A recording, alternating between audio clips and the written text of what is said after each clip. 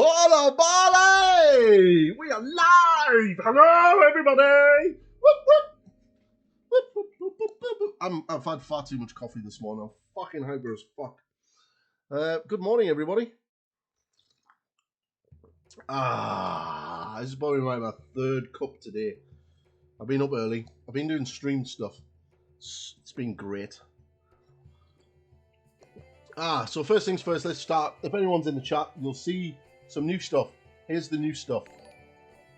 What is that? Hey, Sarantas! So we've got new stuff. We've got boom, boom. We've got these are new things. Boom! New emotes. So we've got some new emotes in the channel. I've slowly started the rebrand. I'm going to be, I need to work on my scene screens. So the starting stream, be right back, and stream ending. I need to work on those layouts, and then I need to sort of work out on, need to eventually look at how to do an overall layout for the stream itself. Sort of change it from the blue and maybe go into sort of more of a red border. But I'll see if I can pick up a free one that works, and then I'll slowly build that up. But now we've got Pointy, now we've got emotes, now that he's going to be recognizable as that part of the brand, it's going to be good. So yeah, it's been awesome. Apart from this, right? This is funny. I woke up this morning to this. That's cool. I will look into that, buddy. So yeah, this happened this morning. I don't know when it happened, but it fucking happened. Deadpool's had a bit of an accident. I found a pool of liquid on top of my sand container, and there was no sign of Deadpool. And I found Deadpool on the floor, and it appears that he's melted. Now, and it's completely melted and just broken apart. Now, the only thing I can think of is that's my window. But there is a curtain pretty much in front of him. But it must have been pretty fucking warm. And either the heat from the back of the computer has come up in that area, and it's literally just melted Deadpool. So Deadpool's gone. So we're gonna a full tribute to Deadpool. And he's away. Oh shit! That's one thing I forgot to do this morning actually. Balls! I'll do that now. I'll do it now. While I'm here. Where's my alert box?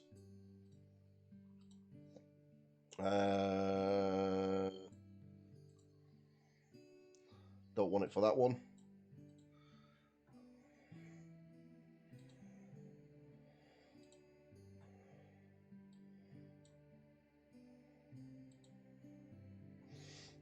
All files. Right. I did save that, so it should be on downloads.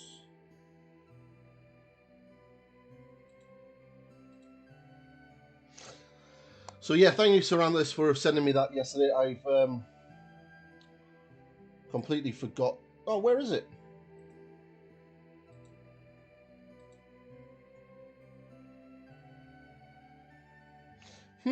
That's strange.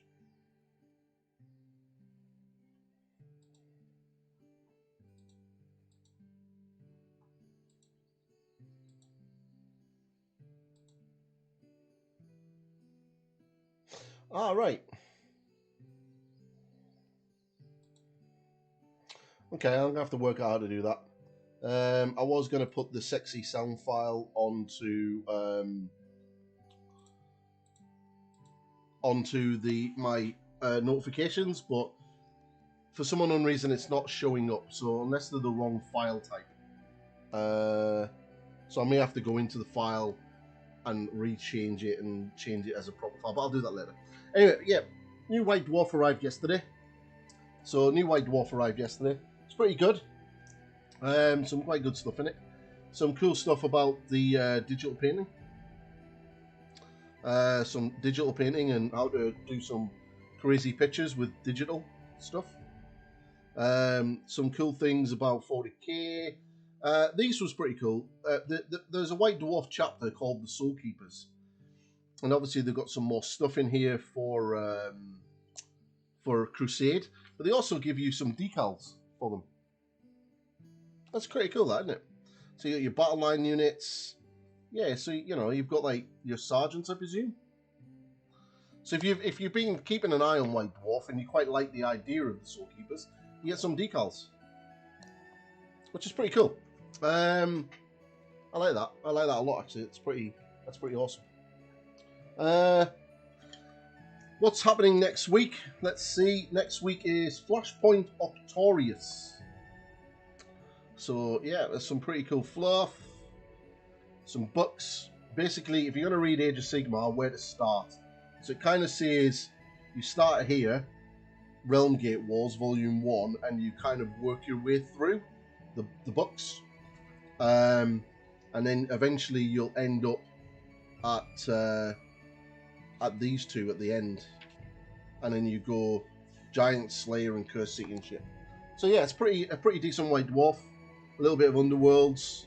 Some cool Golden Demon stuff, if you're into the Golden Demon type shit. There's some rules of engagement. There's obviously the Tale of Four Wargamers, Warlords updates. Some rules for creating your own custom Warlords for your Ogres and Sons of Behemoth armies. Anvil of Destruction. It's pretty cool. But yeah, it's pretty awesome.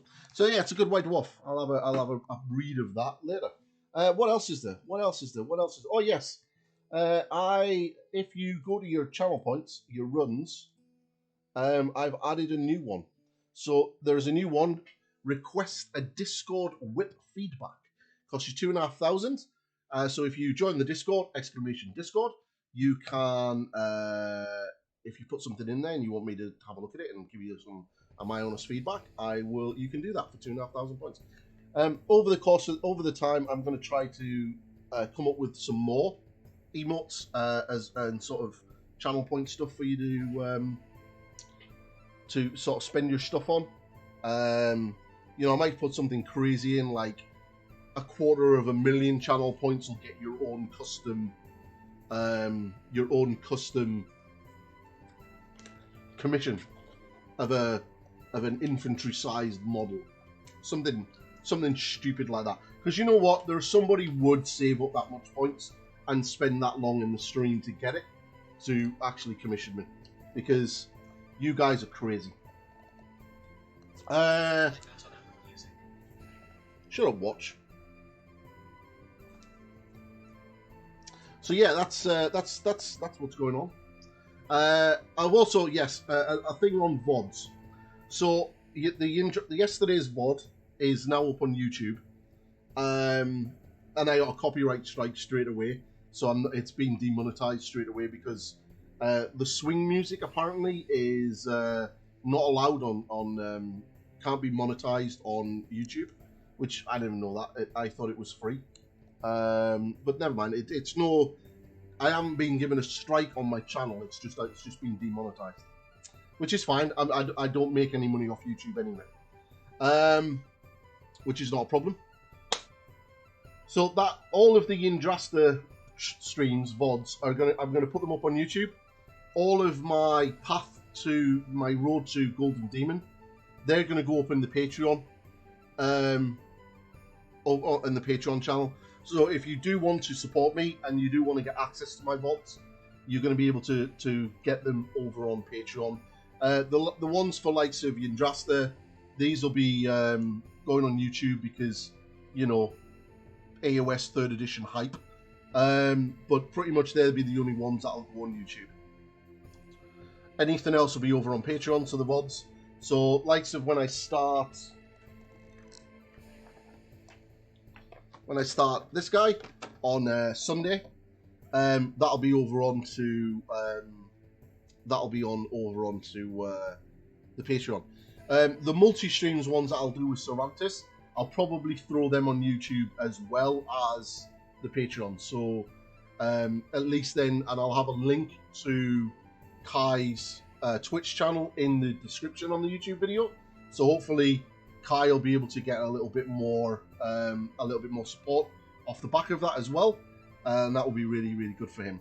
Because my YouTube channel has like nearly 1,400 subscribers, whereas on Twitch I've only got like 630 followers. So there's definitely a disparity, obviously a larger audience over on YouTube than I have here.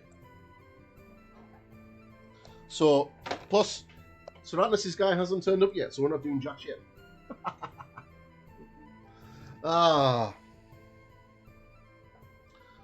Right, so I'm going to add a little bit more water into this. So yeah. So what we're going to do today is we're going to do... I really think I will invest in the larger palette, I think. I really think I'm going to invest in the larger palette.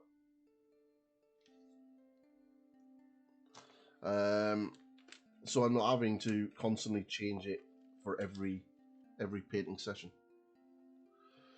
So it looks like I'm gonna contact Redgrass actually and just say, look, yo, I'm a Twitch streamer.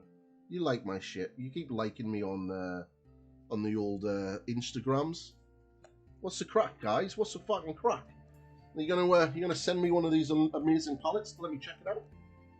Streamer stuff, and they'll probably go, nah. Well, never mind. But anyway,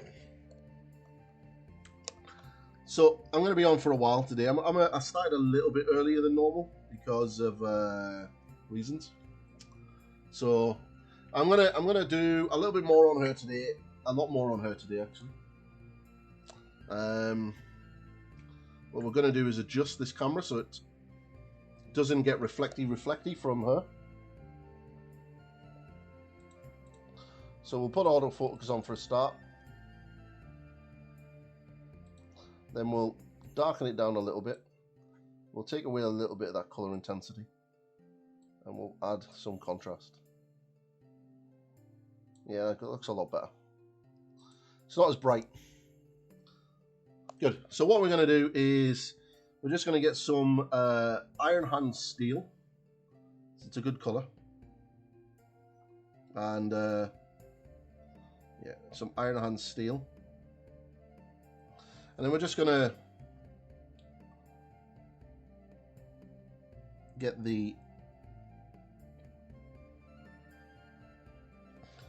metallics done today. We will be switching to the... I want to get these blades, the two blades done today as well. So while the washes are drying for these, then I can do them.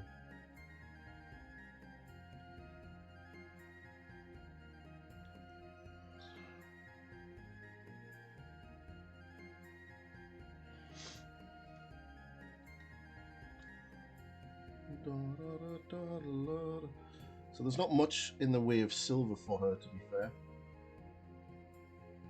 I really do like the new metallics from GW. The new silver metallics, I really like them. I'm quite a big fan of granite steel. Actually, it's actually quite a nice color. That's the only bit of metallic there. So I'll let that dry. And then we'll, yeah, I'm going to do that here as well, actually.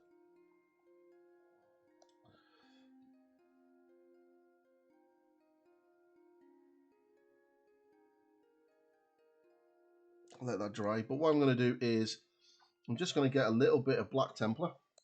I'm going to make a bit of a glaze. And we're going to just start adding a little bit of definition to the silver parts there. Not too much though. So I just want to... So the idea is I want to just get a little bit of shadows sort of in these areas here.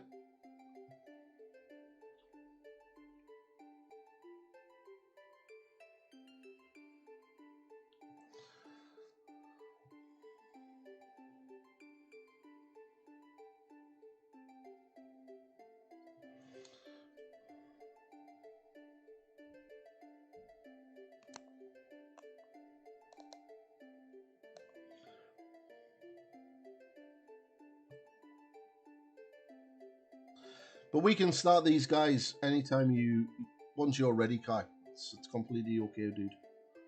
And also, yeah, I really like your rebrand. Kaiju Studios sounds pretty cool.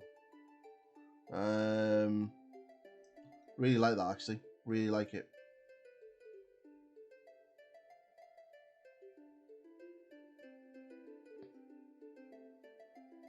Very clever that it's a play on you and Ju's name, which is pretty cool. So, yeah, really impressed with that, actually. Really impressed.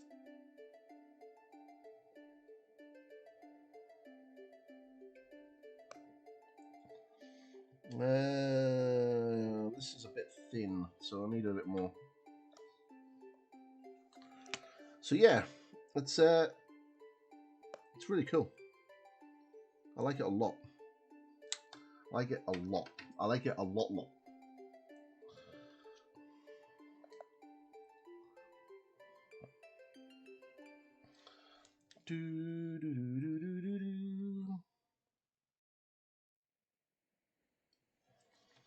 So yeah, very impressed, dude. Very impressed.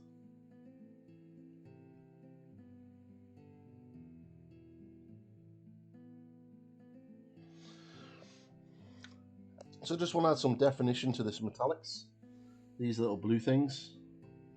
Because I'm going to come back in with a sort of brighter silver. And you know what? It's annoying. See, I put too much water on my palette now and all my wash has just disappeared. Because it's too near the edge.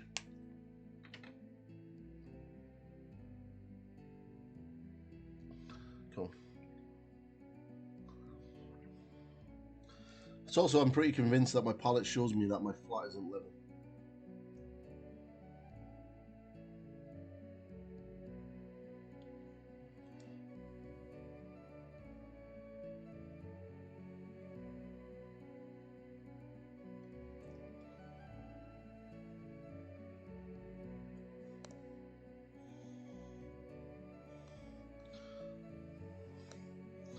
Shall I mention that for a few people don't like it? Don't worry about it, mate. It's not what they think. It's what you and Ju think, and it's a really good idea.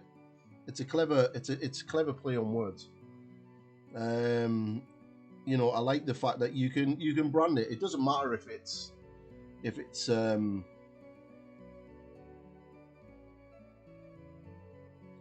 you know, if it's used in a certain part of the world. If anything, that might be an advantage. It might pull those people into your stream.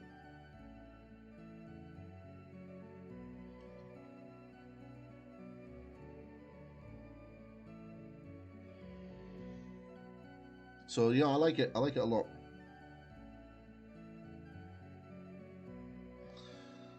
It's a good idea. I think you'll do really well with it. You can have a lot of fun with the kaijus as well.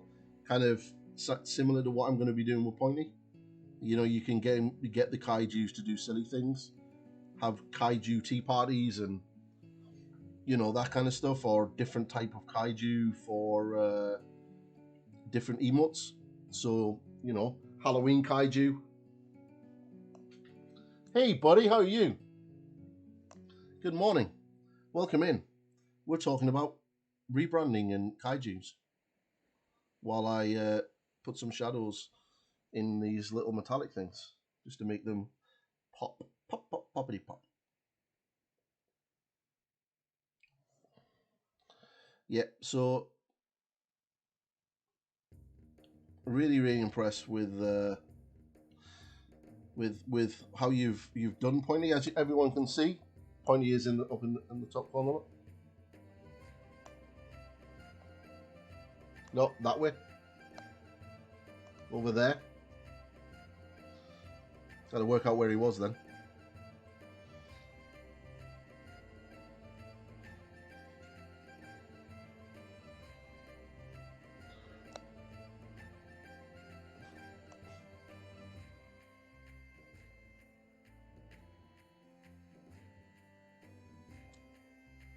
Oh yeah, Robbie. Right. I've had a slight issue, mate. Apparently, and I didn't know this, but 3D prints melt. This was sat on my desk, and I found a puddle of what I can only imagine is this stuff on top of a container, and like all down here, look, and yeah, he melted.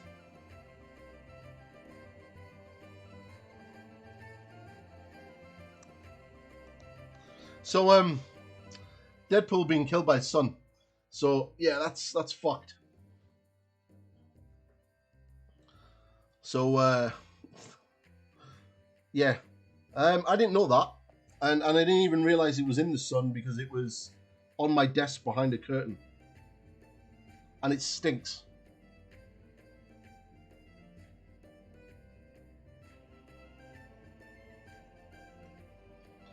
So yeah, sorry about that, buddy.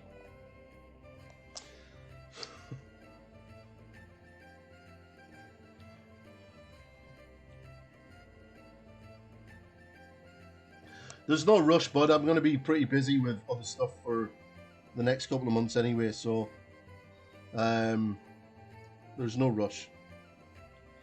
Are you going to the club tonight? I will see you there.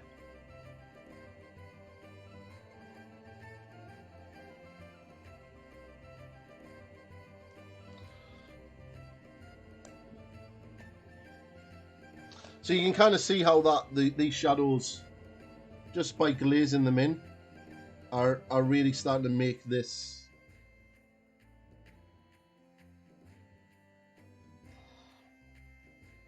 metal pop, this metal sing.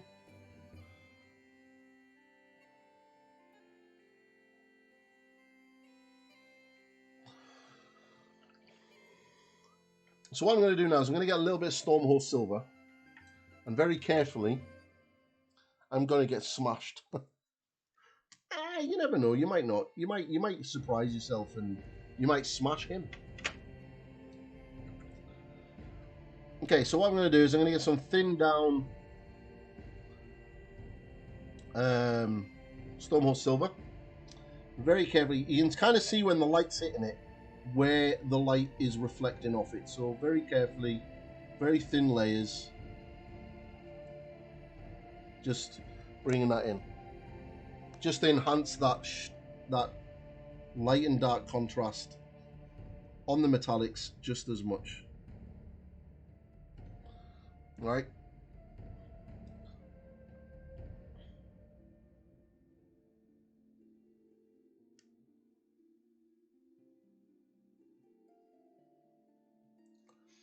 And you just feather that out.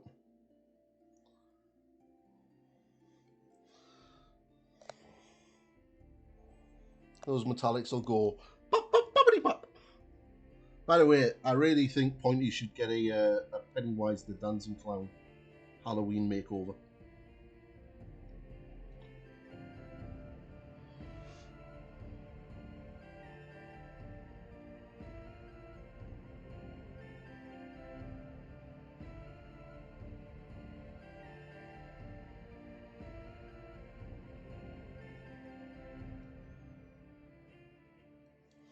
Like that.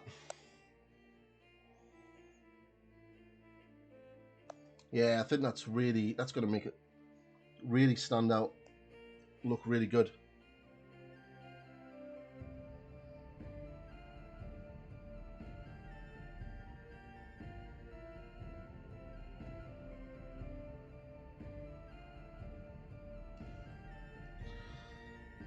We could stick one just there.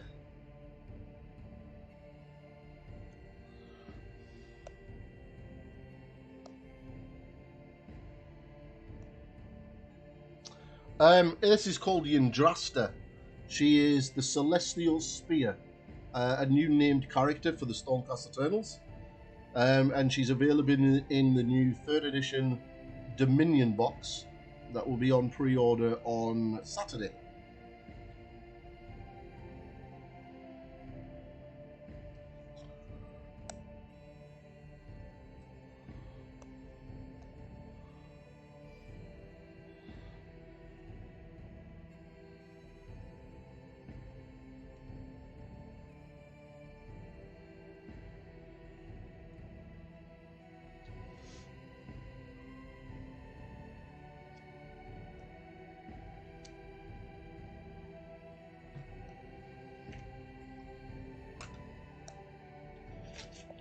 Yeah, that stuff actually melts latex gloves as well.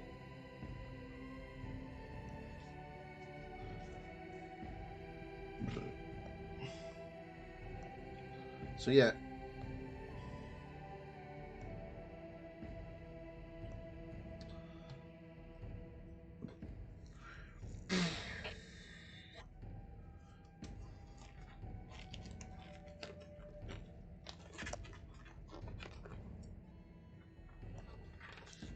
Which is not good. So right now, guys, I currently have a ongoing competition to win a miniature that I painted. For fuck's sake, it ripped.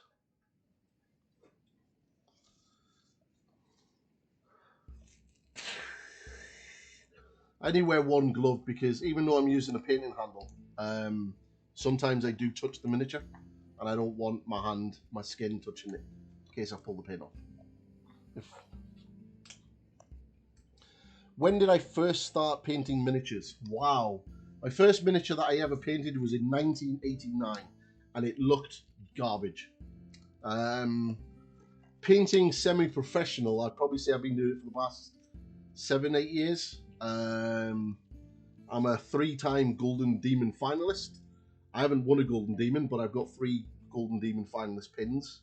I have worked with other companies in the industry as a freelance painter before.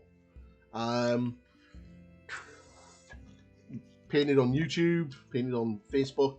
So yeah, I enjoy miniature painting. It's my bag. Suck at gaming, not bad at painting.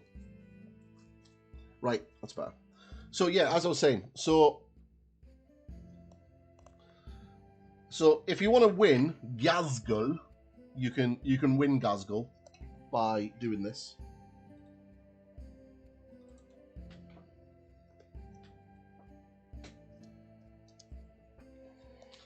All right, you can win Gazgul by that. It'll also come with a little goblin as well. So if you want to win it, in it to win it. Not too sure what I'm going to be doing with this lady. Probably not giving her away because she'll probably go my Stormcast army when I finally get it.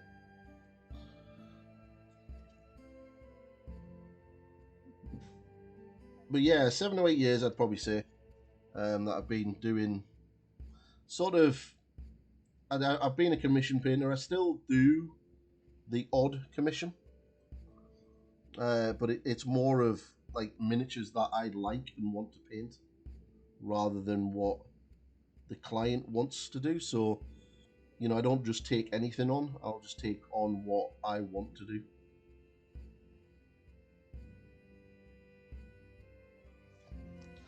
So yeah, it's like Robbie wants me to do the big crazy new God for Age of Sigma. That I would do because it's a really cool model that I'd like to paint. Same as Lord Croak, but on the flip side, I wouldn't do an army commission. They break me. Kragos, yeah, that's the dude. Big, the guy that should be in a Beast of Chaos army.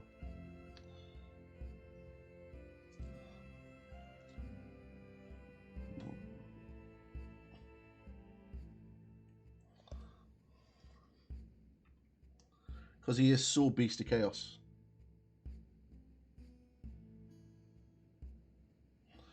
It's just not funny. It, like, literally, I don't understand. I'm pretty convinced that model briefing was, what can we give the Beast of Chaos? And then they went, balls. We need a Destruction God. That'll do. We'll give him that.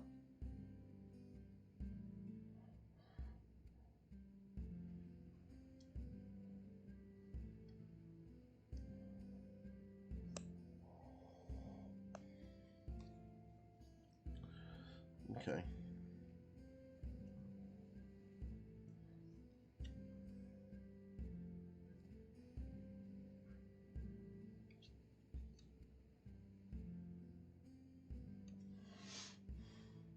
Okay, I'm pretty happy with that. Pretty happy with that. Those silvers. I'm just going to build these up a little bit more. I'm not really too worried about the rear, to be completely honest. You're not really going to see the back of her too much because of the wings and everything else. So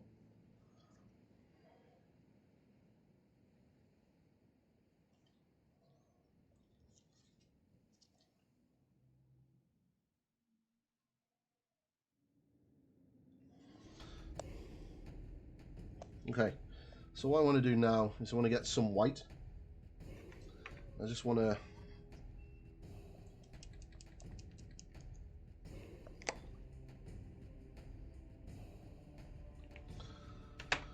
do something quickly.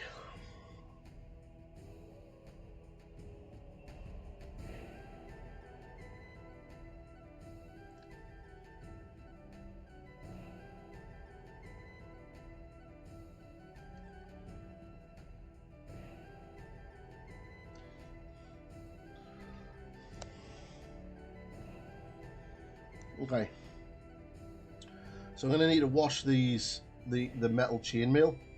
But first things first, what I'm going to do is I want to put like this part to look like it's glowing.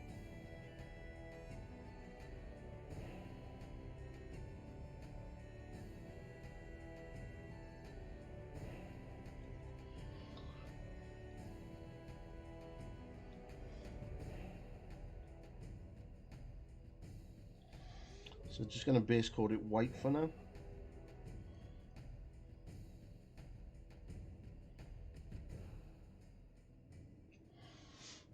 Okay.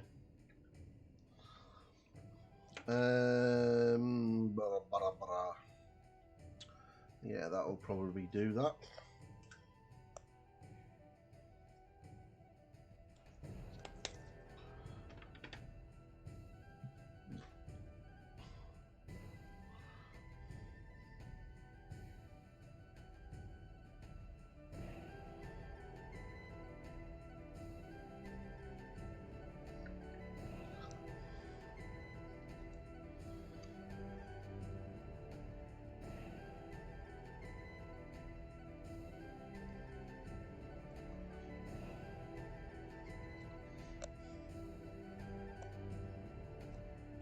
Okay, so what I want is some Sotek green and some Temple Guard blue.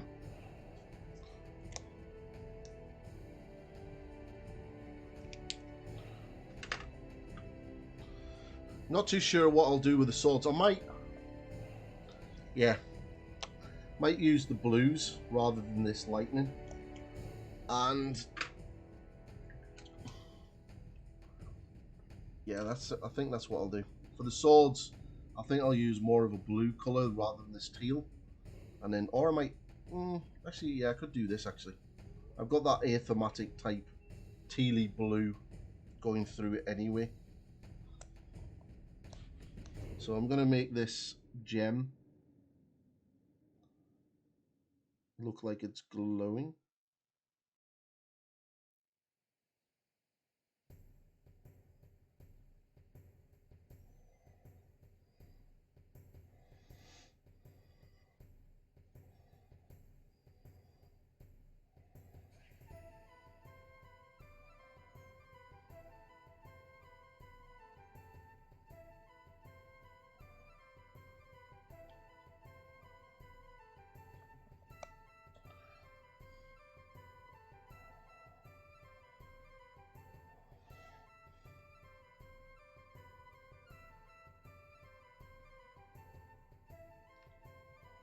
So all I'm just doing is slowly bringing up the colour with some Temple Guard blue. So I want this to look like it's going to glow.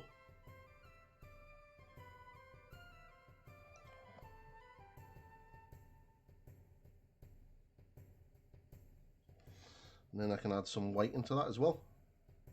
And then we'll make a couple of glazes. I'd probably use some of the athematic blue contrast paint. I'll make a glaze. Hey, morning, Ox. Hey, dude, how are you, buddy?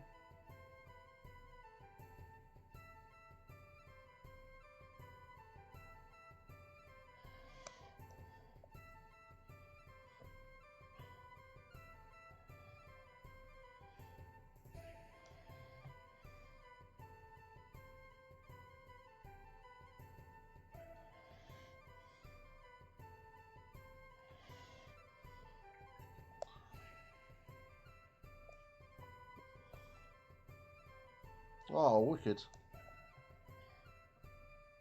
And then just push this dot up a little bit more. Get that sort of bluey glow. And then we're going to get some athematic blue. This stuff is pretty much the color that I'm working with. Yeah, it's gonna be another good day today. It's gonna be another good day. We'll get the main body finished, and then maybe start getting the base coat, the base sort of base coated. But a lot of the stuff now is a lot basically just detail work now.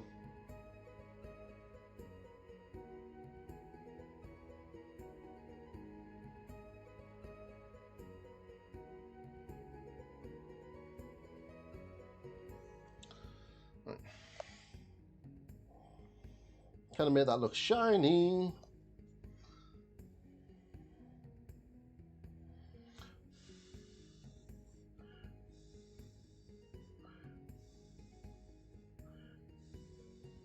I am going to come in with some darker browns into the sort of the darker areas of the armor. I'm going to do that also now while that's drying, just to sort of add a little bit more definition into the armor. I was looking at it last night and I was like, yeah, I like it, but it could be a little bit more defined. So we're going to define it a little bit more. So we're going to use a little bit of Rhinox hide, get some of those glazes going. So what I mean by this is just right in here. This will just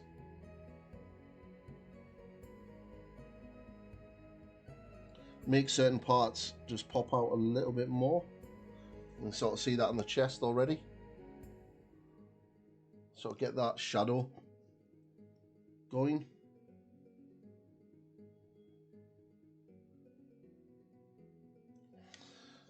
A little bit of definition there.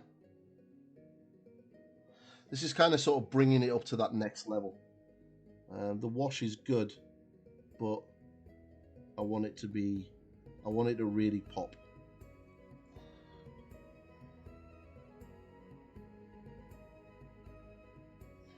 So as a prime example here, just want to glaze that dark brown into the top parts.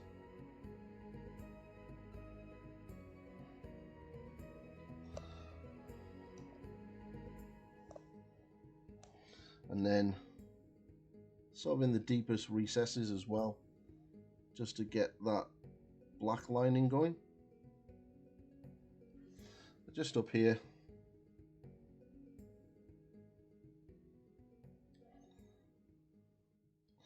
Just to take it from sort of tabletop quality to a little bit of a higher end.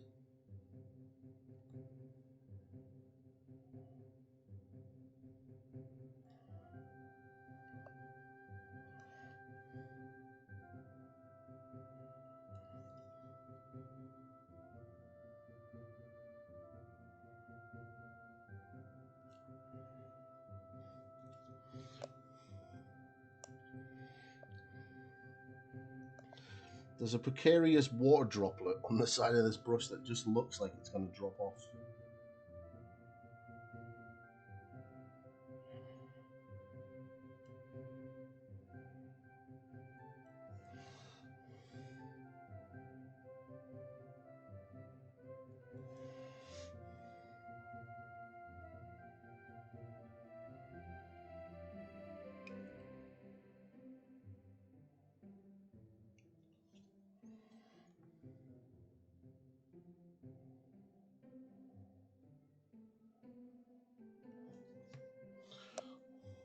So you can sort of see the difference.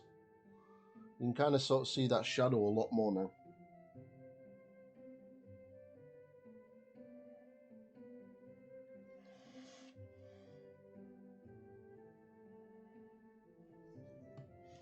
So this is what we're going to be doing there for the next 5-10 minutes.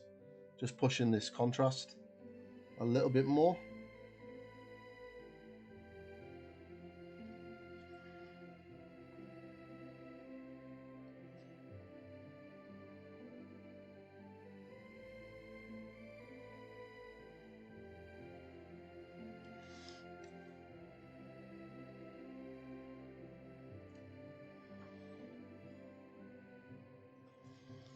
So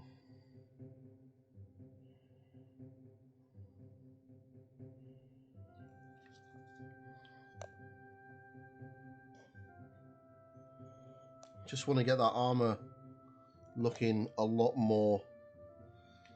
better.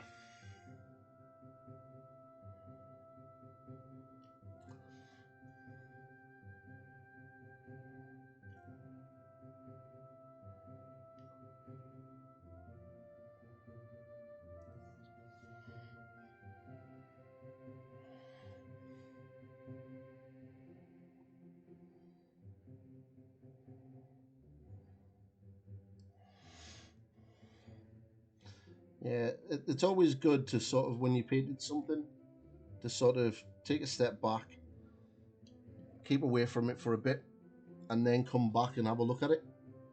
So that's what I did last night. I went out, had my tea, come home. I was uploading videos to YouTube, yesterday's VoD to YouTube, and I sort of sat while it was uploading and had a look at the miniature, and just thought, you know what, I need to really push those shadows a little bit more, and that'll just make it that extra bit special. Yeah, no problem, man. Thank you very much for dropping in, dude. Much appreciated. Much appreciated. So just down here, I just want that little bit there.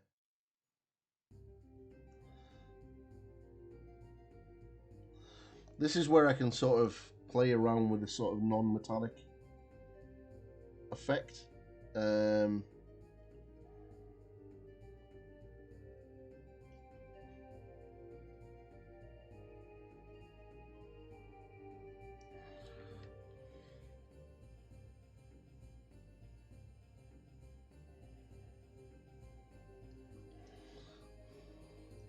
So just want to darken this area here. Not too much, just a nice little part.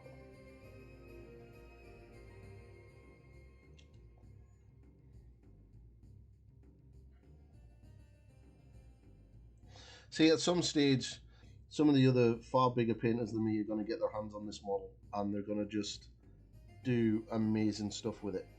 So I would like to at least get something out there. Wow, thank you very much for that YouTube follow, my friend, and subscription.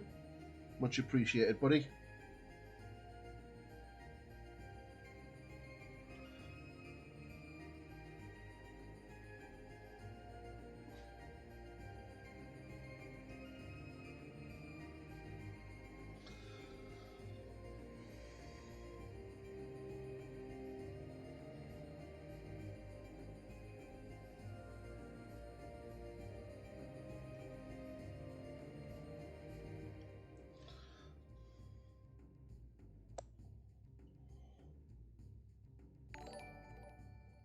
Wow, more people. Obviously, they must like the VoD. Come over to Twitch.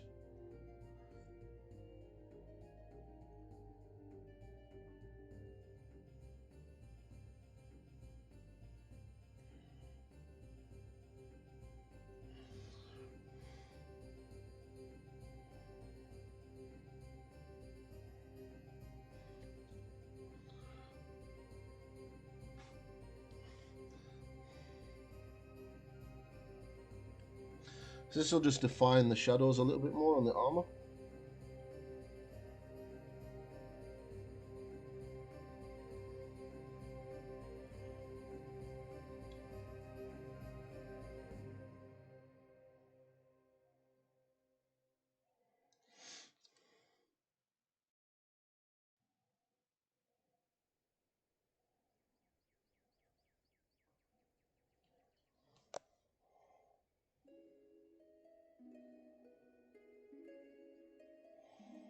Will do, buddy. I'll check that now. So do you see what I mean? You can kind of sort of see how those brown shadows are just making that gold just stand out a lot more. You get those shadows are really, really sort of pushing that contrast between the light and the dark. So obviously I'm going to finish that leg, and I'll do this arm and the shoulder part, and then this arm, and then I'll do the other thing. I just think it brings it to that next level.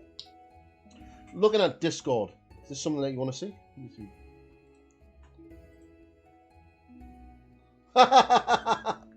Yes! That's awesome.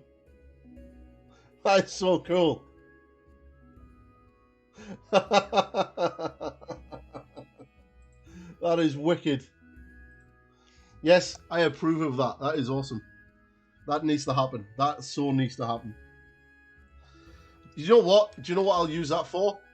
That will be my Be Right Back scene screen.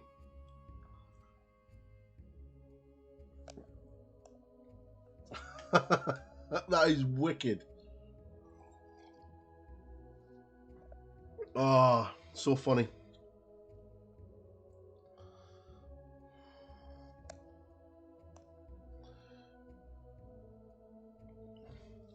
But I will get that one. That I take it that's going to be the same price as the original.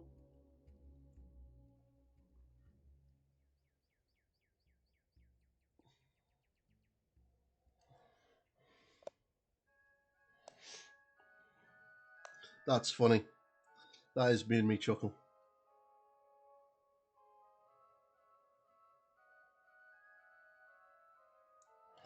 That is so funny. That is quality, dude. If only I could show everybody what I've just been shown.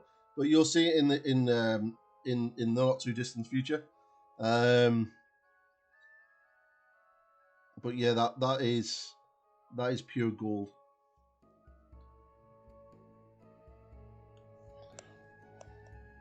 Absolute pure gold.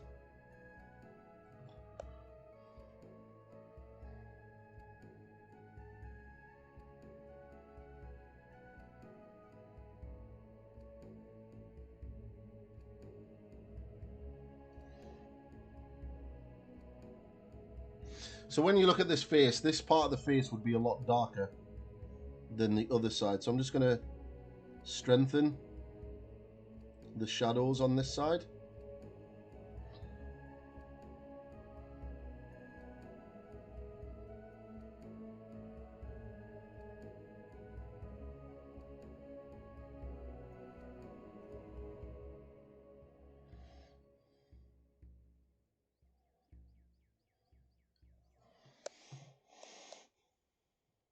That is just pure genius.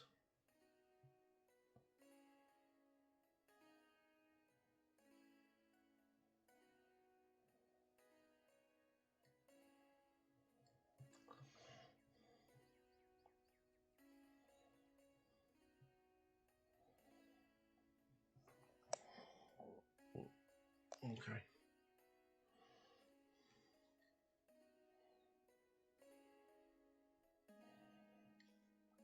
So all this is Rhinox hide. Rhinox hide glazes are the boss. Just enhance those shadows a bit more.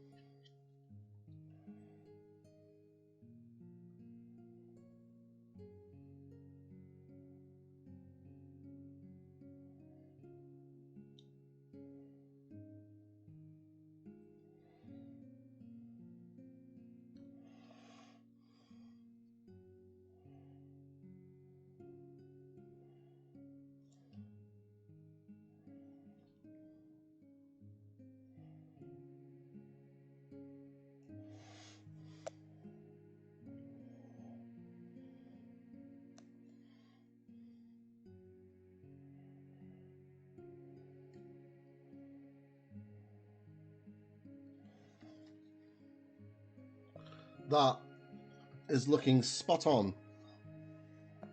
So just need a little bit more. And then we're going to start on these weapons.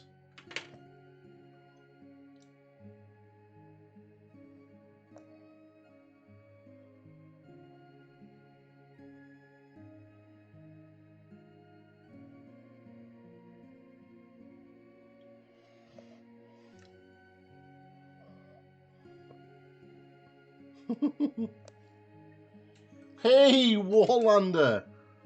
That's my brother from another mother. How are you, buddy? I am doing awesome. Absolutely awesome, dude. Warlander never sleeps. The guy is just like runs on batteries. Said the Duracell bunny of the real life world.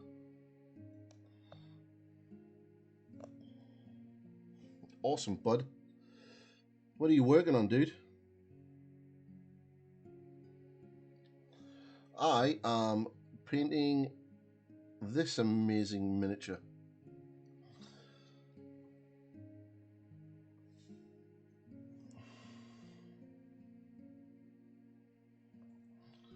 Right, I'm gonna go on the visor that the shadow should be there. Let's just get some glazes on.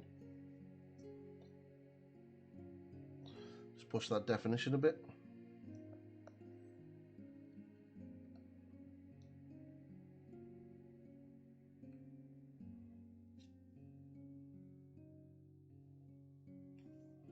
Let's not hit the hair like an absolute buffoon.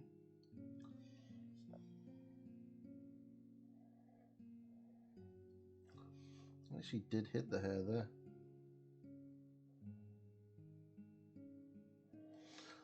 Cool. So, cheers, buddy. Silly. Are you still making that village? Wow. That alone is awesome. Cheers, bud. She is an absolute awesome sculpt. Probably one of the best Stormcast Eternals Games Workshop has done for a while. And I'm pretty convinced that there's a lot more to come. Speaking of rumours, let's talk Black Templars. So, I did hear a couple of things, and a lot of what I've heard has now been spoken about by the infamous rumour mongerer Valrak. So let me see. So what I heard is there is a new Primaris book coming. It is inbound. It is imminent. It is on its way. It's in the warp. It is coming. The crazy Templars are on the way. And the book is going to have, obviously it's a supplement to work alongside the Space Marine book. But it is, I heard it's going to have Primaris Helbricht and Primaris Empress Champion. Now, Valrak has had other rumours and has come out with a video. And I watched that video last night. He states that there is going to be not one, not two, but 5 new Primaris Black Templar characters.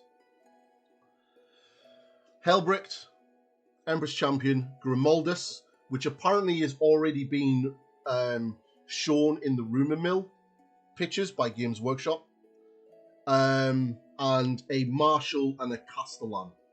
I don't know if they're going to be individual. I imagine that they'll be a dual kit. There's also apparently going to be Black Templar Crusaders, Primaris Crusaders as Black Templar Squad, and Black Templar Primaris Sword Brethren. Now, if this is the case and this is true, this will be the first time GW have done chapter-specific Primaris, which means at some point the Space Wolves will get done, the Dark Angels will get done, and the Blood Angels will get done. Again, take it with a pinch of salt. Now, he did also say that if this doesn't happen, he will delete his channel. So, there's always hoping. No, I'm only joking. We'll see. We'll see. As a Black Templar player, I'm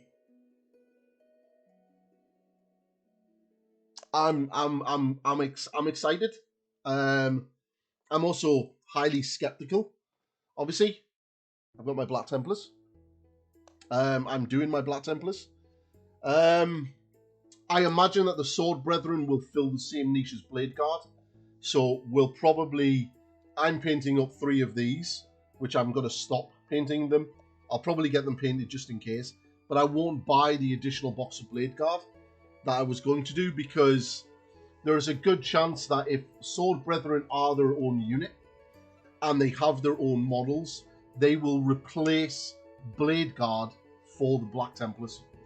Crusaders will probably replace Intercessors, or at least the Assault Intercessors, as their. I did hear that there was going to be rules for Primaris Crusader squads, which, from what I was told, was just going to be Assault Intercessors or normal Intercessors with Reavers, either shooty or close combat Reavers, but they wouldn't have access to the grappling hook or the grav shoot things.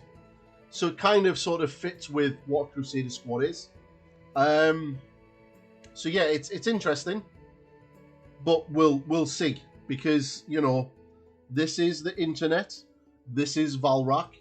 He has been wrong a lot of the times, but this time he was talking about how specific models will look. In fact, there's a very famous picture of Helbricht where he's stabbing the sword of the marshals down into an orc, and apparently that miniature will look like that. He'll have the dead orc on the base, a little sort of servitor guy carrying his weapon, holding the sword, poking down into an orc. Apparently Grimaldus has got his Crozius in the air and all that kind of stuff. So we'll see. Yeah, exactly. Now I've got my Black Templars army. It's about 1,000 points. I will paint what I've got left, and then I will sit back and hold off for the book. But yeah, it sounds like they're very, very close. I would imagine that it will come after the Grey Knight's Thousand Suns book box set gets dropped. Because for the next month or two, it's going to be a lot of Age of Sigmar.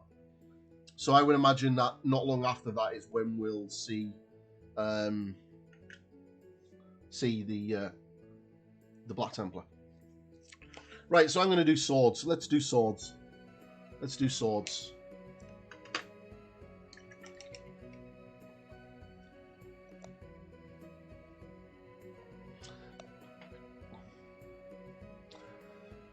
So we'll see. You know, he has been wrong before, a lot of times, but this time he might be right. He might be right. So we'll see. We'll see. So what I'm going to do is I'm taking some Sotek green, some black, going to mix that together to have like a nice dark, desaturated black mix of teal. So it's going to look a bit like that. That colour. Right, okay, let's do some weapons.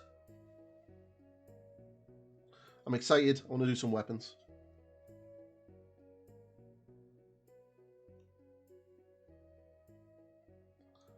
So yeah, it's I'm skeptical as well as hoping that this is true, because if it is true, then yeah, Primaris getting chapter specific stuff is a game changer. That's, yeah, that would be awesome. You know, we already have rules for chapter specific Primaris units, like, you know, Primaris Death Company, you know, stuff like that. It just kind of means that for what I can see is obviously the Blood Angels could get a Primaris Intercessor squad, Primaris Death Company, Primaris Sanguinary Guard. The Space Wolves could get Primaris Wolfguard, Primaris Grey Hunters / Bloodclaws, and they are definitely phasing Firstborn out. Like if you do not understand that now, then you really need to wake up. The Eldar are definitely going to get revamped, 100%. 100% they're going to get revamped. There's no way that they're not going to. And I think the reason why we haven't really seen much Eldar stuff for the past few years, other than one character and a unit of Banshees, is because they are going to be a major release. Like, they're going to be huge. I would imagine that when they drop, that you'll see new Striking Scorpions, new fire dragons, new warp spiders. All of the major aspect warriors will probably get covered in new plastic kits.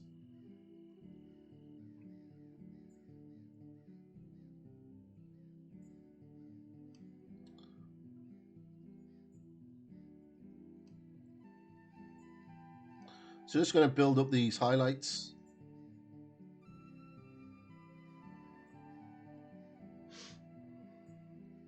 Because what I want to do is, that's not dry, so I can't do that yet.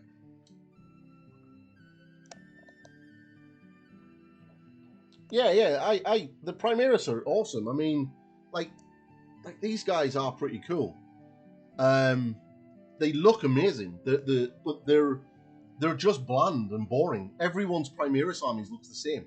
It's either they're painted blue, they're painted black, they're painted baby blue, or they're painted yellow, or they're a different, or they're red, or they're dark green.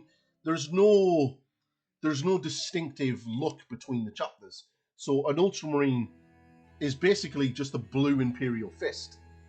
You know, there's nothing to distinguish them apart from the occasional little piece of armor or something like that. So it's something that they definitely need to do. Hopefully this is them doing it.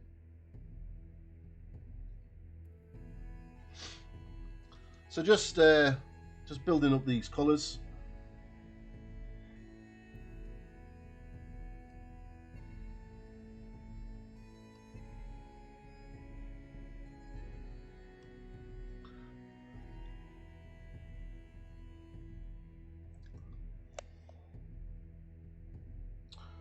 Plastic, yeah, but you know, it's like the Exercise worlds, the sort of Eldar riding around on dragons and dinosaurs and stuff.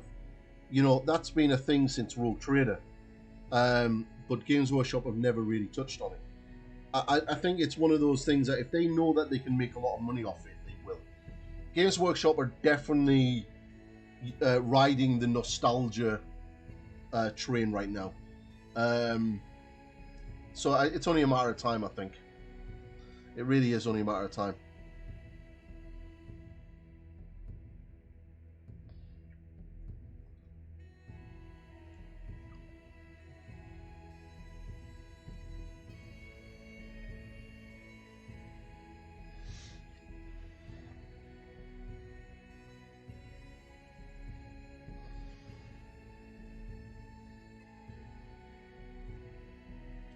Just going to tidy up this under suit.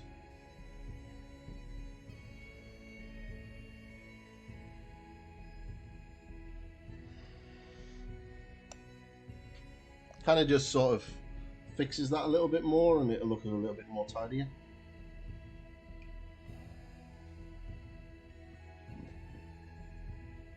Not even going to bother trying to do that inside that one because that ain't happening.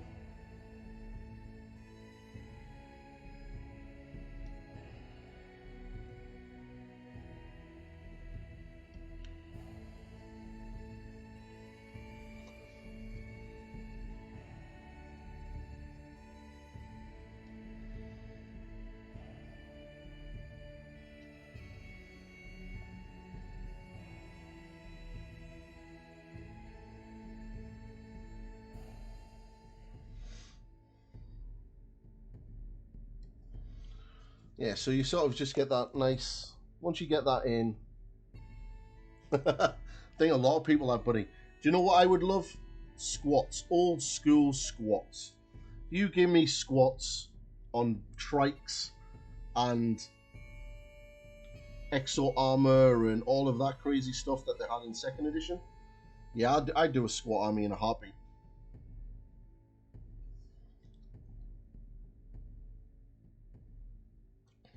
But I think what I might do is, as a fun little project, see if I can get somebody to print me out some new clips for Space Crusade for the walls, because I've lost one of them to hold it in place.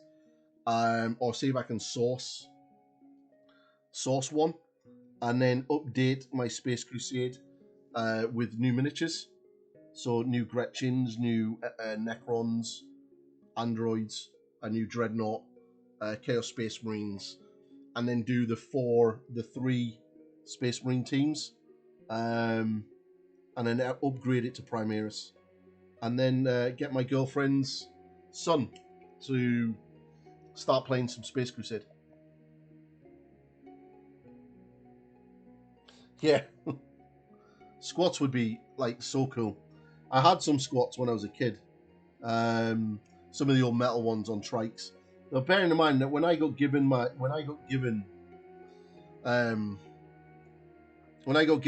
models, I was like 9 years old.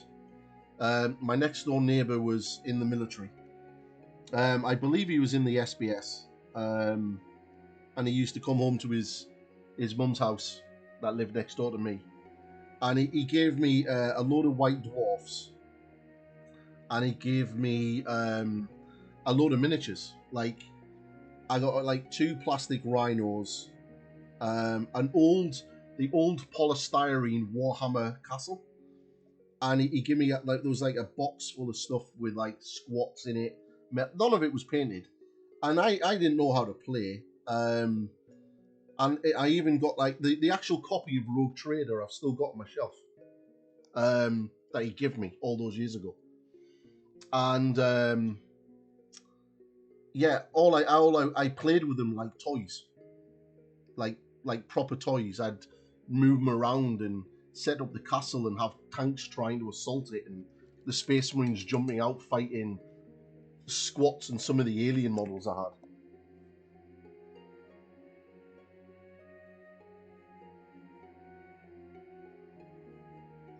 Yeah, I think there is definitely there's definitely something coming. I mean, GW want to make money, and they are riding the that nostalgia train. You know, a lot of the stuff that we're getting is from yesteryear, so it's only a matter of time.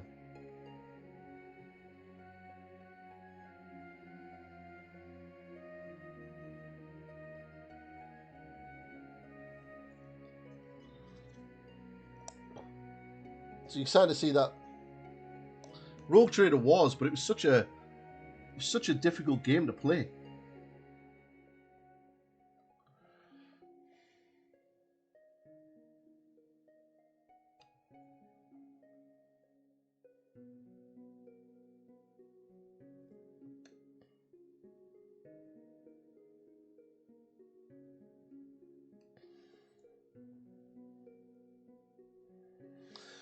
So what I'm doing is just pushing up those. I'm not. To be fair, I'm not that fussed on them.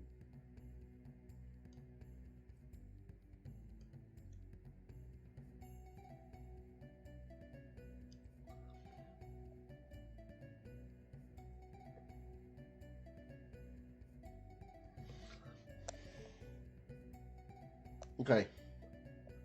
So what I'm going to do now, I'll do the back of that, and then we're going to start pushing the contrast in this. I don't want the blade to be too bright because I want to get the really bright lightning over. I want the lightning to be sort of Temple Guard blue, and then I'm going to like highlight that up. But underneath that, I want this sort of effect that power weapon type effect.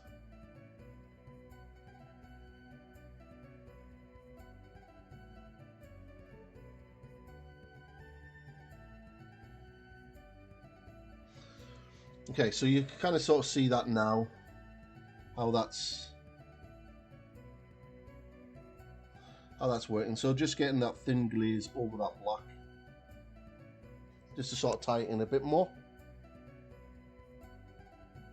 All right, and then what I'm going to do now is I'm going to start adding. I'm not doing the gold yet. I'll do the gold once all that's finished. Then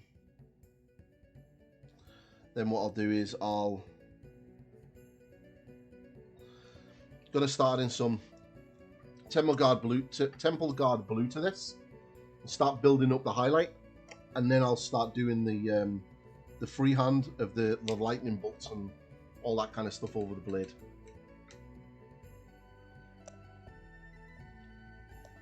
So getting some Temple Guard blue, not too much, just a little bit. Slowly start building those. So let that dry first. Now I'll do the same for this blade, but I need to do them one at a time because in case I need to adjust anything. Snake bites were my favourite orcs before, and seeing that they went to the Beastal squad from the Road Trader orc book showed me that they are revamping some of the. Yeah, that is definitely what they're doing. I wouldn't be surprised if we don't see some proper old school weapon systems get put on the Primaris in the future.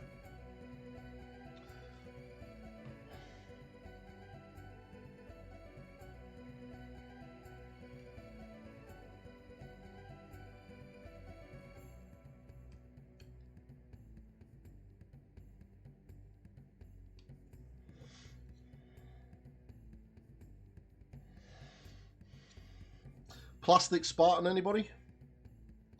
Well, we know that's coming. We know the Plastic Spartan is coming. So we're gonna spend the next 6 hours painting your sword.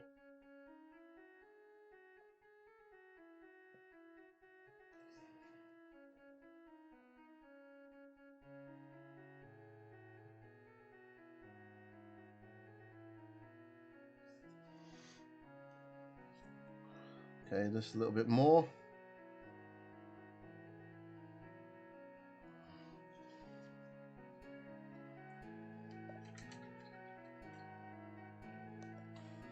I wouldn't be surprised if we don't see some really old school Rogue Trader stuff, 2nd edition era things start popping up in 40k.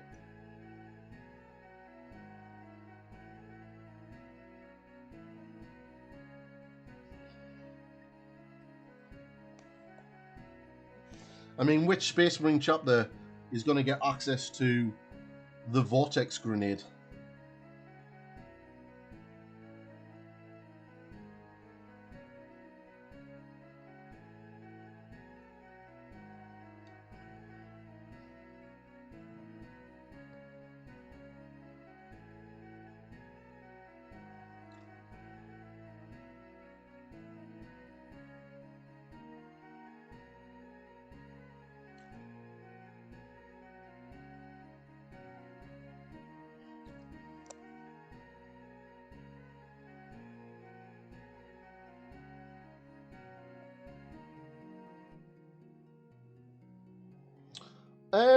Yeah, I think it's possibly that, but it's also, you've got to remember that Games Workshop like to make money, and it's guys our age that the ones spending the money.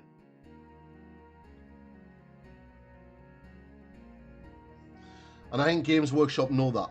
We're the ones with the disposable income to be able to do it, not the younger generations that are only started life in the workforce.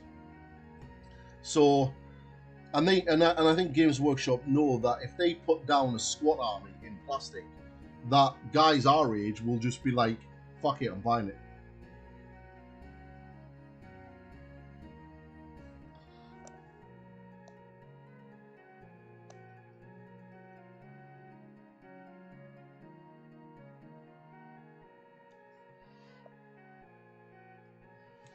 So you can start to see this blade now really starting to take shape. I want to push the highlights of just a little bit more, and then I'll start the lightning.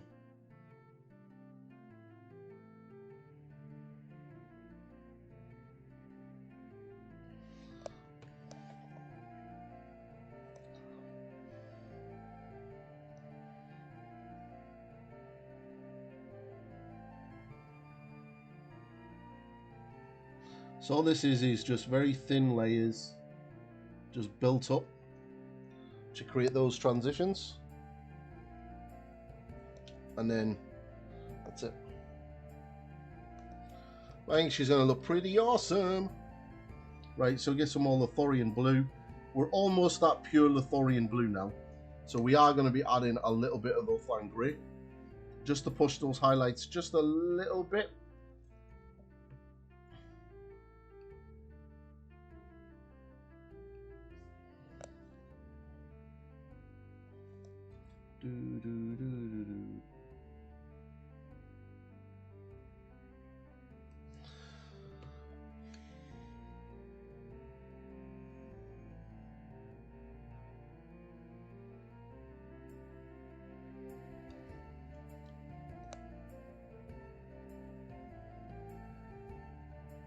Okay, because I do want it to be a little bit brighter.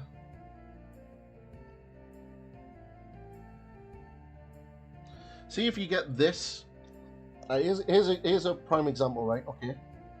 When you look at this transition, there's a little line there, and there's a line here, right? So what you do is just go back over your previous mix. If you're using a wet palette, this is easy to do. You just mix them together. Just take off the excess and very carefully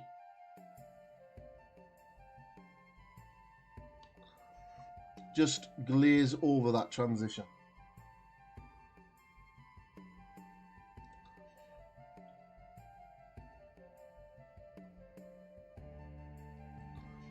Okay. Now, if you're worried about this part down here, you just get some of the black and just glaze that in, and that'll just smooth that out. All right. So I can do that exactly over here as well, just to smooth that line out.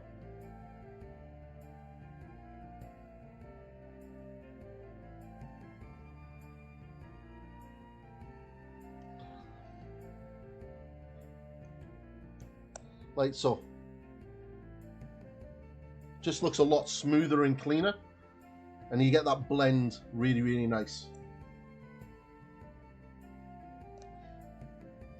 So just going to add a little bit more of the blue and just strengthen that at the top here, and then down in here.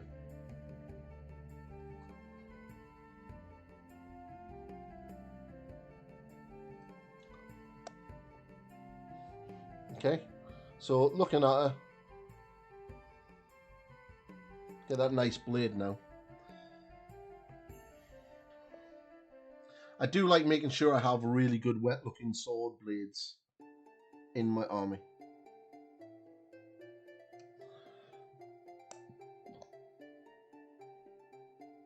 Okay, so now we're going to go and do the other side.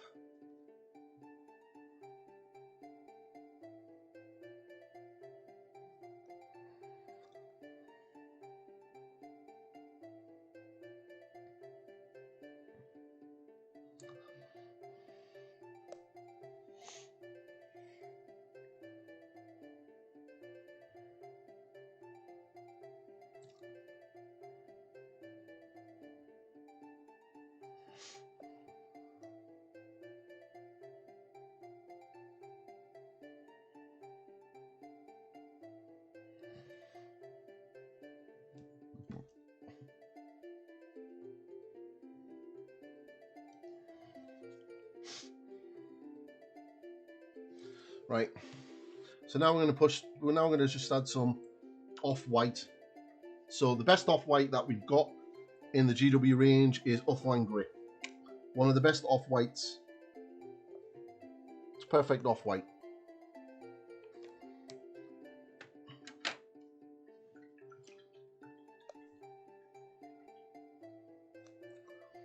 So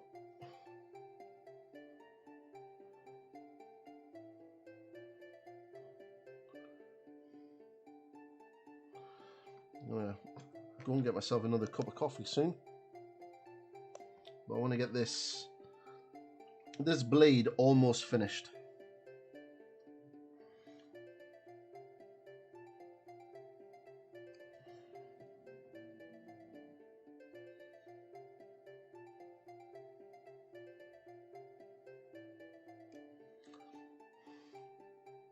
So this is going to start pushing that contrast in the blade.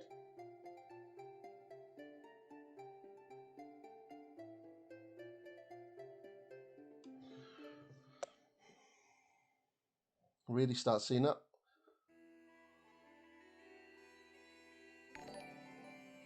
Oh, wow. Hello. Cheers, buddy. Thank you very much for stopping in, Wallanda. And I will catch you later, brother. Hey, Raiders. Hi. Hi, Raiders. How's everyone doing? Hey, look at all these first-time chatters. Oh, thank you, Daka Flamer Flame. Thank you very much for that follow, buddy. Much appreciated. So I'm just painting up Yndrasta. Oh, more follows. Hey, everybody. Thank you very much for those follows, guys. So I'm painting up Yndrasta. Well, you can't. You know what? Let's welcome all Raiders. Welcome in.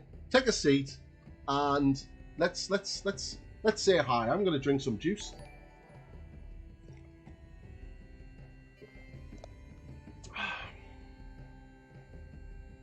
Oh, thank you very much for coming to raid me.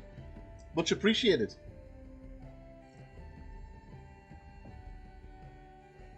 I will give you a shout out. Hey, Traitor Legions.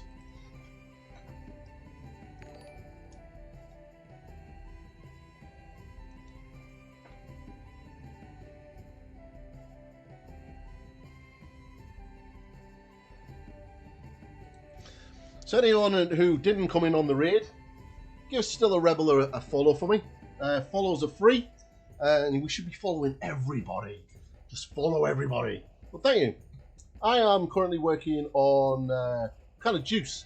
This is the finest apple and pear from Tesco's. I keep plugging Tesco's in the hope that they'll sponsor my stream with not hard cash or anything like that, but with bottles of apple and pear.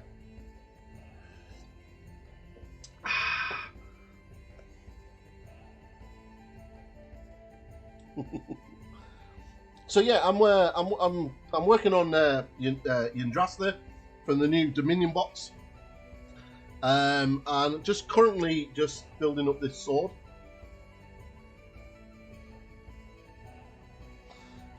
Just building up this sword, and then I'm going to start doing all of the little lightning bolts and stuff on it. So just getting the under blade highlighted up, and then I'll do all the lightning.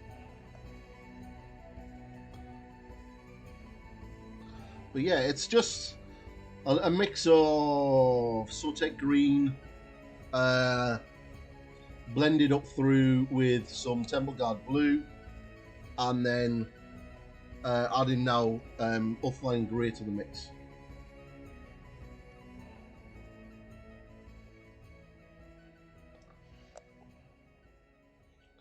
So just pushing those highlights up a little bit more. But thank you very much for that raid, and thank you very much for all those follows. It definitely helps me get closer to that 1K that I'm chasing. Again, if you get that there, just feather that out. If you have to, we can always come back and glaze over that. So we're really starting to make that pop now.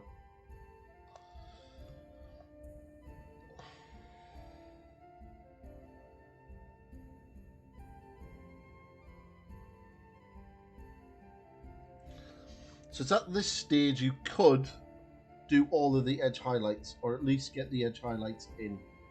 So I probably will do that just to get that blade popping, because I'm going to be going back with some Temple Guard blue through it very thinly, and then building those highlights up through that for the lightning effect on the blade.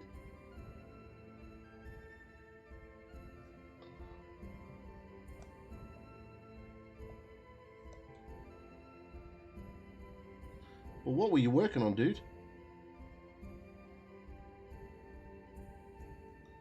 Did you have a good stream?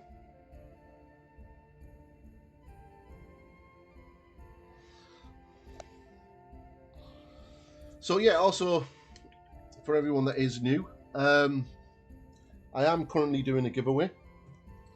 Currently giving away a painted Gazgo Thraka.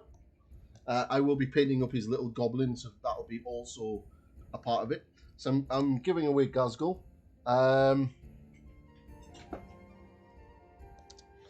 For anybody that wants to, that's how you you win. A $10 donation will get you a raffle ticket or the ticket, and once the donation bar is filled on the 4th of July, if it's filled before the 4th of July, I'll do the draw on the 4th of July. If not, then I'll wait until it's filled and then do it. All money from the donations will be going to buy new miniatures for the stream. Everything that I earn on the stream goes back into the stream, either buying new cameras, new microphones, whatever that I need at the time. So he's here if anyone wants to try to win him. I also will be entering this model into the Ed Bangers competition over on Facebook in the Heavy Metal group, which was probably one of the best online painting competitions. So, you know, you never know, this could pick an award and you may end up winning it. So you're not going to get the trophy, of course. I'll keep the trophy, but you still get the miniature. And I've also been working on my Black Templar army. Been doing a little bit of freehand. I need to do a scroll along here. And then on this arm, I just need to get all the shadows in, and then do this yellow, and then finish that gun, and then I can finish this arm. So yeah, I've been a busy bee, but right now I'm painting this lovely, lovely lady.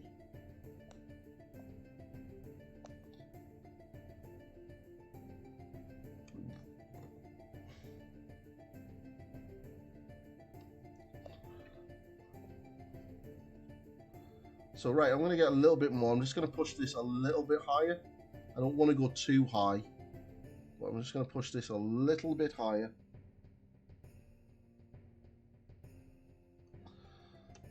More right to the tops.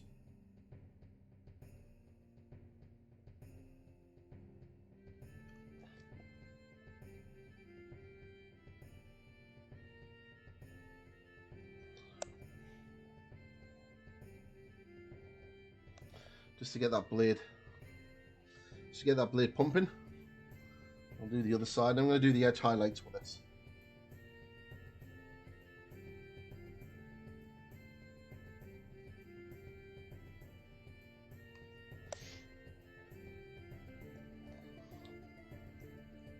Edge highlights at this stage are not massively important, but they help frame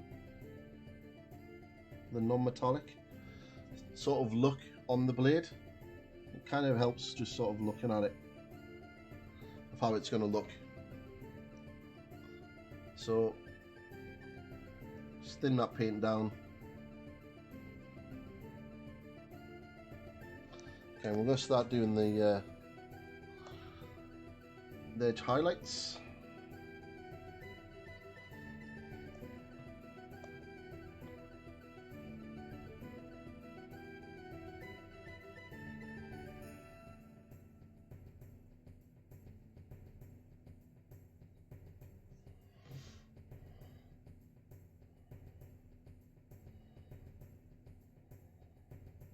Okay, so that flat, the highlight in the flat of the blade, just flat your brush,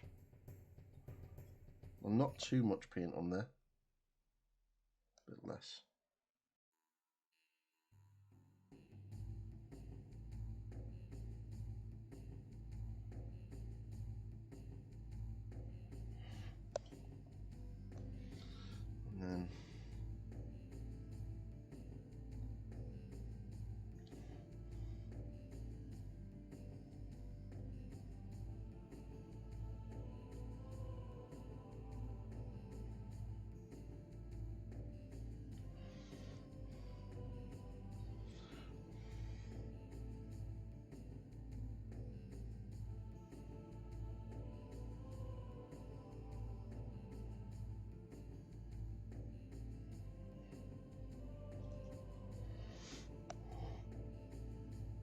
So the highlights. Oh, thank you very much for that raid, man. Thank you very much to everyone that gave me the follows as well. That was much appreciated.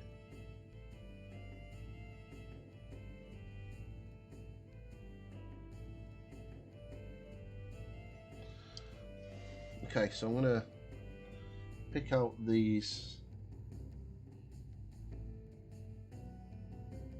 very carefully. Get those.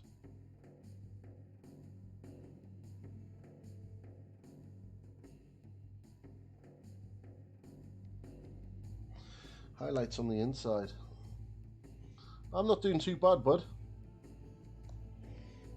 But, well, hello, how are you, Manny? I'm just playing with a sword at the moment. Just getting these edge highlights in.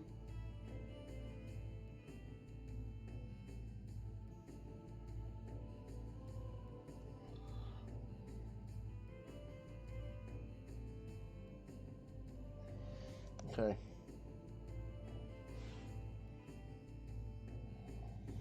So you really sort of see that blade popping now. Blade's really, really popping. So what we're going to do now is I'm going to do the highlights on the other side of the blade, and then we're going to start doing the lightning effect, I think. This is the nerve-wracking part, because this is the bit where it could go all horribly wrong, and I fuck the blade up. And then this last hour of doing this is all gone to waste. Sometimes this is why I like just leaving blades like this, because then still looks good, but it's not as scary.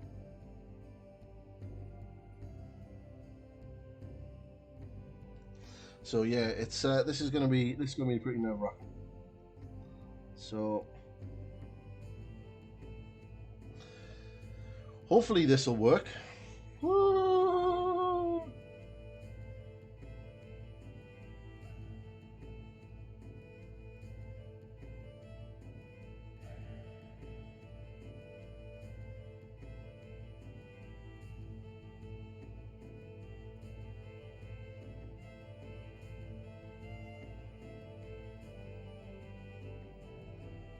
Right. Ow.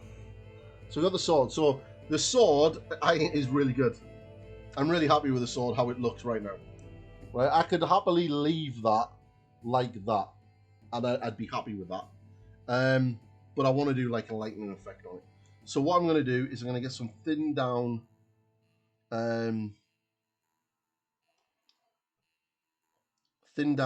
Temple Guard blue.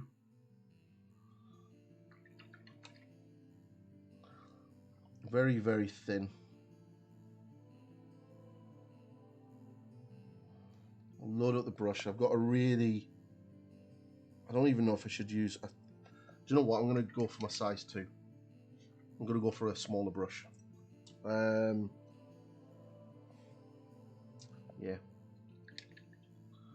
I'll go for a smaller brush. I need some tissue.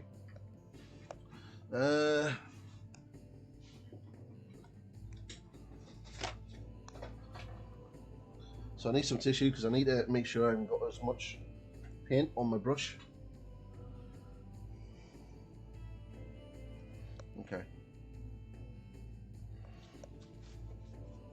Perfect. So I want to do this. So I'm thinking lots of lightning. Lots of lightning, yeah?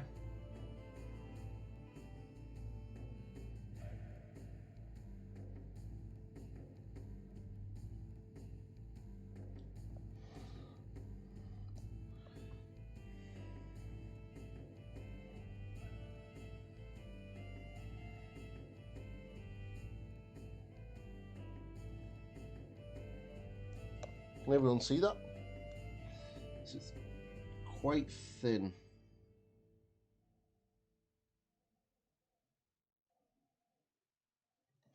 So it's going to be very thin. I'm going to slowly build it up as...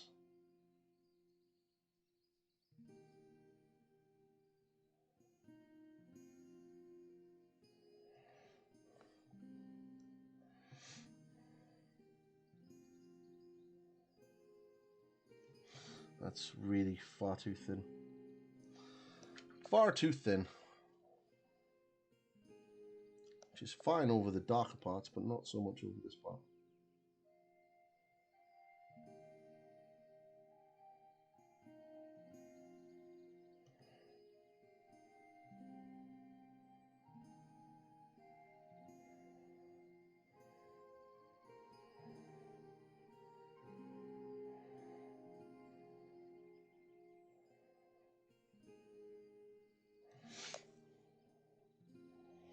Okay, so you probably can't see a fucking thing I'm doing, and you're probably thinking, Pointy, what the hell are you doing? Well, I've got really thin Temple Guard blue, and I'm slowly just sketching in lightning.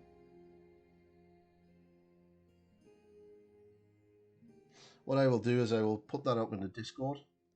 I'll take a nice sort of close-up photo of it.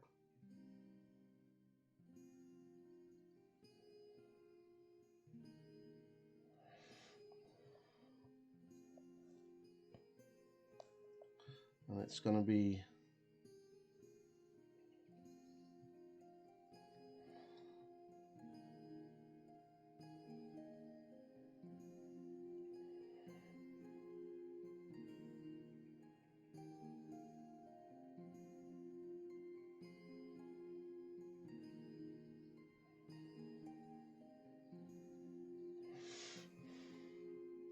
So if you can see it, on the blade.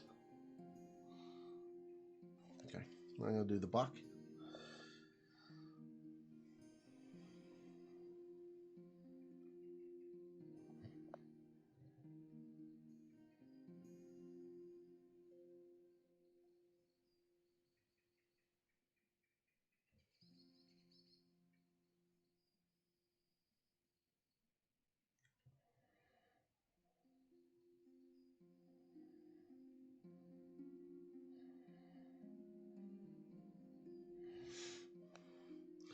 This kind of thing you can do if you do Custody Guard or something like that, and you want that sort of lightning effect on the weapon.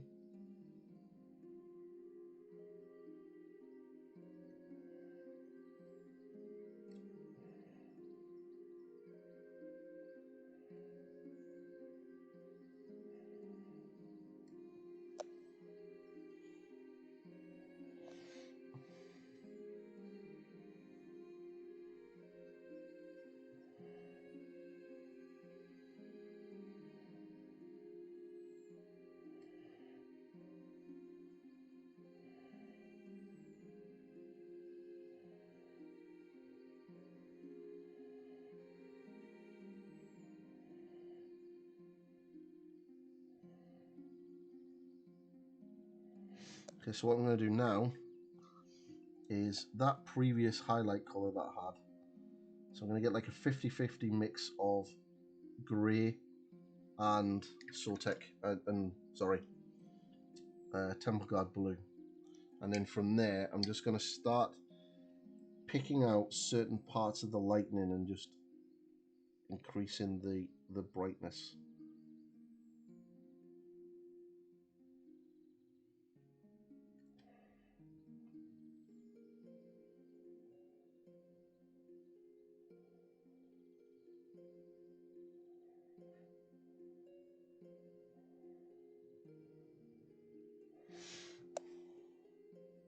You should start seeing it building up now on the blade.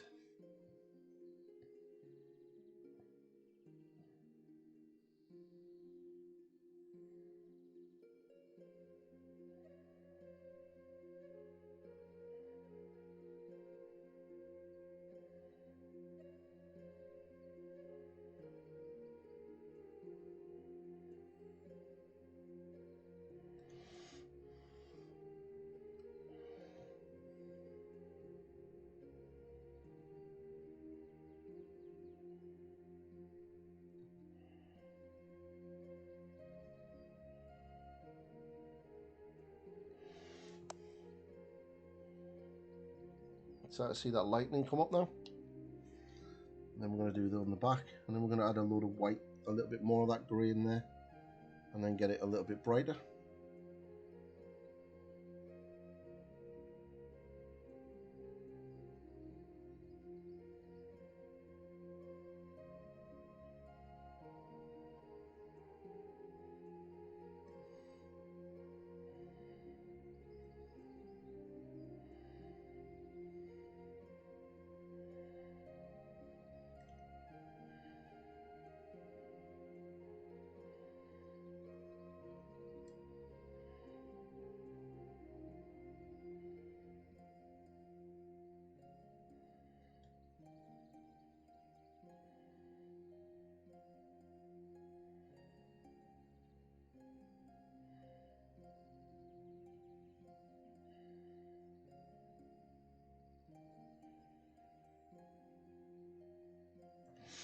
Okay.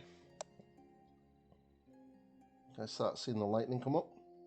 So what we're going to do now is going to get some more of that ultramarine grey. So it's almost pure, almost white, and then we're going to get some white in there for the more brighter parts.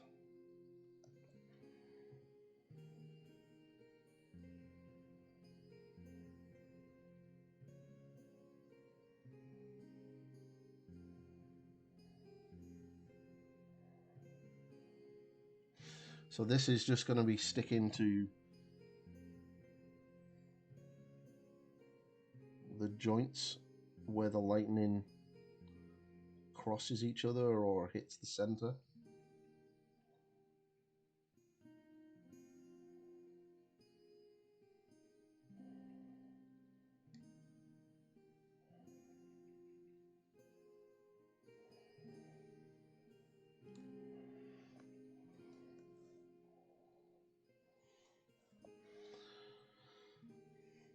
Sure, this is really riveting stuff for you guys to watch.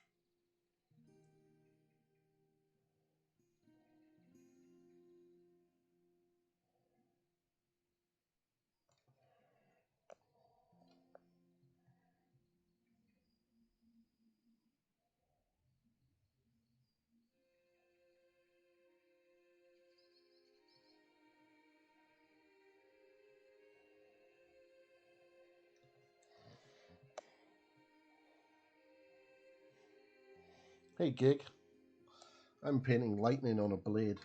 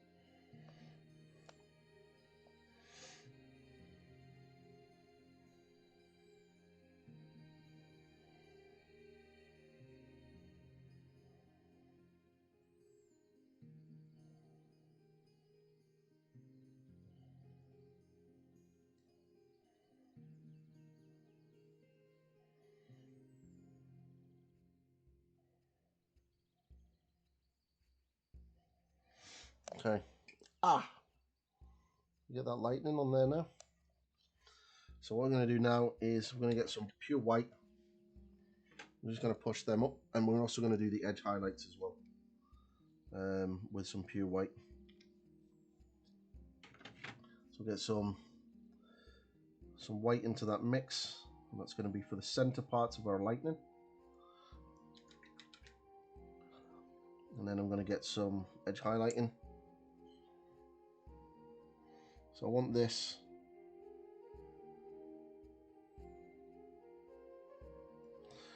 is purely just for like where the lightning is hitting each other.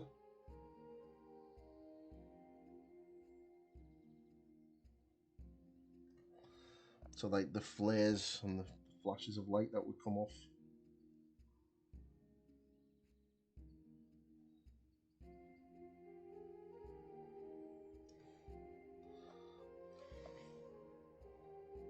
kind of see it now starting to come out.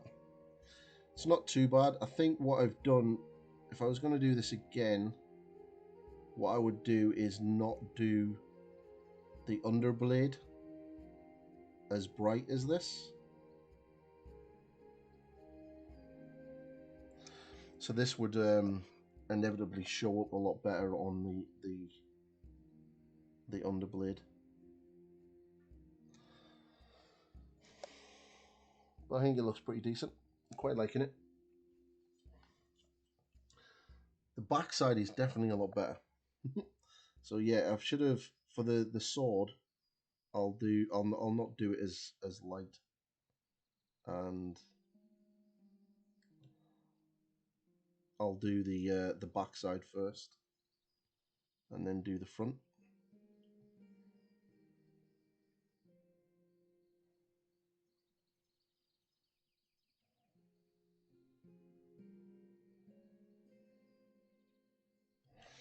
Okay, I think the back actually looks a lot better. So I'm going to just get some pure white.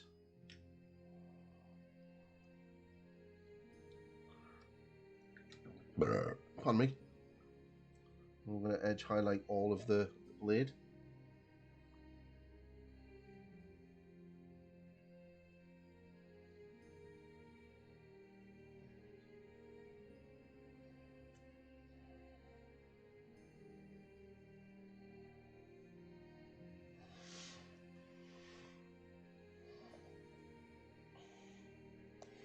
So we've still got the other blade to do, but then I'm going to grab a coffee before I do that one.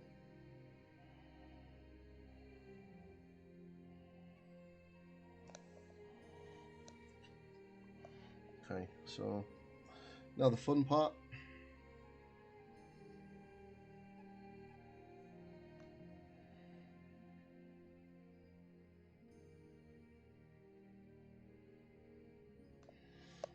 All of this on the inside here. Need to edge highlight it.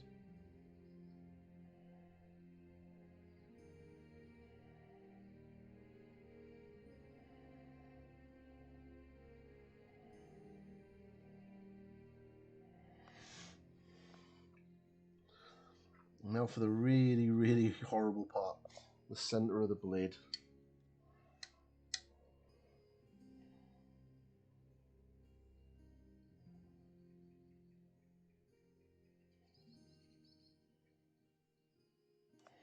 Trying to hold it steady. Doesn't help when my hands start shaking.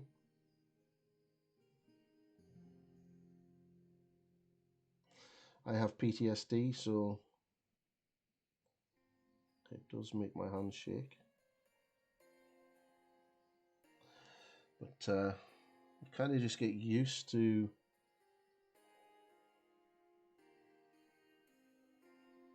how to hold the miniature properly and stop the shaking from being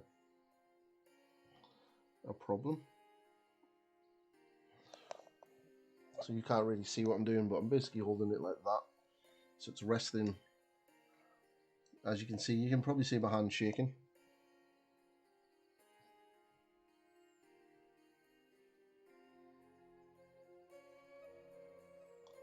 It is annoying when that happens, but you kind of just got to roll with it.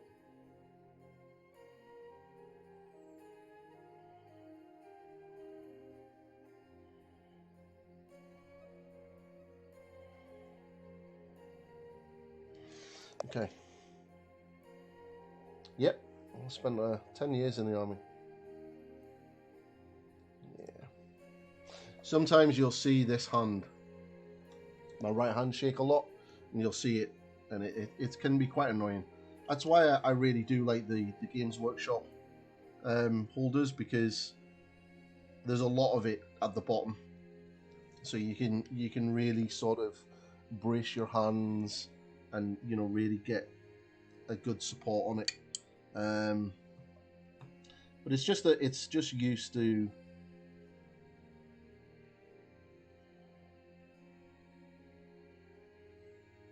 it's just getting used to how to hold it when it starts shaking and how best for you. You know, there's no way. I can't tell you how to hold the handle. It's whatever you find comfortable.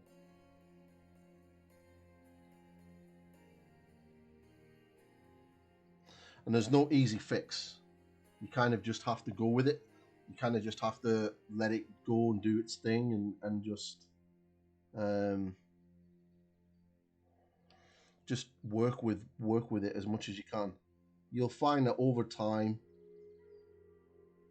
you'll get used to it, and you'll sort of muscle memory will kick in, and you'll kind of work out your own way of supporting your hand and your brush and the miniature at the same time.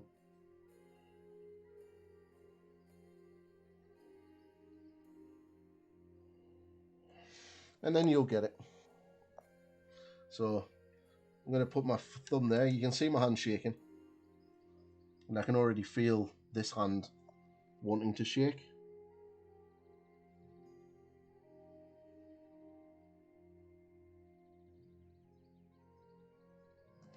So rather than stop, which doesn't really help,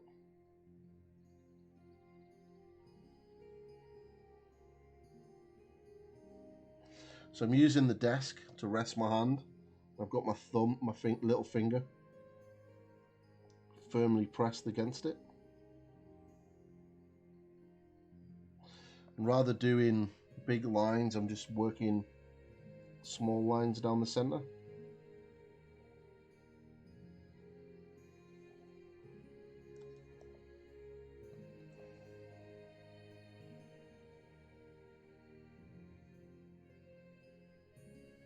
What's that? Holy shit! Yeah, there's something wrong with the notifications. I don't know why. But thank you very much for those donations, dude. Thank you very much. Someone thinks someone really wants to win Glasgow.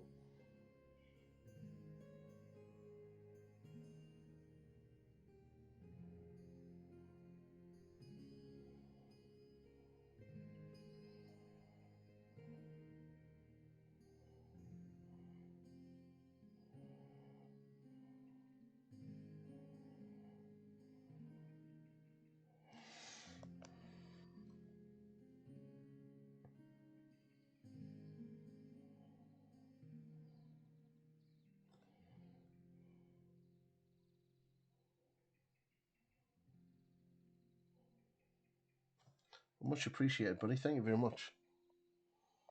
So let me just move that there so you can actually see what I'm doing. I'm just getting this highlight on here.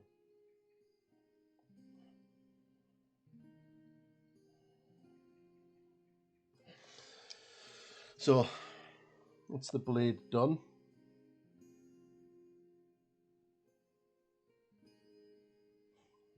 Thank you very much, buddy. Thank you. That means a lot. So what I'm going to do is I'm just going to get some black contrast paint. Now all this is for is nothing but, you see the little sort of run symbol there? I just want to get some contrast paint, thin it right down, and then very carefully just drop it into that gap. The contrast paint will settle in there nicely.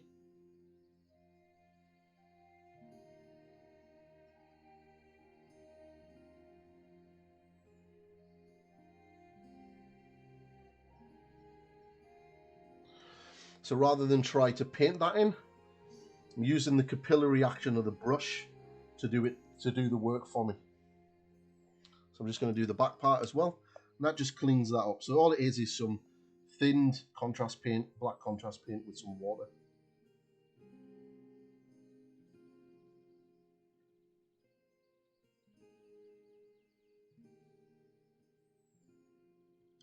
There you go. Use the black part too. So that's the blade. So I'm going to change the music because this is running out. And then we're going to probably think about getting this blade completely finished, doing the gold on it, and getting this done purple. And then we can look at doing this sword. So we can get both weapons done today, I think.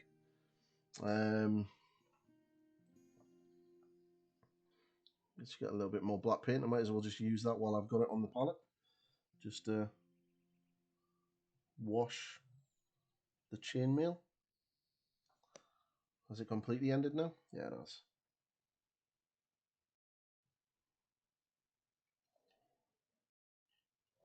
But thank you. Yeah, you're looking as though you're going to be the main guy into winning it.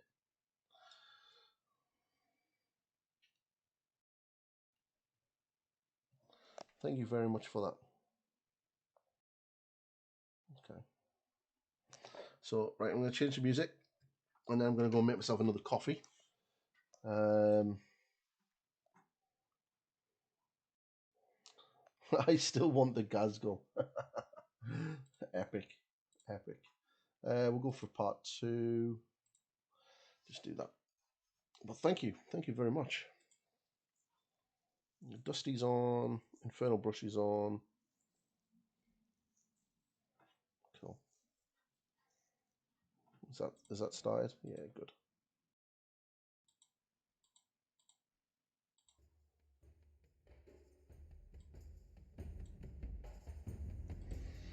Okay. So yeah, I'm pretty happy with that. So what I'm going to do now is I'm going to do all of this gold now that I've got that blade done.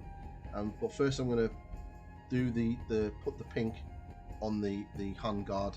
Then I'm going to do all of the gold as well as down there and on the back. And then that's that blade weapon finished. And then what we can do is concentrate on this one then. But yeah, I'm pretty happy with that.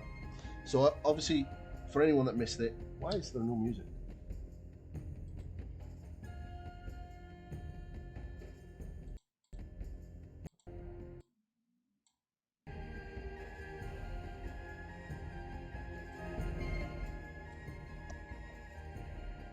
Alright. For some unknown reason I turned the music down on my headset. Right, so yeah. So if anyone has missed it, what I've done is also I've come back in the armour and added some Rhinox hide glazes to the armour. Just to sort of make that a little bit more, make it pop a little bit better, and I think it's really, really starting looking nice now. So yeah, I'm really pleased with how she's looking. So what I'm going to do is I'm going to go make myself a coffee. Don't go anywhere. And when I get back, we're going to finish that spear off, and then we're going to start on the sword. The sword, I'm going to take the lessons from this one and not go as bright, so the lightning is a lot more intense on it, rather than that spear. Which I'm still like, but we'll still. Alright, so I will be right back. Also, for everyone that is new and just got in here, we have new emotes. So I will be right back. Give me a couple of minutes. Need the toilet, need a coffee.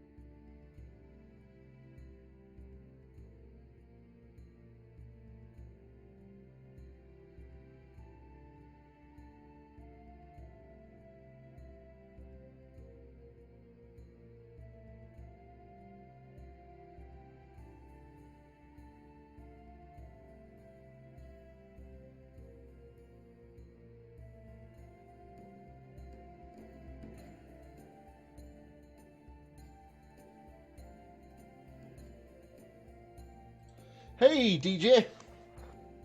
Oh, thanks very much, dude. Much appreciated. Ah.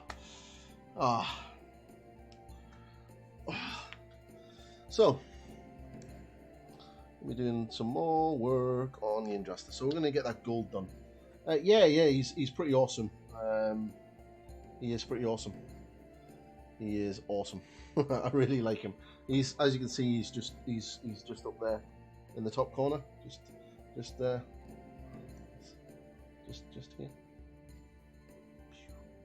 So yeah, he's in the top corner. So what we're going to do now is we're going to get this gold done. Gold. Yeah, I just had a threatened by a mod in a Facebook group to be banned and my post deleted for copyright issues because I posted pictures of the new White Dwarf. That actually falls under fair use. It isn't actually a copyright issue, and Games Workshop couldn't give a flying shit bag because I'm a subscriber and I pay every month. So yeah, I was like, sure, you do you. Whatever.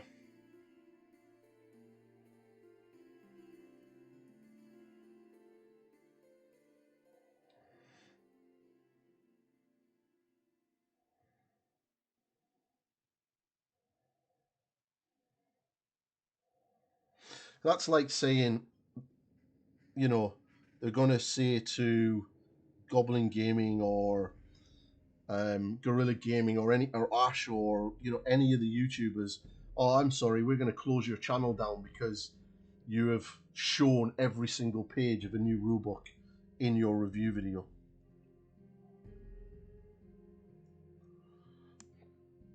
Absolutely moronic sometimes, they really are.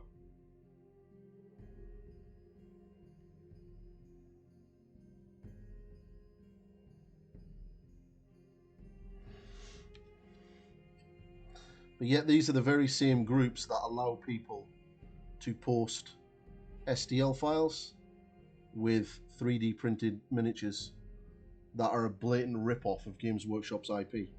But that's allowed, but pictures of a White Dwarf isn't?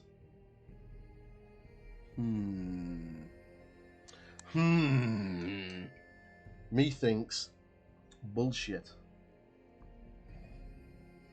Don't even get me started on the whole 3D sculpting shit. My feed is just full of memes and angry nerds because they've been told that if they attend a Games Workshop event, they're not allowed any third-party printed parts on their models. And you know what? That's completely justified by GW. And the ones that are angry about that and have got 3D parts on their miniatures, I get it, and I can see why you would be upset, especially if you attend GW events. But it's the ones that are like, they have to adapt their business model to adapt to the growing trend of 3D printing. And it's like, no they don't. No they don't. They don't have to adapt shit because 3D printing isn't affecting their business model. How do we know this? Well, 3D printing in the hobby has been around massively now for the past 3 to 4 years. And in that time, GW have recorded record profits every single year. So 3D printing isn't doing shit to them. Absolutely shit to them. And also another thing that you need to remember is every good 3D sculptor that is selling STL files does not rip off GW's IP. They produce their own miniatures and they sell them on proper platforms such as Patreon or My Mini Factory and stuff like that, or through Etsy stores and stuff, and work with Twitch streamers and stuff to produce them. It's not so much as protecting your IP and being a homemate.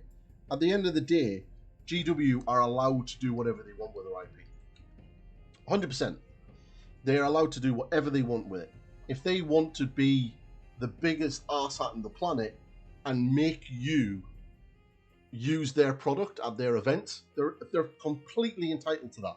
But one thing that you need to remember is Games Workshop want their events to be where they showcase their products. So if you get 100 people in a room using nothing but GW products that are really well painted and lovingly looked after by their customers and their owners. That is an amazing thing to show off to the community as a whole. It's like, look at this. This is what we do. And shareholders love that shit. Absolutely love it. And that shows strength in a brand. But if you've got Mr. Timmy with his Space Marines, with his really badly sculpted and pretty wankily printed parts glued all over them, it doesn't look good. So you can see why GW are doing it. I've got nothing against 3D printing. I'm just against people who say this is GW need to change, otherwise they're going to be in trouble. And it's like, well, no, I don't think they will. Do you know why? Because GW are going to produce another army and release a load more plastic, and the nerds are going to go nuts and buy it. Because, like it or not, this hobby is getting bigger. And it's only going to get bigger over the next couple of years. So, GW are a juggernaut. They are the Apple, the Microsoft, the Sony of the miniature world. You're not gonna, some idiot sculpting in his house and selling STL files of pretty badly proportioned Primaris Marines are not going to affect GW. They're not. Doesn't matter. Doesn't matter how bad that is, because they're not. Nerds will still buy their monthly fix of plastic.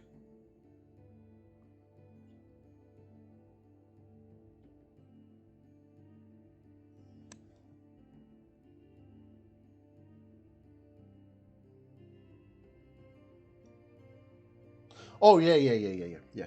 Oh yeah. Oh yeah, I get that. But it's like when you hear mods and admins turn around and go, "Oh, if we allow this post, Games Workshop could close our Facebook page down." No, they won't. The GW have never done that, regardless of how many people keep saying, "Oh, but they did it to this and they did it to that." When? They've never ever had a page closed down before. If they had, people like Valrak and Spiky Bits would have been closed down years ago.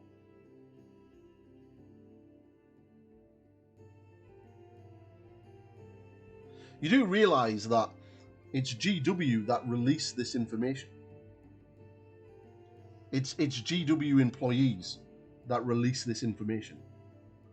It's them that do it. They do it deliberately. It's the part of their marketing.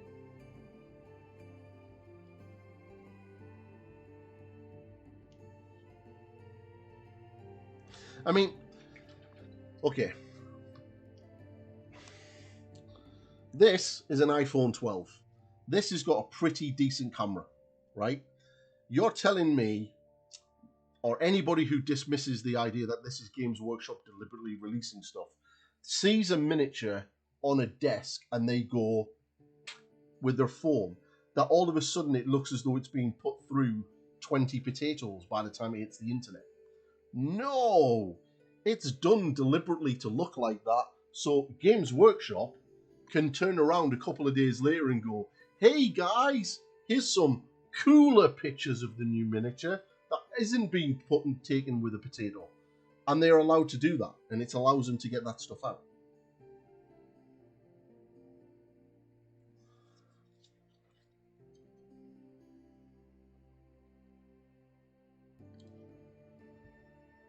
Now, I do believe the only time that isn't true is when Valrak leaked the Imperial Fists. Because someone had sent him those pictures. And I don't think they were supposed to. And because we weren't ready to see that yet. And they had to literally scramble to get the little videos and stuff done. And I know that because I was told that a staff member had to come in on a Sunday afternoon and record those videos for that sort of news community post at 5:30 that night. because they didn't expect that to happen. Somebody did that outside of Games Workshop. So more than likely, somebody who had got access to the book early, probably a retailer or somebody that works at a print shop or whatever, and give it to Valrak.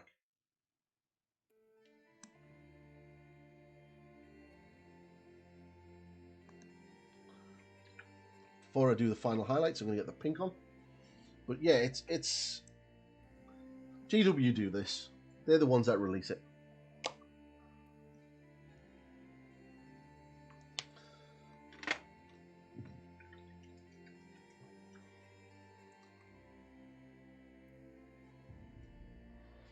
Like, do you remember the really bad pixelated picture that we had, like, of last year, early last year, of all of the Primera Space Marines that were coming out in 9th edition?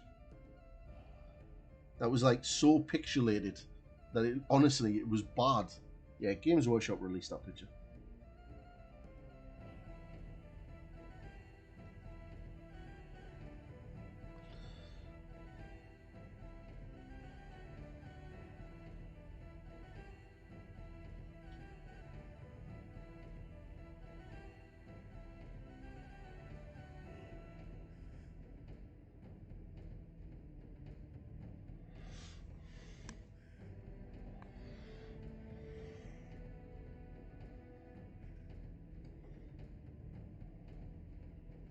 But the nerds are funny.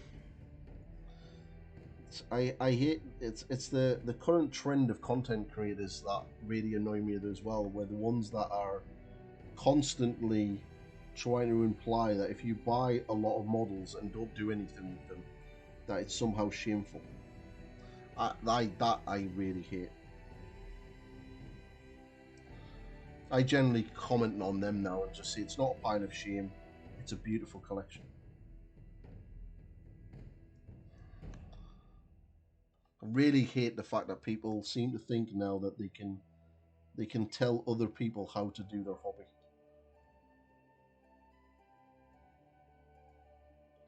It's like, oh, how you're doing your hobby is not the same way as me, therefore you're doing it wrong. Get fucked.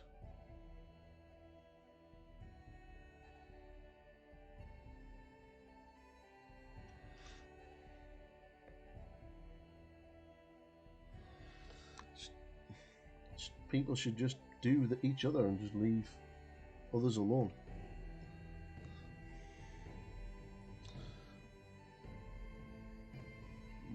So we're going to get another layer on this in a minute.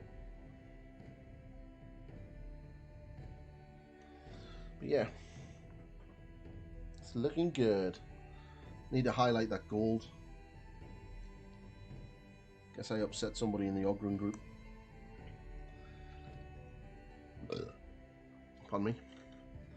But yeah, I'm really quite pleased with how she's looking, actually. Yeah, exactly.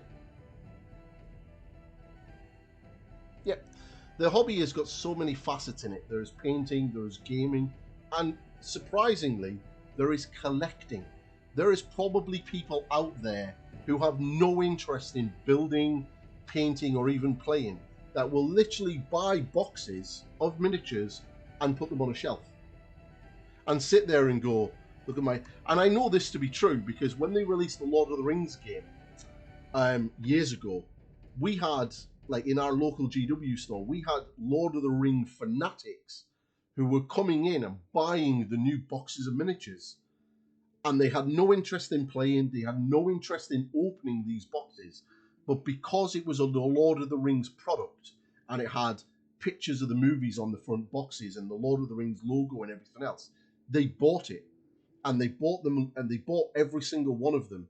And the guy who just said, oh, it'll sit on a shelf, along with all of my other Lord of the Rings merchandise. And it's like, people forget that there are people out there, even in this hobby, that will collect 40k or Space Marines or whatever their thing is, and just collect those boxes and put them on a shelf and leave it. And in about 20 years' time, it'll turn up on eBay, and like nostalgic idiots like me will pay a fortune for Rogue Trader Space Marines that have not even been opened.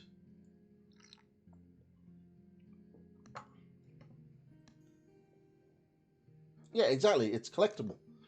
Yeah, and people forget that, and I hate that on Facebook. It's this elitism of you have to paint your miniatures. Well, as a miniature painter, no, you fucking don't. Do what you want. Do what you want. Do what you want.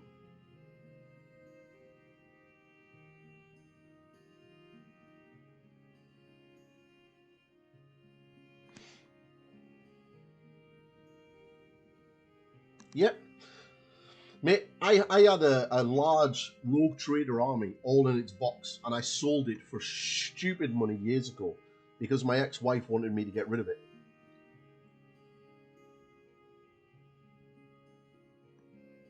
And yeah, it was like she made me get rid of it because it was sat on a shelf doing nothing.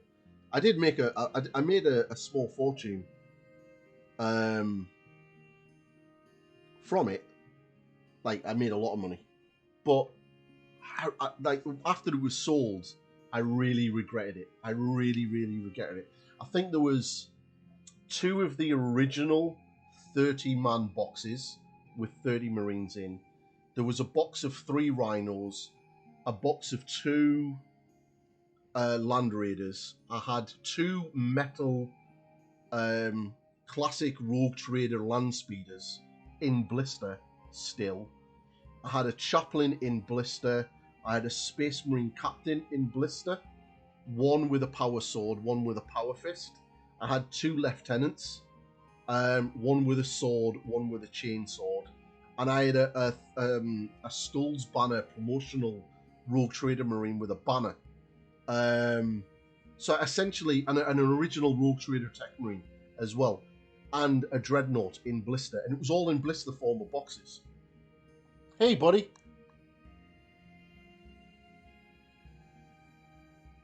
I have. Oh, where are they? They're in a box.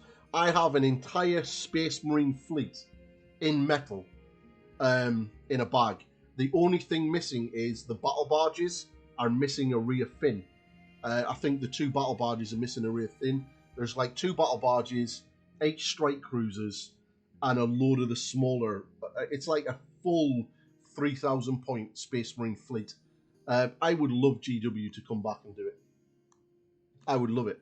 Hey, Sarantis, buddy. We're just painting up. Yeah, we're doing stuff. I'm gonna close this curtain because there's a bit of light coming in. That's bad. Yeah. So, oh man, I do regret selling the Rogue Trader stuff. I really do.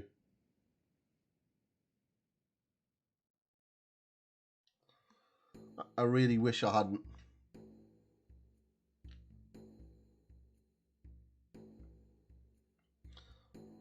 I didn't have any. I didn't have any Rogue Trader Terminators.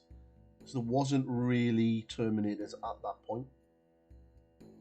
They came a few years later. But yeah, I had the Dreadnought. The Dreadnought was funny.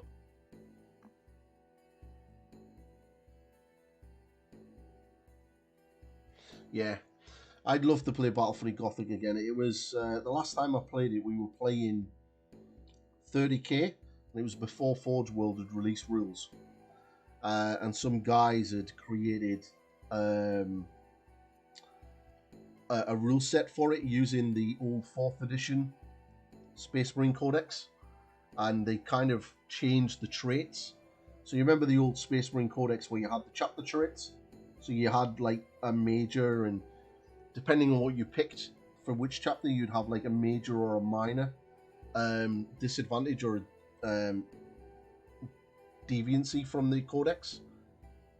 They basically used that and created the 18 legions, and it was really good. They had rules for the characters, and it was fantastic. So we were playing that, and we had a massive game of Battlefleet Gothic for my Trader Legion to get to the planet, and then all of the drop assault drop pods basically was the assault in the planet, and then we played a game of 30k afterwards.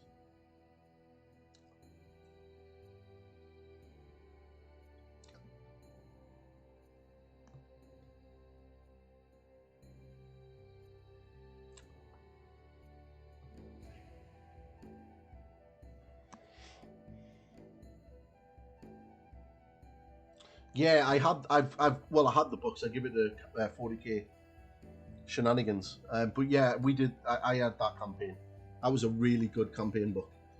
The Badab War books were the test bed for Forge World to do the heresy.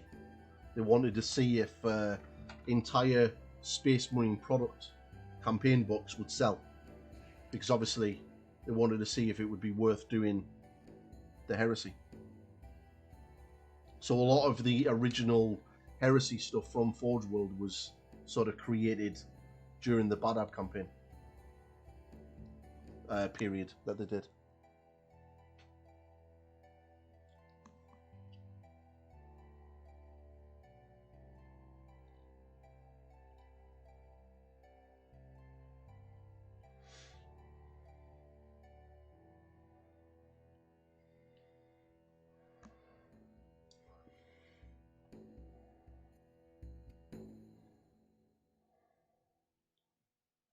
Just putting a wash over black over the pink. Then I'm going to get some silver and I'm going to highlight all of this gold. And then once that's dry, I can highlight the pink. And then we can look at doing the sword.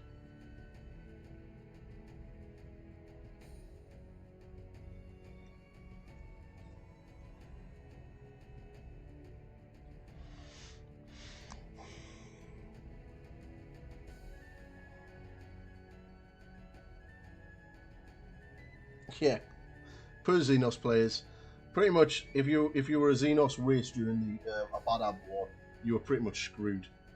It's quite similar to how like all of the alien, like the Eldar, ran away during the heresy, because they were like in the Great Crusade. It was like, what the fuck?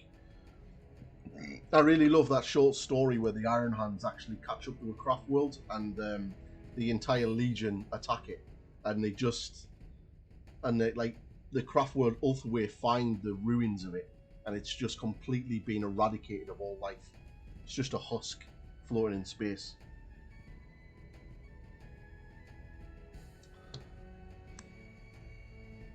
Just scary how powerful a Legion was, that they could destroy an entire craft world.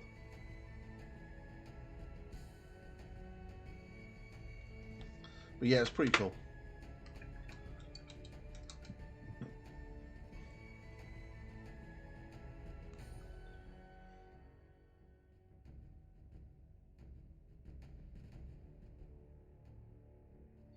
How's you, Sarantis, dude? If anyone's got any work that they want to show off, you can join the Discord and you know, stick it in the whip folder. If you got any cool conquest stuff you want to show off, dude, and actually show it off on screen now, because I'm not a total noob streamer anymore. I can actually do screen grabs for Discord.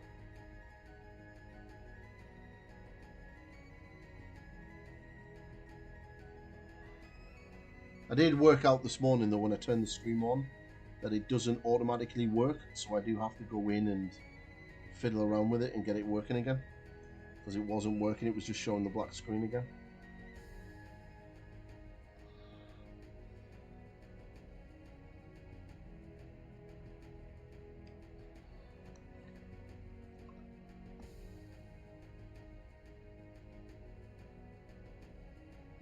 Deciding how you can...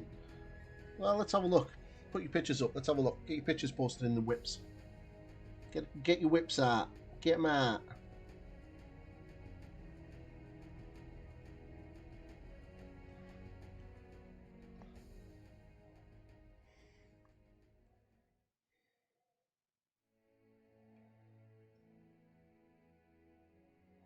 Get your whips out. Get your whips out. Get your whips out for the lads. Get your whips out for the lads.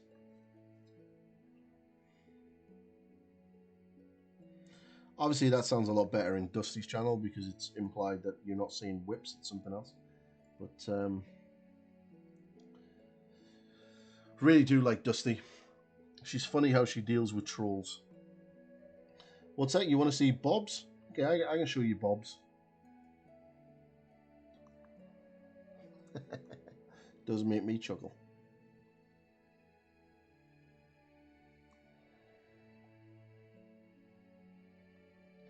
Gotta have a thick skin in this. Especially if you're a woman. Always gonna be one arsehat to say something stupid.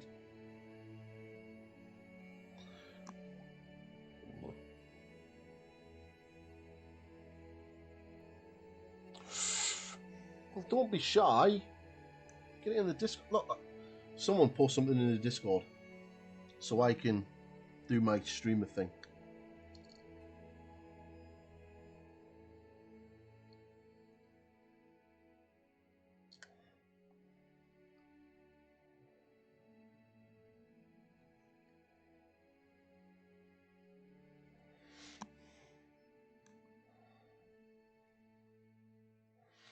Right.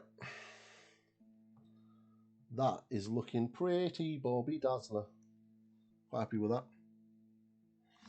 Quite happy with that. Might get some brown later on, thinned down, and just sort of increase the definition in those little gaps. But yeah, I'm quite happy with that. So what I'm going to do is that's not dry yet. It's going to take a while to dry. So let's think about doing this blade. So we're going to do this blade just like we did earlier. I'm going to get a little bit of, but not as much black as we did last time. That's absolutely perfect.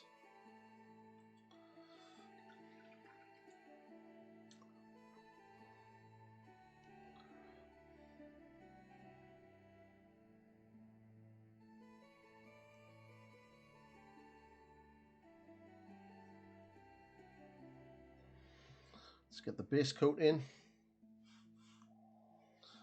Sorry, a secret, but I wanted to make a Demon Prince, which is inch plus. I'm looking at the Fate Weaver to go with the aesthetics. Basically, bird wings and face, but Demon Prince. Ooh. If you thought about the ogre thing from Warcry, as using that as the base of the body.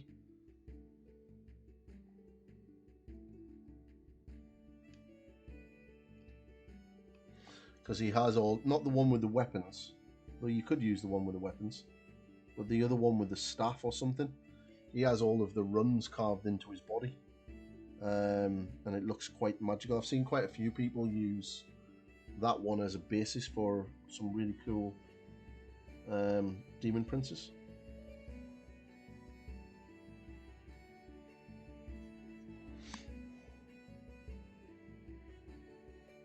Yeah, that could work. That could work. Jolly Green Giant. Need that to dry before I can actually start doing anything.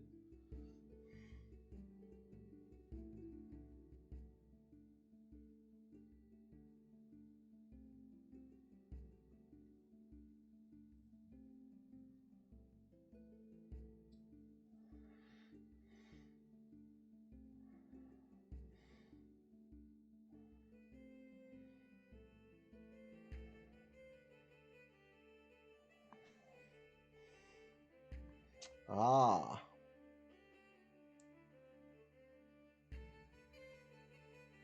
Yeah, I've seen a lot of people use that as a basis for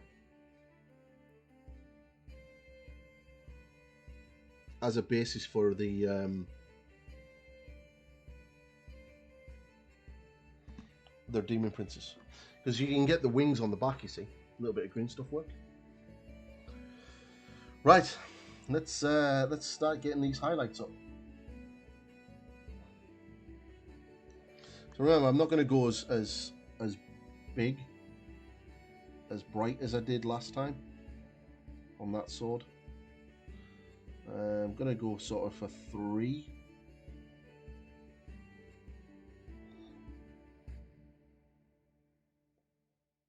Let's go for a 3.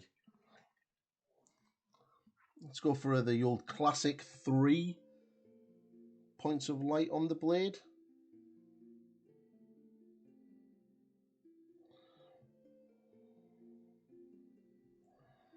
because it would be, I don't know why, because it'd probably be cool. Yeah, 100%, probably be cool. Cool as fuck. So let's do that. Just going to strengthen that part in the middle, like so. Do another layer there, like so. Another layer down here, like so. Get that sort of base in. Man, playing my first 40k game Monday, trying to get my head around the rules. Damn you, GWD for broken stuff. I'm playing Age of Sigmar tonight, playing against Slanesh. So that's there, so we're going to put this here.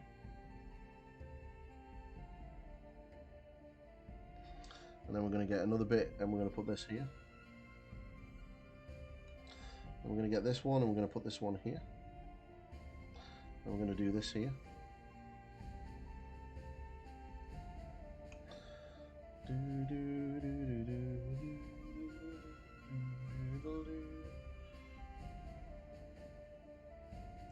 Okay.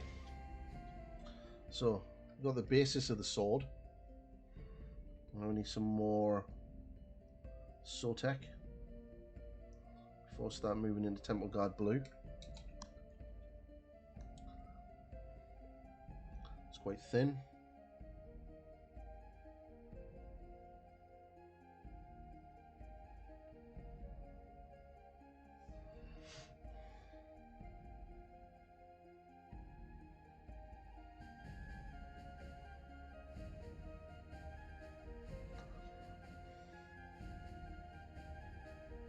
Get that in and feather that out. Don't want that transition to be too crazy.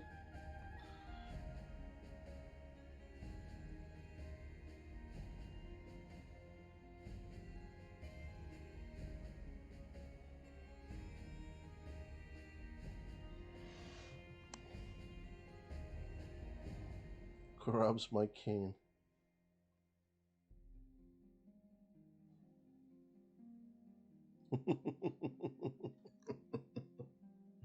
Back in my day. Oh, I love it when those arguments start on social media. That's real stupid. Back in my day, we had armor values on tanks, and there was facings and everything. None of this charging at the front of the tank and hitting it in the rear. No, you charged and you fought the front of that Land Raider.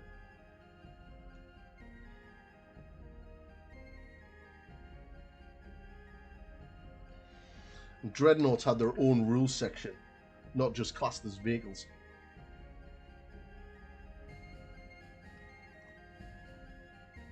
Classic.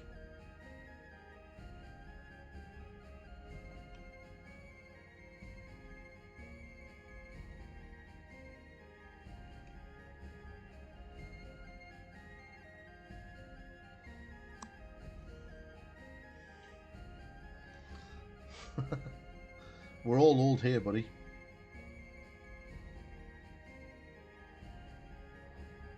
Right.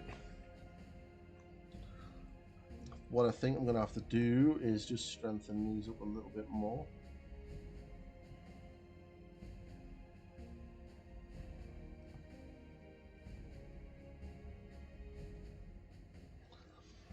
Get a little bit of that, just thin that out a little bit.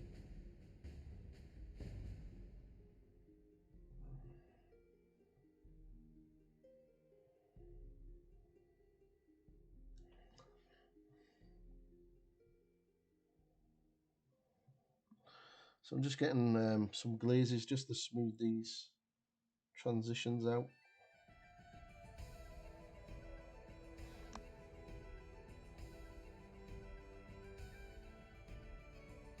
Second edition was awesome.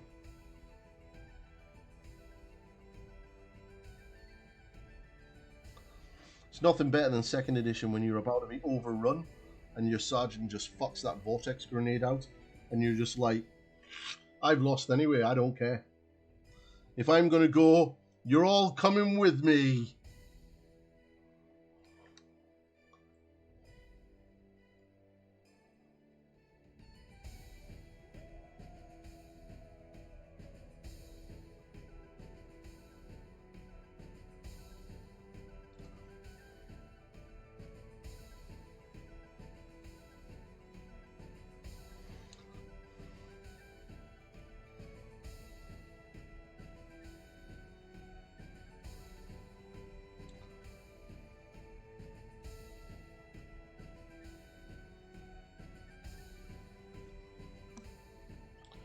Okay, just working on that.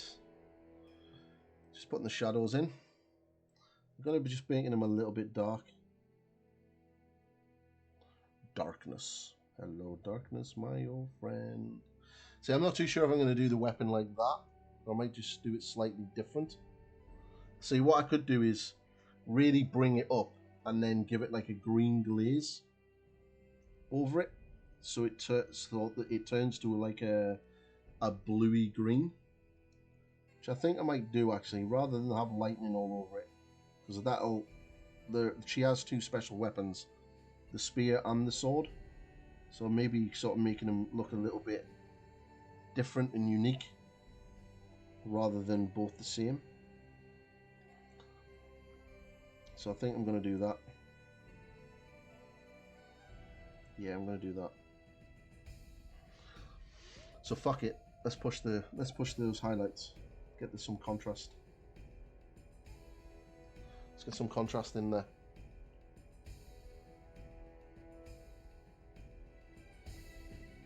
Yeah. So I'm gonna have the spear like this with the lightning. I think that looks pretty cool. And then this, we're gonna go nuts. Let's go crazy. Let's go crazy. Let's go mental. Cool. Let's go. Time to push some contrast in this blade.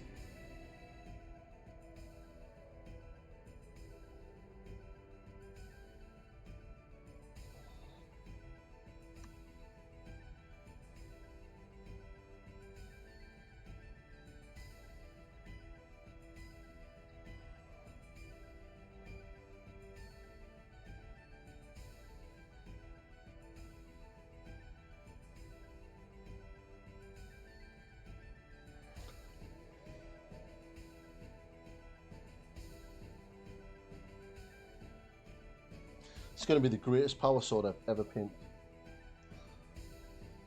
You watching?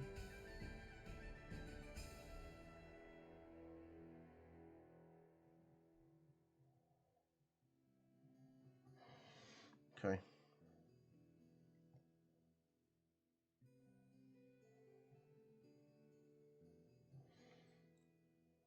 Toss a coin to your witcher.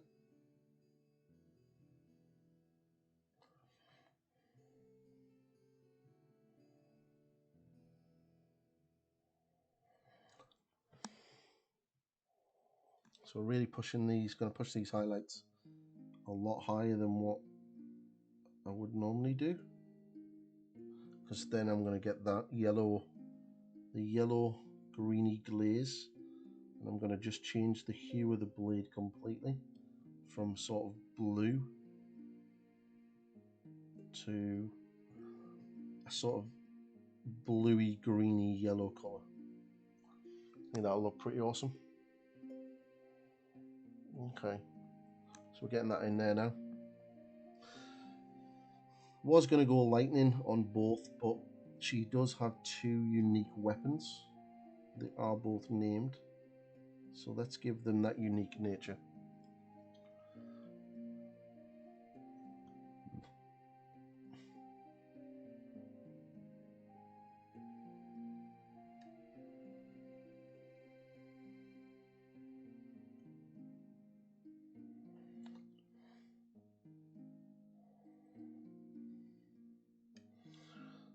Putting some shadows in soon. What is my next door neighbor doing? Sounds like he's in the wall. Ooh! Maybe he is. Maybe he lives in the wall. That would be kind of crazy.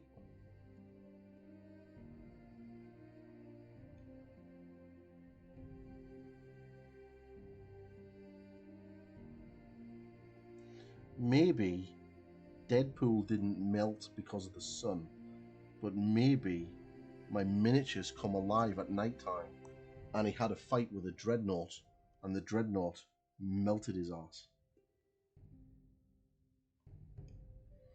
Or maybe it was Gazgul.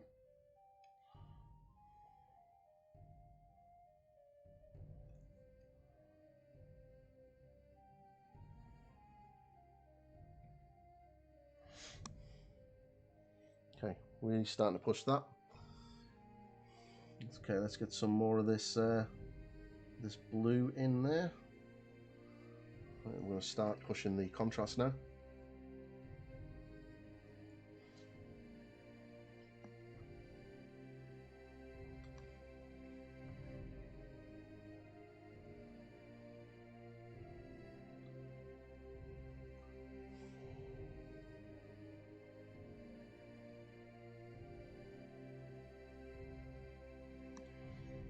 But you're really into your conquest now, though, aren't you, buddy? Like, that seems to be your main system.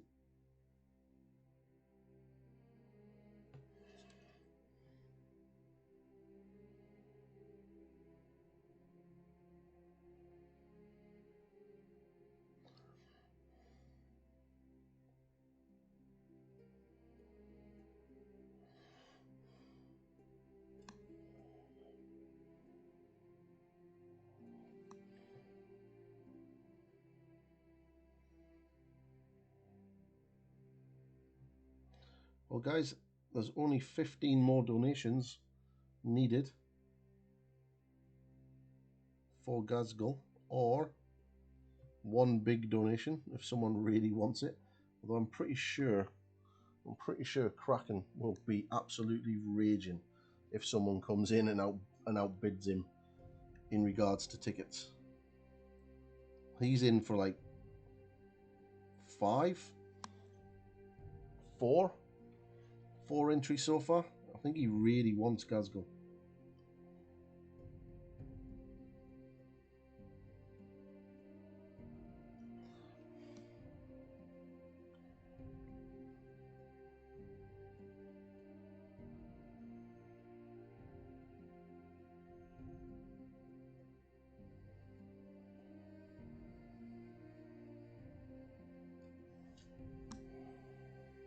Okay, so what I'm going to do now is going to start adding some Ulthuan Grey into this. Be really careful not to get the Liberator Gold into my mix, because that would just be not good.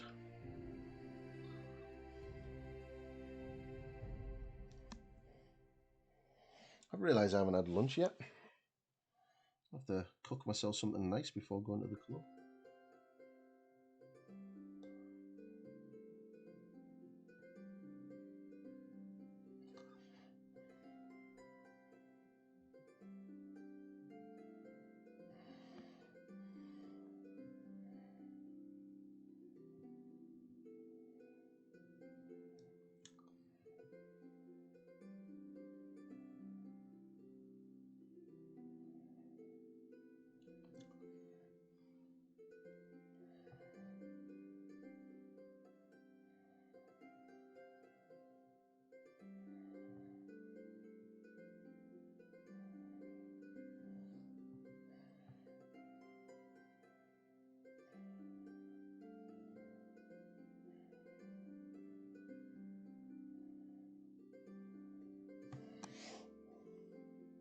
So really starting to get the highlights in there now. This is where you see the blade really start taking shape. Once we start into the point where we push the contrast in. You can do this with all sorts of colours. You could give it a red base if you really wanted to. And start, like, you know, blending in and layering in over the top green. And have like a green base with light green highlights. If that's, you know, that would work. It's only if you can get the contrast between the two colours. That's how it would work. So you could do that if you really wanted to. I'm yet to come up to the reason why you would want to do that, but you could do that.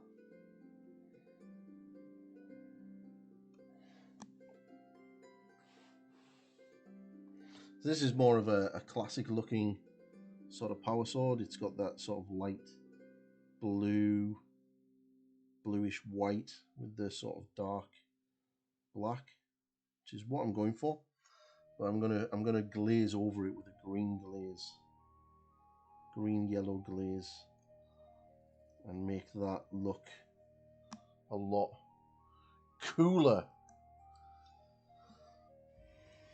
kind of weapon that she uses to smite her enemies or dudes that tell her to get back to the kitchen. She's like, fuck you, look at my armor.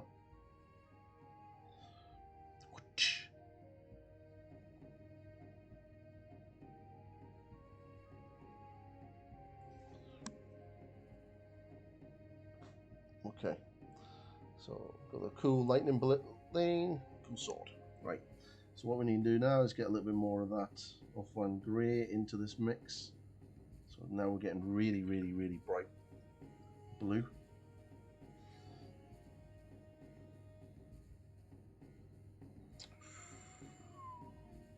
Okay, I'm gonna just take a quick little break just to let that dry a minute while I have some coffee.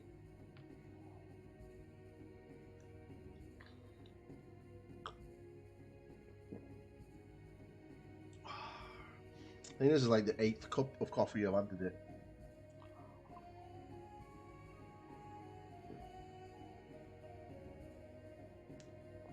Did I just dribble?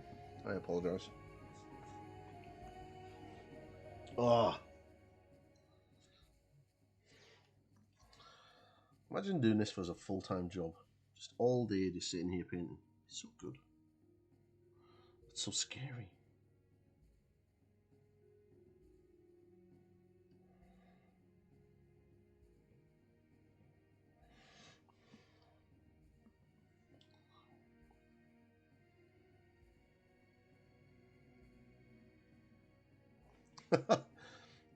Yeah, that's cool. Are you going to work on that one today?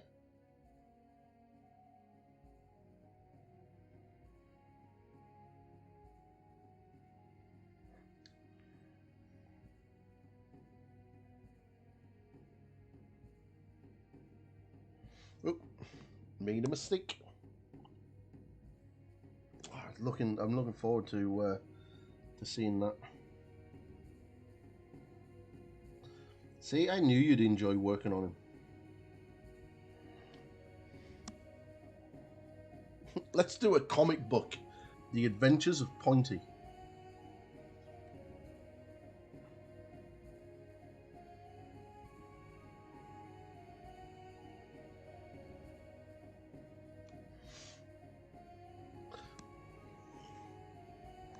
No dialogue, just facial expressions.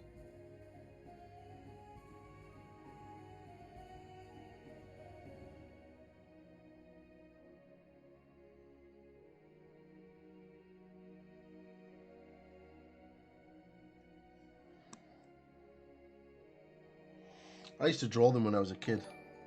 Holy crap, what's that? Hey, Snail Shaman. Thank you very much for that follow, buddy. It's an interesting name. Snail Shaman. It's kind of cool. I like it.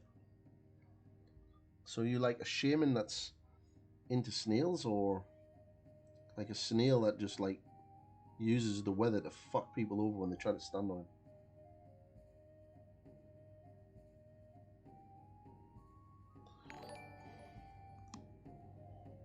Oh, wow.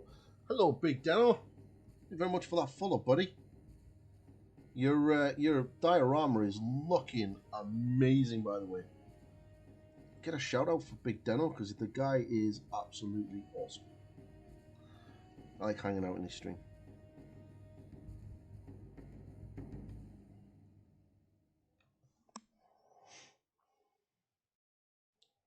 He is really cool. Cool guy. Very talented painter. Very, very, very talented.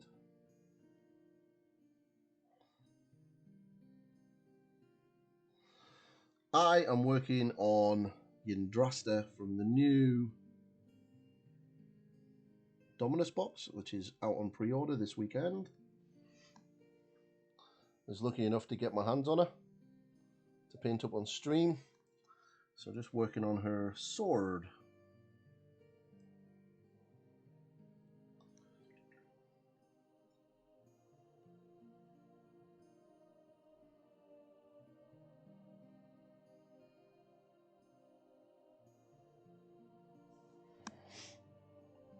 I'm just going to get these highlights pushed up a little bit.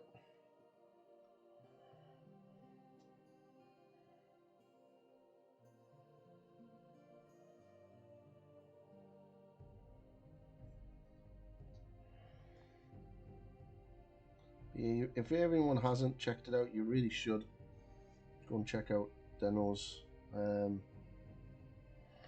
diorama of Camelot.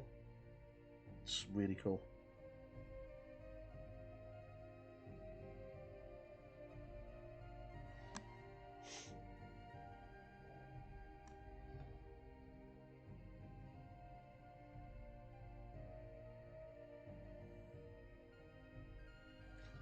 Just want to smooth this out a little bit because it's a little bit rough.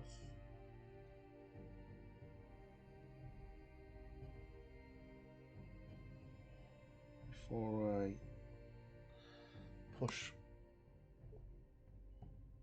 them up a little bit more this side here. It's kind of, it is very, very rough.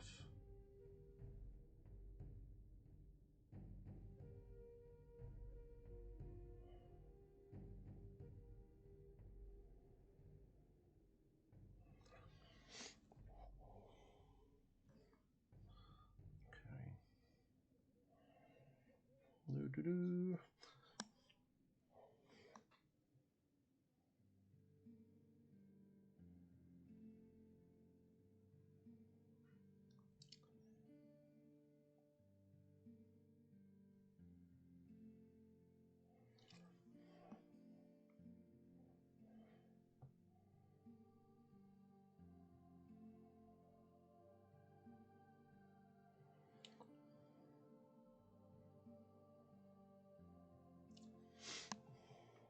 Okay, it's looking a little bit better.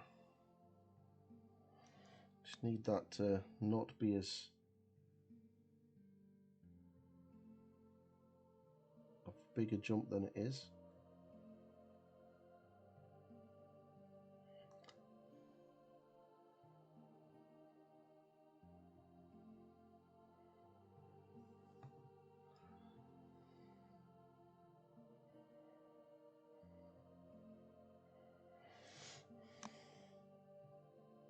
That's a lot better. It's a lot better.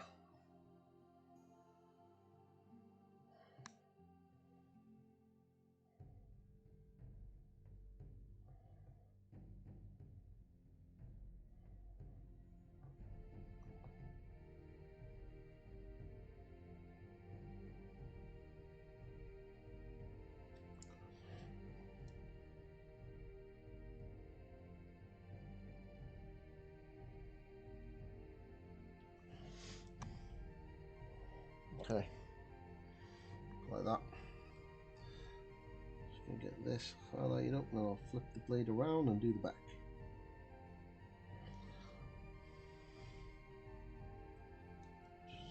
But yeah, I'm quite happy with how she's looking. She's getting there.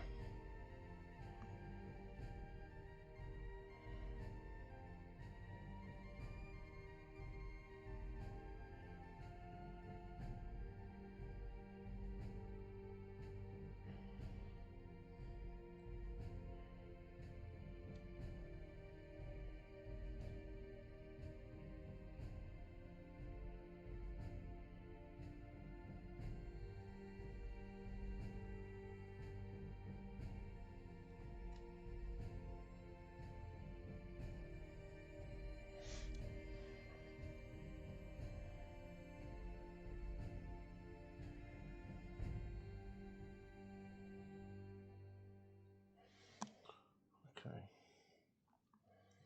Push that a bit brighter. Gonna have to go to almost a white because when I put the green over the top, it'll should make it look like a crystal blade.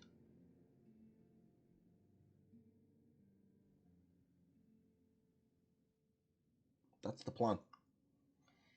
Worked on Techless, but I didn't use these blues, so this is definitely an experiment. Worst case scenario is we re-black it and then start again. It's not a problem.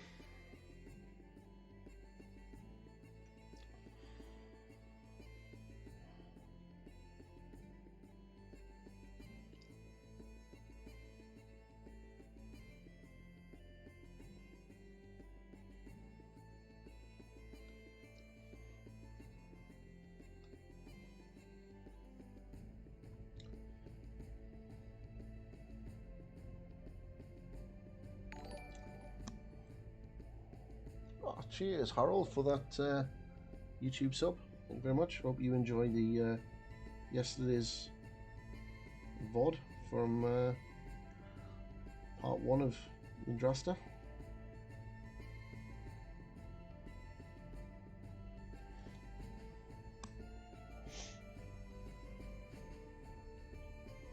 Okay, I need to strengthen that black on this side now, just to push that contrast.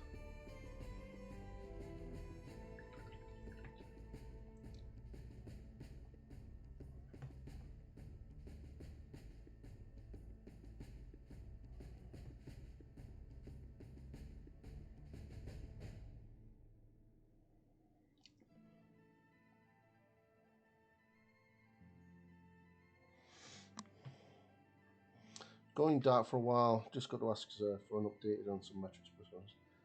Alright, no problem, buddy, but thank you very much for jumping in, man. As always, feel free to throw your stuff in the Discord. I like seeing your conquest stuff. It's always good. Right. Okay.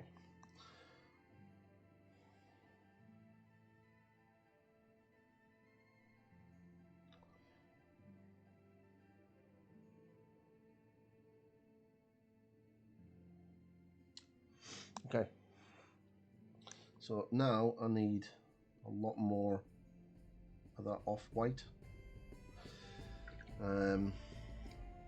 Really sort of push that contrast up.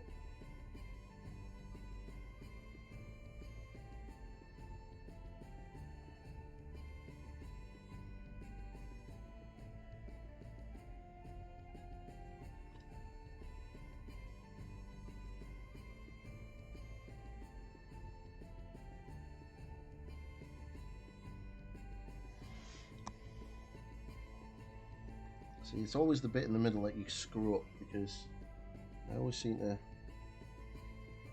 go too hard with it. It doesn't get smooth. I want it to be smooth. I need to practice my blends to make sure they're smooth, because that's what Golden Demon is going to require.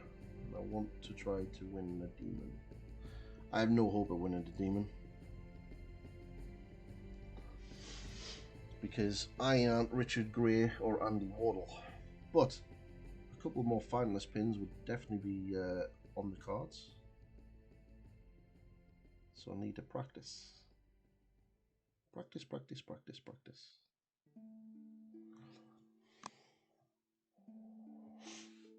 Not had much of an update painting wise, built a unit to hold things for conquest, that's about it.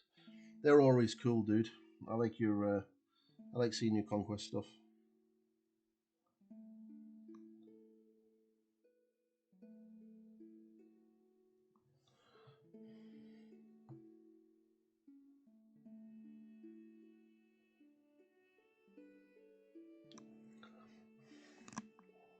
Okay.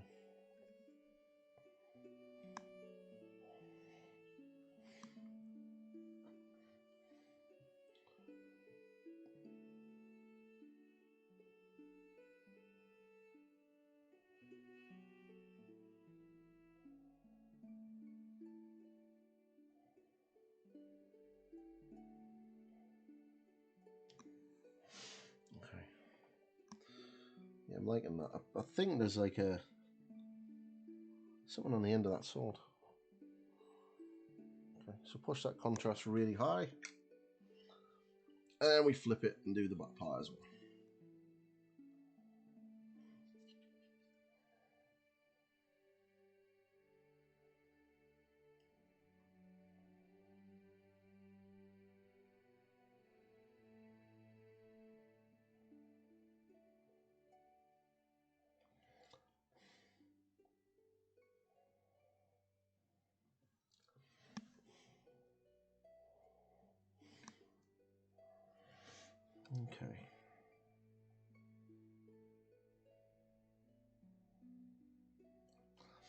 It's getting warm in here now. The sun's coming out in all its force. So much for it to supposed to be a wet, miserable day today. It's like absolutely roasting outside.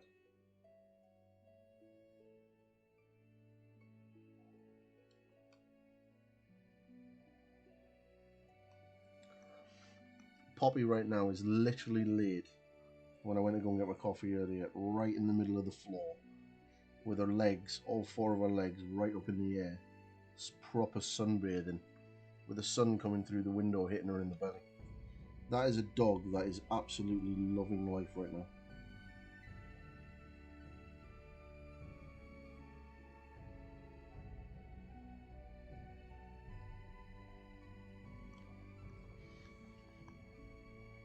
Okay, I'm quite happy with this sword, how it's going out, but I'm gonna push those contrasts a little bit more. Just tidy that up.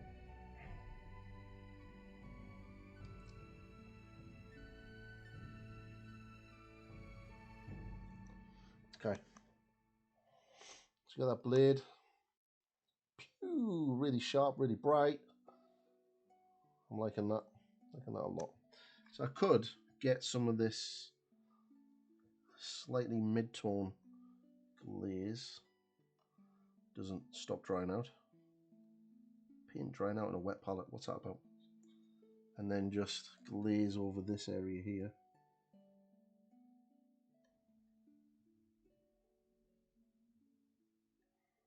Just to get a little bit of that blue in.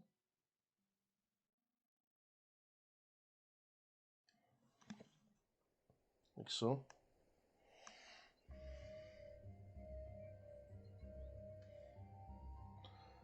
Do you like my glazes? If you haven't tried glazing, you should really give it a go, because you can do a lot with a couple of glazes.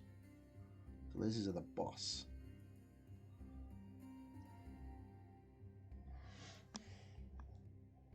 There we go. Get some of that blue in there. Let's spread that out a little bit more on this bottom part.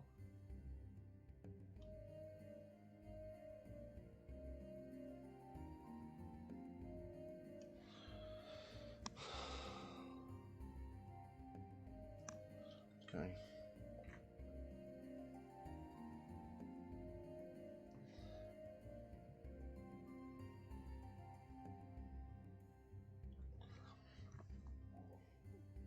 Right. So what I'm going to do now is I'm going to get a little bit of this highlight colour. I'm going to edge highlight the blade.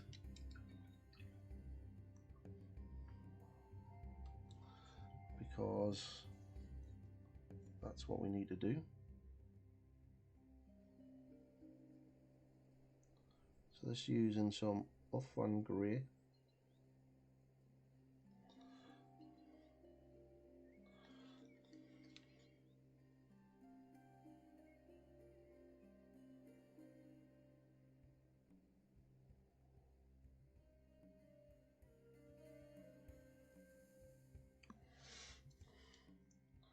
Get that edge highlight on.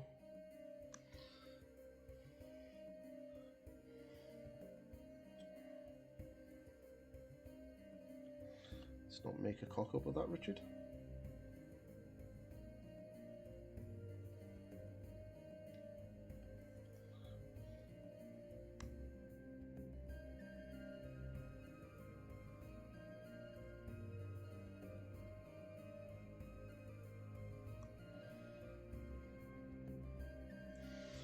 Okay.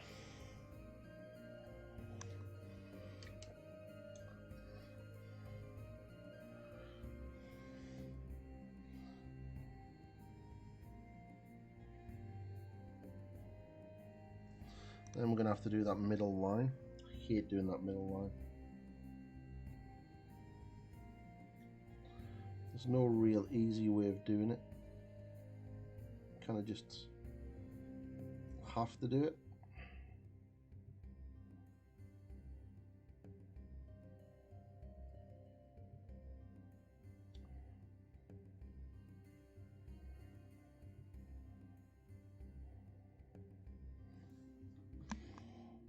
Okay, right.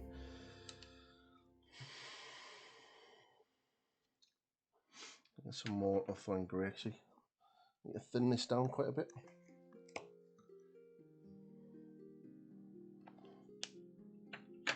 So if we thin this down, I'm going to make that greeny yellow glaze.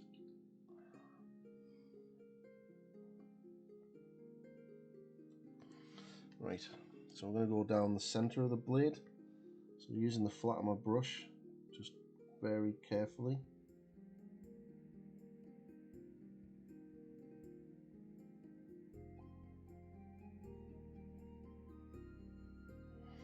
So it normally works.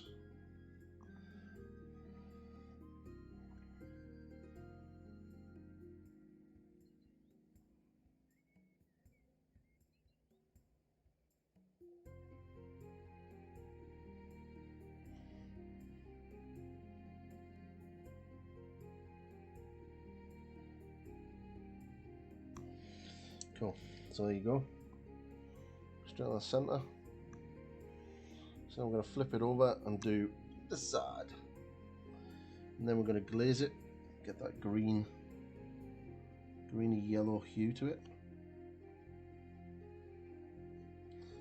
Too much paint on the brush.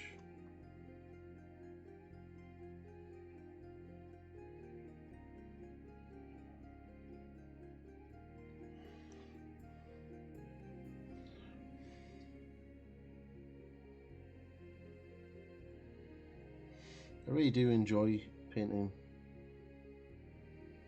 swords and stuff.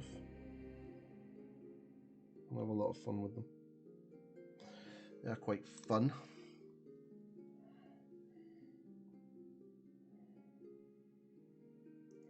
I think that's why I wanted to do a Grey Knight army. It's just an army of these blades.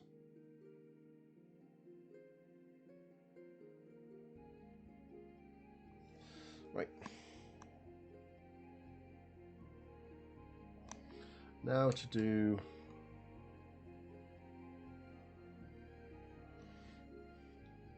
this is going to be hard because I can't rest that blade. Okay, I'll try it like that. So I'm going to try to hold the blade, hold the model and using my finger to rest the blade, and then using my other finger to rest my other finger.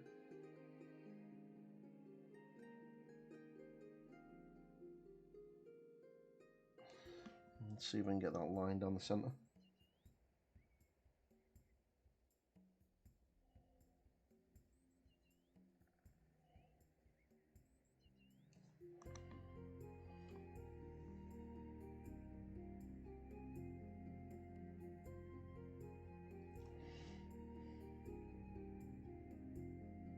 It's not going to work. Get off.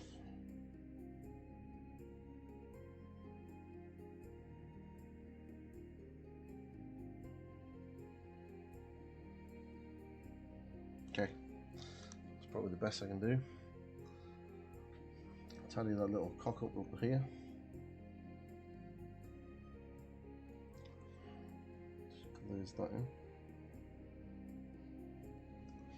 Okay, so I'm quite happy with that sword. Looks pretty good. But what I want to do is now get that that glaze. So I'm going to get some yellow contrast paint.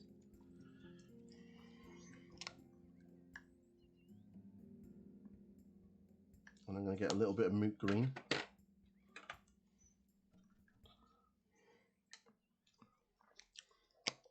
Just a little bit, I don't want too much.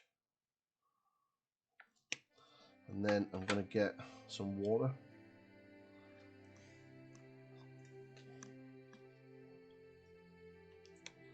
I'm going to create a glaze.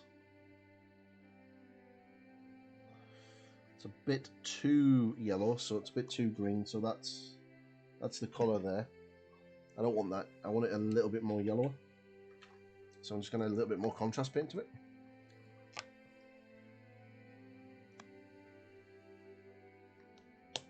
That's better. So now it's going to look like that. That's what I want. So I want to get rid of all of the excess off my brush. And then very carefully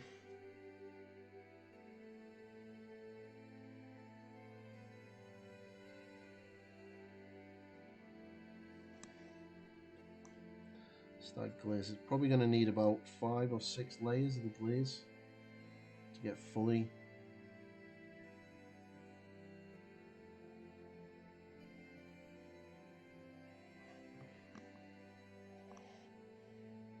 Some local guys are getting into Conquest. Wish the Weaver Courts were out. I've not seen any of that stuff, man. Literally all I ever did was buy of Conquest was the starter set, and then showed it to all my mates, and they were like, "Yeah, we played a Sigma." So it was like, it's really hard to get people in my local area to play new games that are not Games Workshop.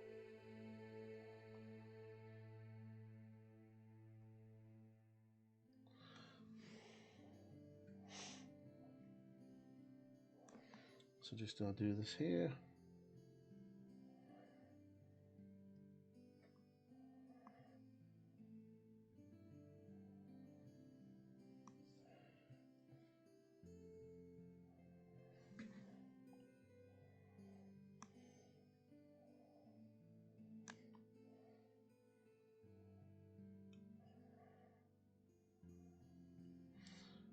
Obviously, however many glazes you want will depend on how you want the blade to finish.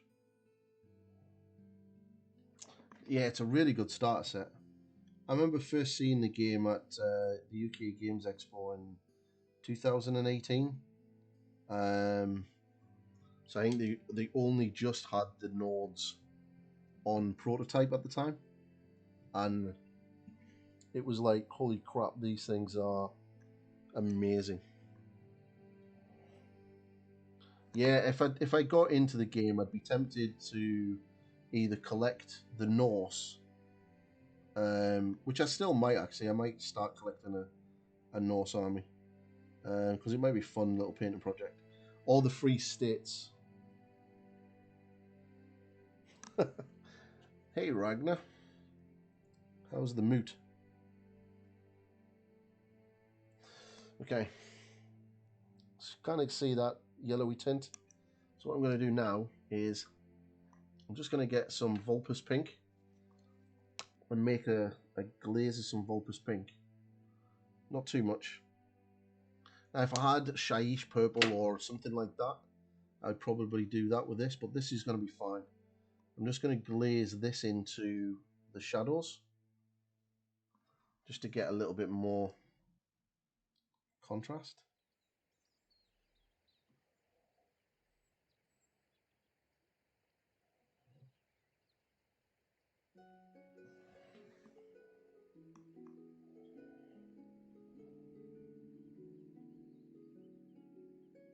Oh, they're undead. Or if they're undead, then I'm not going to bother. Then it'll be the Nords. The Norse. I really want to paint one of those giants. That giant looks like, I remember when I seen them in the flesh, and when they first shown the game, and it was like, they look amazing.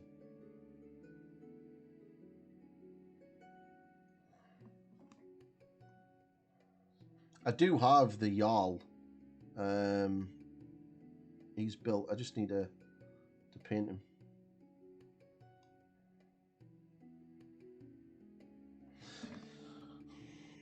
Maybe as a one day I'll do some conquest stuff.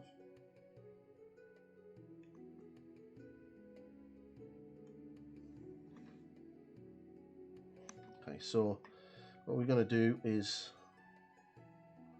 just get some of that white glaze, that whitey yellow glaze that we had, and then just going to push those highlights back up again. Now we've got that tint in.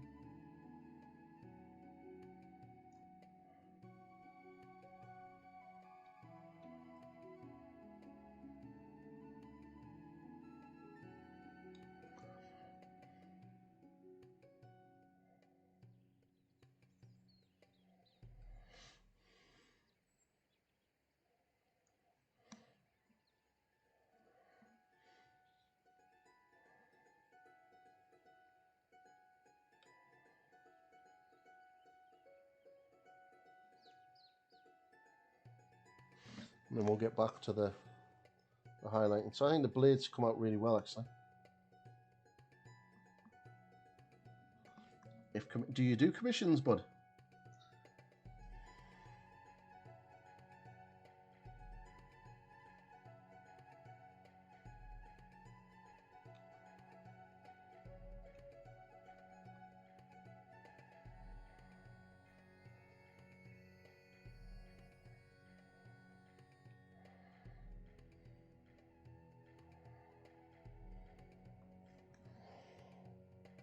Oh.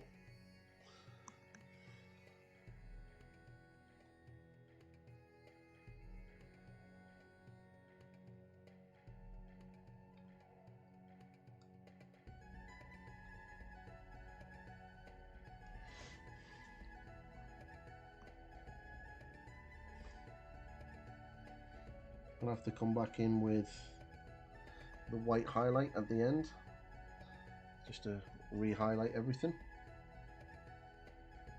Before I do that, I'm going to get some medium and just coat the blade in some medium, and that'll just smooth everything down. It'll get rid of the shininess that the contrast paint created. It'll just matte everything down.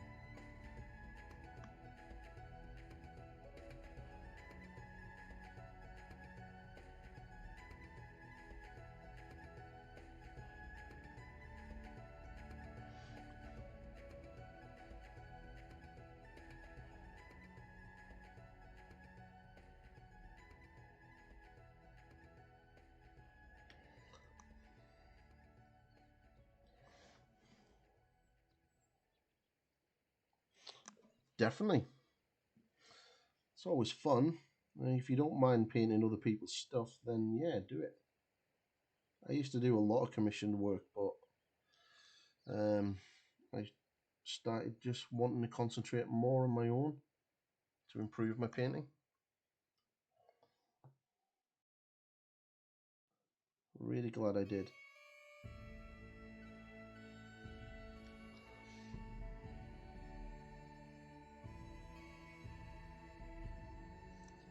That's not to say that I don't do commissions. I do. I just don't do as many as I used to. I don't do army commissions anymore. But character miniatures or centerpiece miniatures, that's what I'll do. Like one-offs. Right, so I'm just going to get some of that black. Just push that darkness here.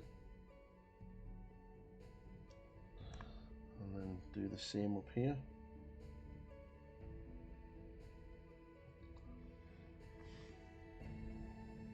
Cool.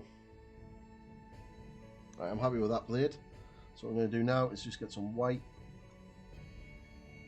and do the edge highlights again. In fact, before I do that, I'm just going to get this.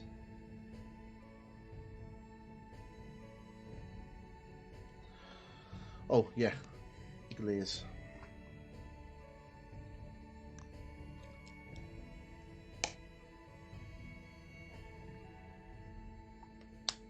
So just using some contrast medium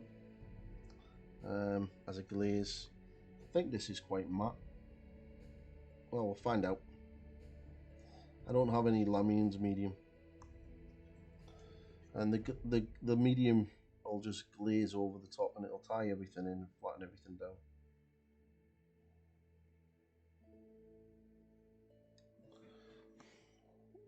Okay, cool. I like that sword. It's going quite well.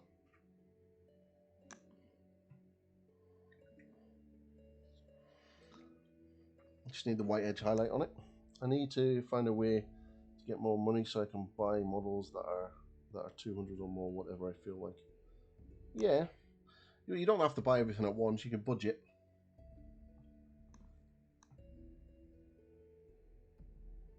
Cool. And just let that medium dry. Wow, holy crap.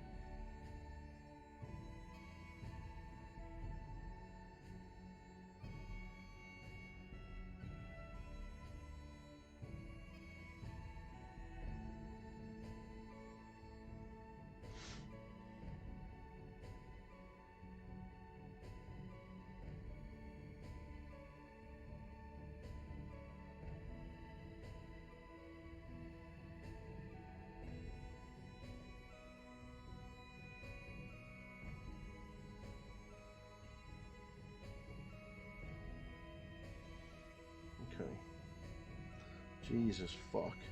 My Instagram is literally blew up. That's a lot of likes. That's a lot of likes. Right, let's get this done. Coffee's gone cold now. Poo! Cold coffee. Okay.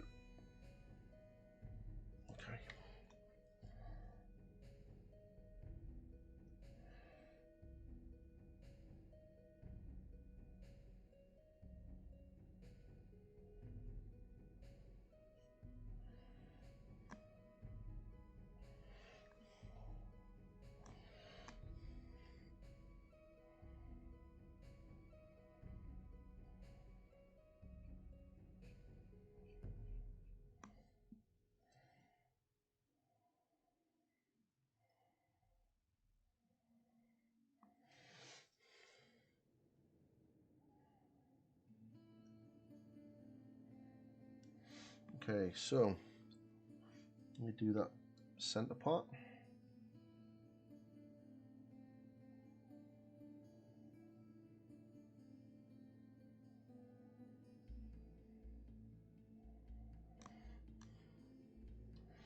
Yeah, I'm quite happy with this blade.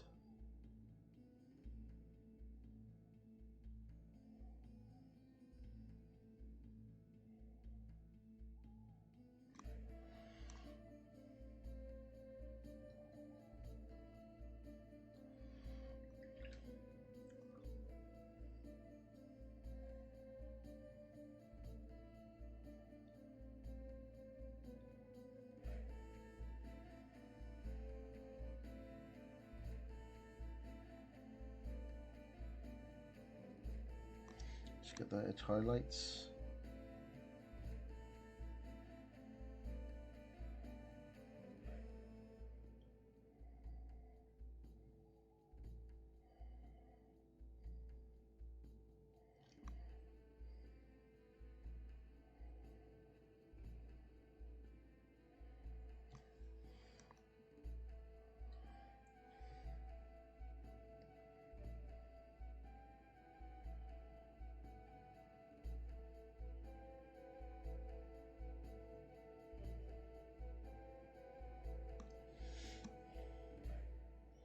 Great Templar.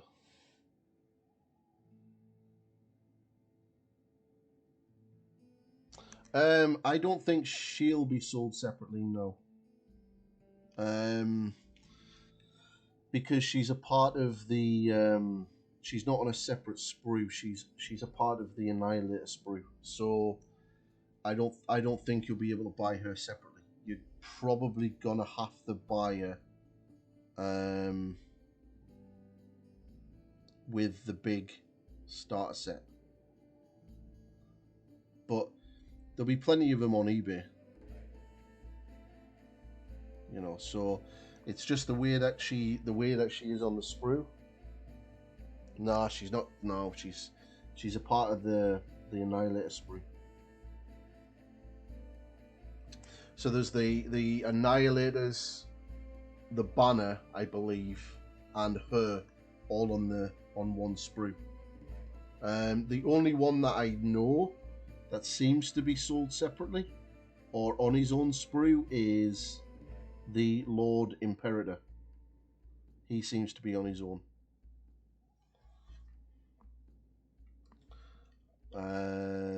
But the Vindicators, the troop unit, they'll come out as a multi-part kit. So don't worry about those guys being sold separately. They'll get their own multi-part kit. I'd imagine as well, Annihilators will probably get a multi-part kit as well as the. I'm not too sure about the Protectors or the Praetors, the bodyguard unit, the guys with the axes. I'm not too sure if they will. That you never know. She may end up coming out, but it's very unlikely that GW would have her in the starter set and then completely recast her on her own frame to then be sold separately.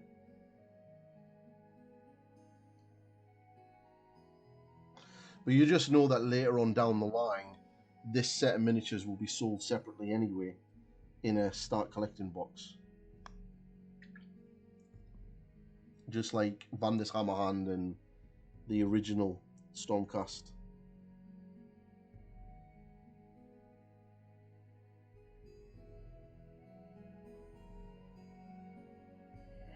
That was not... Yeah, there'll be 3 starter sets. Guaranteed there'll be 3. And it'll be the same same lines as 40k. So you'll have your commander, your elite, your recruit, and your recruit will probably be the Lord, the Knight Incarnate, the Wizard. Then, you know, a unit of troops or 2 units of troops, and you know that's it. And then your elite will have the Praetors in it, as well as the. In fact, I wouldn't be surprised if GW don't sell her, the Annihilators, and the Banner as one set and call it the Heroes of Sigmar, like they did with the Indominus characters, for stupid amounts of money. That's probably what they'll do.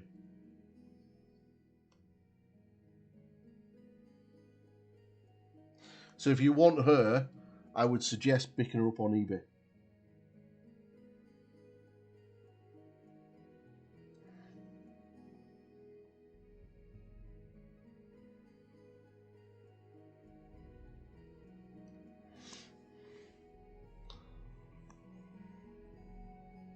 Yeah, but I think they did that for another reason. There was issues with the Cursed City game. Something to do, from what I heard, it was something to do with some of the components in the box that they couldn't get manufactured again.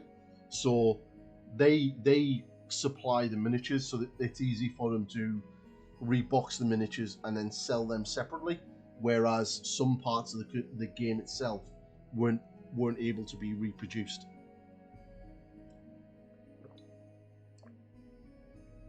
I don't think Cursed City will be completely gone. I don't think it's completely gone. I think it will come back. But that's going to be a long way down the line because they're going to have to find a new supplier for certain parts. There's no way Games Workshop just made the decision, we're not going to sell this box anymore because it sold out so quickly. There's no way. There was other issues that caused that.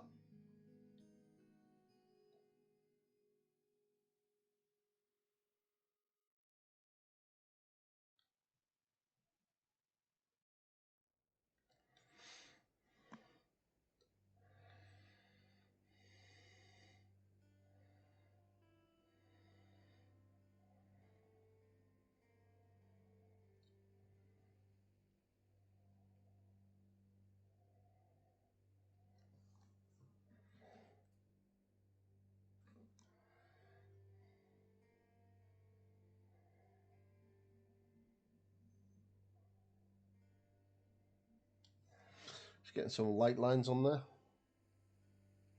That blade looked reflective. I held off on it because I thought it would be normal regular release.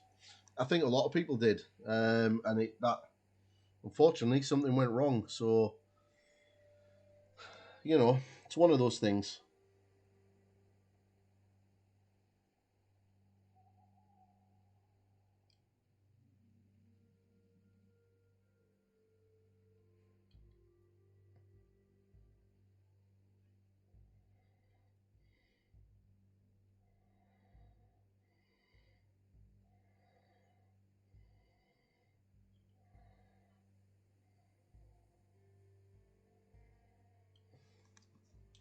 Okay, I am very, very, very happy with that sword. Very happy with that sword indeed. What I'm going to do is just get a little bit of black contrast paint, just to blacken down the run, rather than try to do it with a brush. Just allow the capillary action of the brush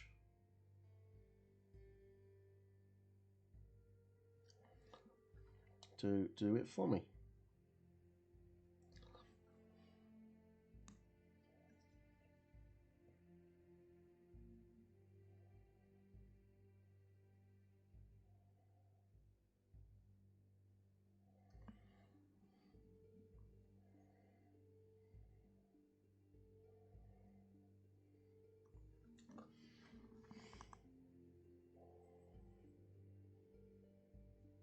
Cheers, buddy. So we got the spear. No. No. You do not need a pre-order Dominus. Dominus is going to be around in one shape or form for a while. Games Workshop have said there's going to be a lot of it, but it will more than likely sell out. There is nothing in that box that you're not going to be able to buy. The only difference is the rulebook.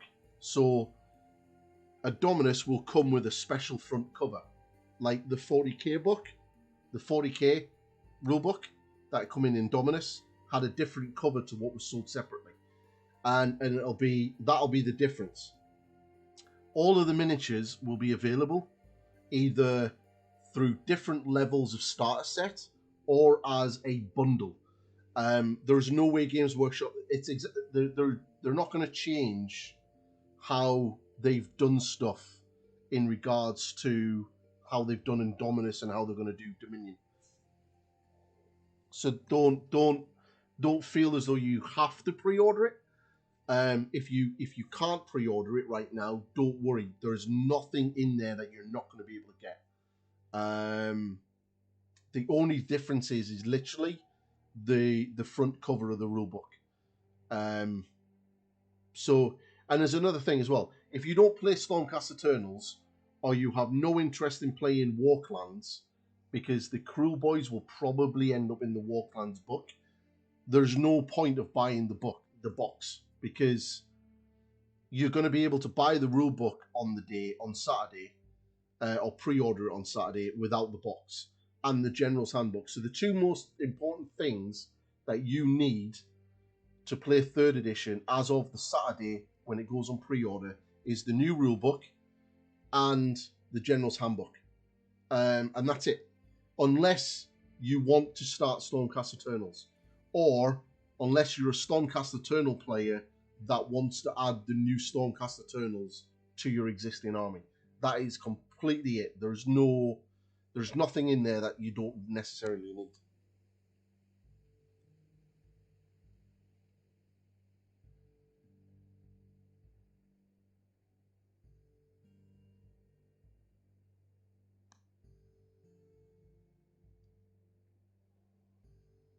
Yeah, a lot of people will.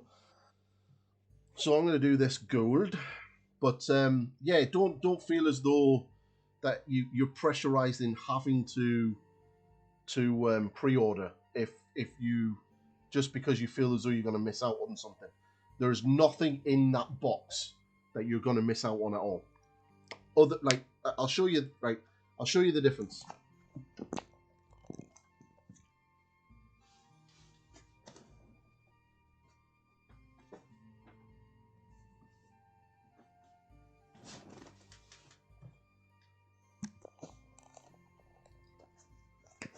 So I never bought Indominus, right? But this is the Indominus rulebook. Okay, this is exactly the same rulebook that is available separately. The only difference is I get a groovy piece of artwork on it. That's it. That's it. The inside, completely the same. There is no different about this book other than the front cover. And I picked this up off eBay for 20 quid. So, you know, and to be fair, I didn't buy Indominus, but I have all of the Space Marine characters and the Blade Guard, all of the Indominus miniatures I bought separately off eBay for a fraction of the price. So I've got 3 Blade Guard, which I got for £25. I bought the Captain for a tenner. I bought the Blade Guard Ancient, the Banner Bearer, for £10. The Chaplain cost me £15. And I bought 2 Lieutenants for £6 each. One of them I used parts for my Black Templars Marshal conversion. The other I used to convert into an Empress Champion. And then I bought the rulebook. So all in all, I probably got everything that I wanted. Oh, and I was given the assault intercessors by 40k Shenanigans. So there's nothing in there whatsoever that you can't get hold of. And you can guarantee that people are going to be buying that box on Saturday and they're going to break it down and they'll sell parts separately. So you'll be able to buy the rule book. You'll be able to buy the War Scroll cards. Well, actually, that's the one thing you'll probably not be able to get in any other way is the War Scrolls cards. But again, when the armies get updated, there'll be a pack of War Scroll cards coming out for the army because that's an Age of Sigmar thing. So don't worry about it at all, buddy. Really don't. You'll be fine.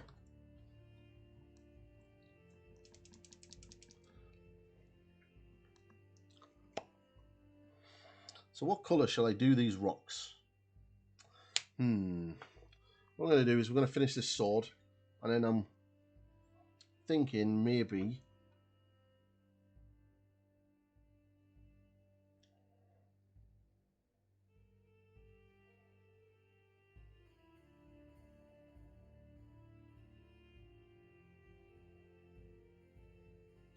and obviously if you are going to get the box, then make sure you go to your local retailers and support those guys,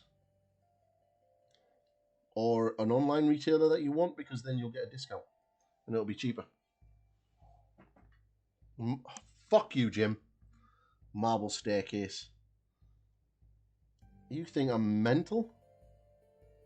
How long marble takes to do?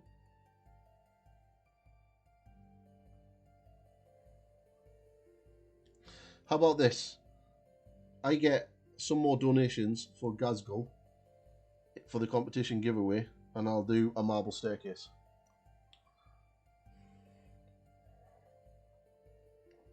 Oh, Jim, did you notice that you got a post on Patreon?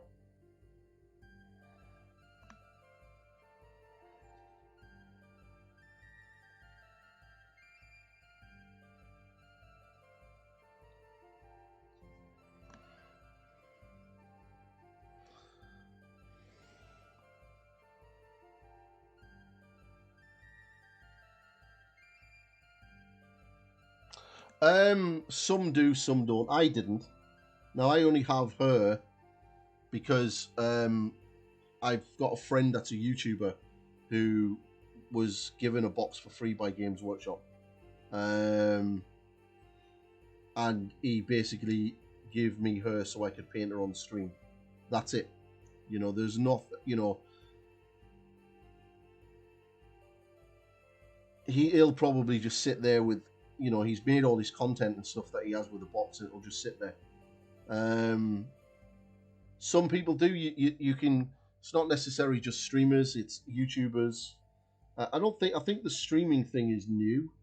I think they've only just started to give stuff to out and out Twitch streamers, but they seem to start giving it to Instagram people. You have to have a really large audience or have a certain characteristic, because I seen one guy raging on Instagram because he has something like 10,000 followers or something on Instagram, as a try to apply for GW to send him stuff for ages, and has always been turned down. And then he noticed that a couple of girls with a lot lower follower count than him has been sent stuff by GW, and he was going nuts. Absolutely nuts. But yeah, there's certain criteria that you need. I applied for it a few years ago, and I was told that I needed 10,000 followers, 10,000 subscribers on YouTube, before they would do it. And I can understand why they want to give it to a large audience base, which is fair, you know. But my only issue is they've given the box to channels that only do 40k, that don't do Age of Sigmar, and I think that's a little bit stupid. Jim, What are you doing? What are you doing? Are you trolling me? Stop. Stop trolling, Jim.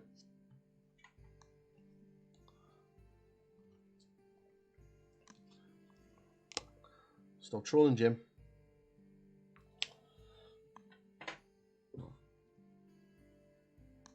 But no, I get why they do it. That's fine. I mean, one day maybe I'll be in a position where they will, but until then, I'm good. I've enjoyed painting her. I was not expecting to get her. I was told I was, but I was a bit like, yeah, that's gonna go Pete Tong. You know, I'm not going to be painting her. But you know, here she is, and I'm having super fun doing it. But yeah, it would be cool getting the box early. I mean, you're only getting it a couple of weeks early. You know. I want Marble Staircase.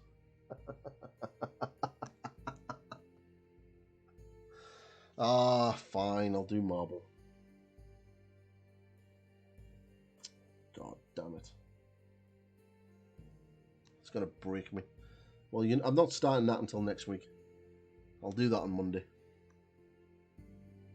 Because I'm not starting a Marble Staircase with only 2 hours to go to the end of the stream. That's not happening.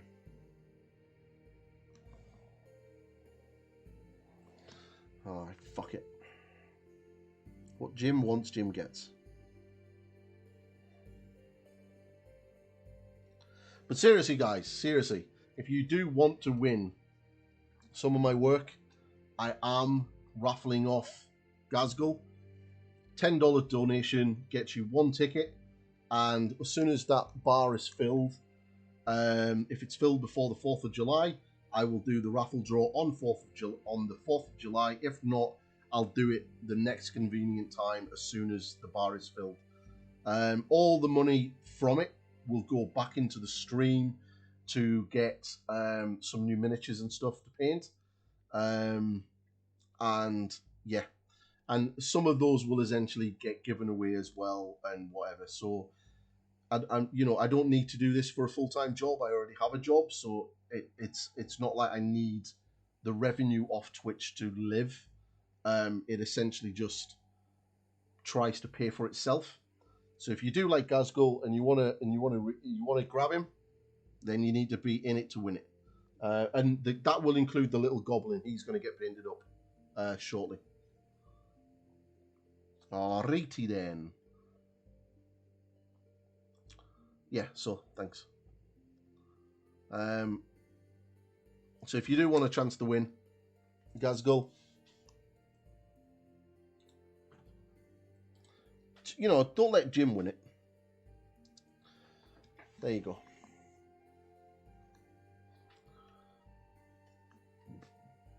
Don't let Jim win it.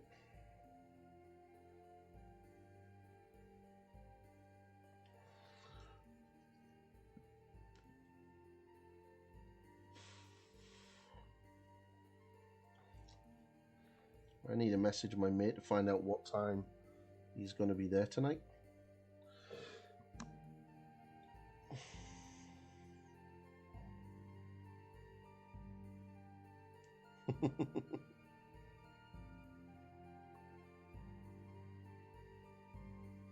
Oh, right, we did it twice. Right, I just need to message my mate to find out what time he's going to be at the club. He's going to be at the club.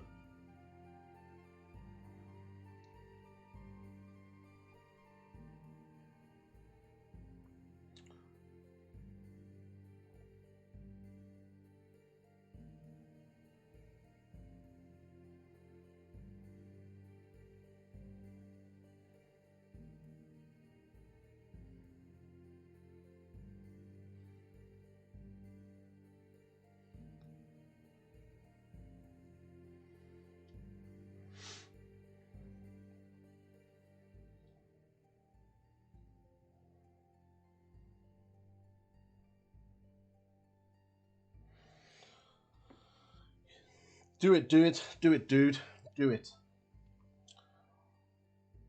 Oh, right, yeah. Any Patreon? So, Jim, yeah. if you notice, there's a VoD turned up in Patreon. What I'm going to be doing is all the Yndrasta VoDs are going to go up in YouTube because obviously Age of Sigmar 3 is coming and it's good for the YouTube channel. But likes of Sunday when I do part 2 of the Road to Golden Demon, all of those VoDs will go into the Patreon. So you guys will get access to that. Because obviously after 2 weeks they'll all get deleted. And then once that's done, all my VoDs will start going into Patreon. So they'll have access to... Yay, thank you very much for that follow, bud. So you guys will have access to my old VoDs and stuff like that. The odd one, like if I do a dual stream with Sarantas or something, for when he does Gilliman and I do Abaddon, those dual streams I'll put onto YouTube as well as into Patreon. And the idea is that there'll be a link in the description to Kai's Twitch channel. Oh, thanks very much for that that follow to Great Templar. And so what I'm hoping is, because there's like nearly 1,400 people follow me on YouTube, some of those will hopefully check out Kai and get him some follows off the back of that as well. So just to let you know that's how the VoDs are going to be handled from this point on. And it kind of makes sense because Twitch only holds them for 2 weeks. And like, I kind of really wish that I'd downloaded the Bellacore ones and put them on the Patreon for you guys to sort of watch that. But I'll do that for more often now with them. And I have no idea what a 380 pre-build of New Wig is. But thank you very much for those follows, boys. Much appreciated. So that's how the VoDs are going to work on what it gives you guys content, and it also gives you access to that. So I'll update the Patreon levels for that shortly. Yeah, that was a lot of waffle.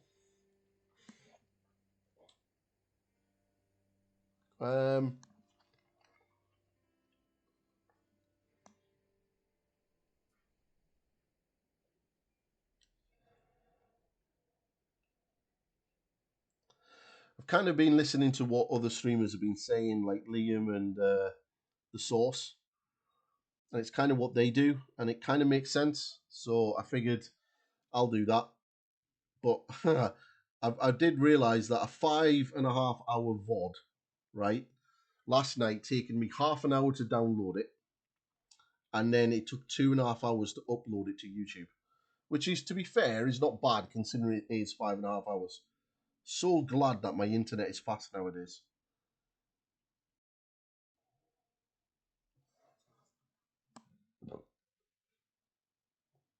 Video card. Yeah, probably.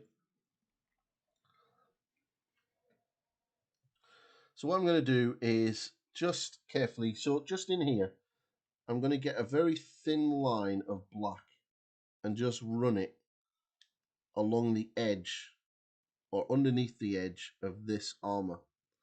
Now, the reason why I'm doing that is it's what's known as black lining, and that'll give a divide between the leg armor and that, and it'll act like a little bit of like a shadow.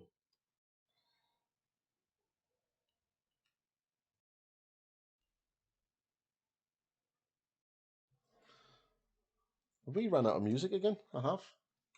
There's us just talking away, not having any music whatsoever, and no one even noticed.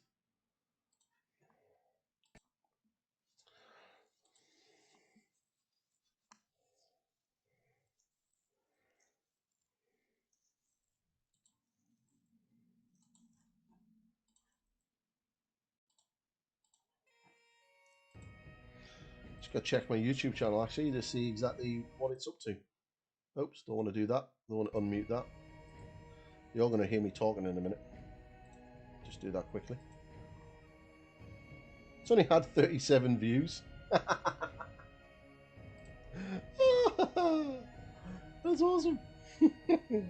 That's actually really, really terrible. It's got 1 comment and 37 views, 5 likes. It's not bad, but it does have a copyright claim against it because of the music.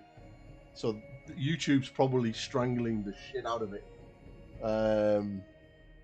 Yeah, apparently the swing music is yeah, apparently the swing music is not good.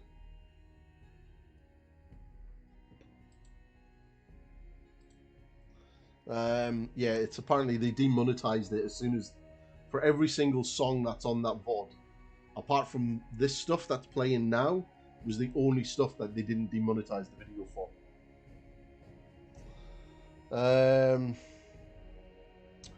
Yeah, 1,359.49 subscribers on YouTube, so I'm happy with that. You know, I was never really going to be big on YouTube. Well, I haven't been DCMA'd. They've basically just demonetized it. So I don't have a strike on my channel. They've just went, you're not making money off this. So it's not too bad. I just found it really funny. It was like, oh, right, okay. Well, I don't make any money on YouTube anyway, so it's no different.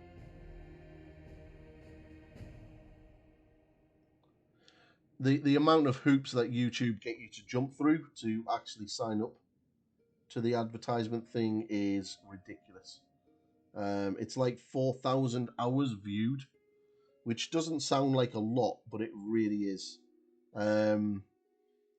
Like in a year of trying, of making lots of videos and trying, I'd only got like just over 1,000 done hours in a year, and you're supposed to do 4,000 in a year. So I was like, yeah, what's this Twitch thing? Twitch thing sounds good. I'm going over to Twitch instead. Fuck them.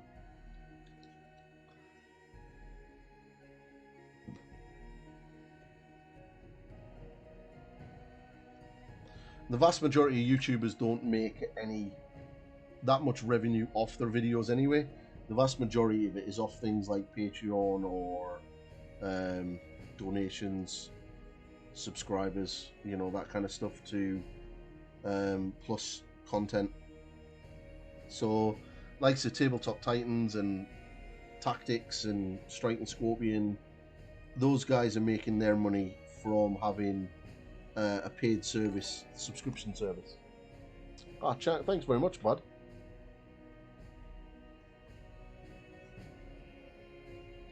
So they like have an on-demand channel, and that's where they make their money from.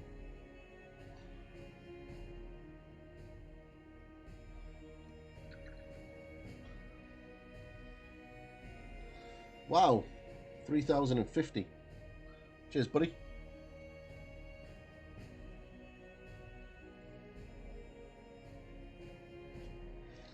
There hasn't been any new content on there since I come onto Twitch, but I will eventually start getting content back on it.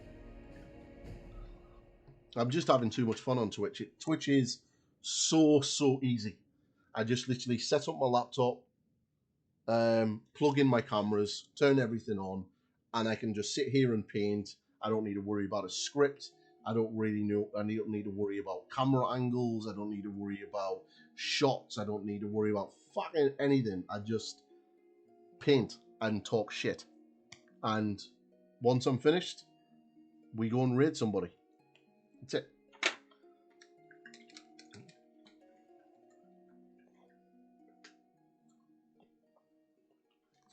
That's why I really enjoy Twitch. But then again, I could really do that on YouTube as well. I could just not post any new YouTube videos and just stream on YouTube and do the same thing.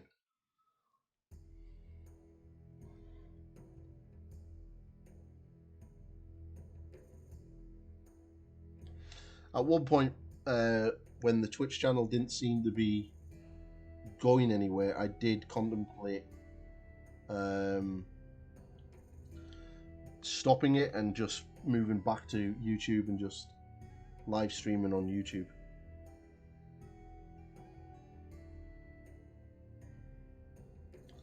But the Twitch community is really, really nice. Everyone is... The other streamers are really cool here. It's like a big family. You know, we kind of sort of look out for each other. In the most part. There are some that don't.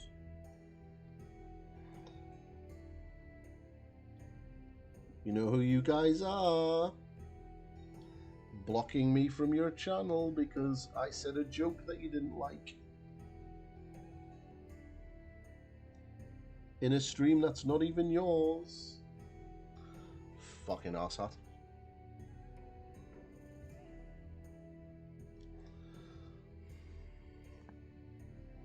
I love Twitch streamers because I can watch people and work and have a nice... Yeah, exactly.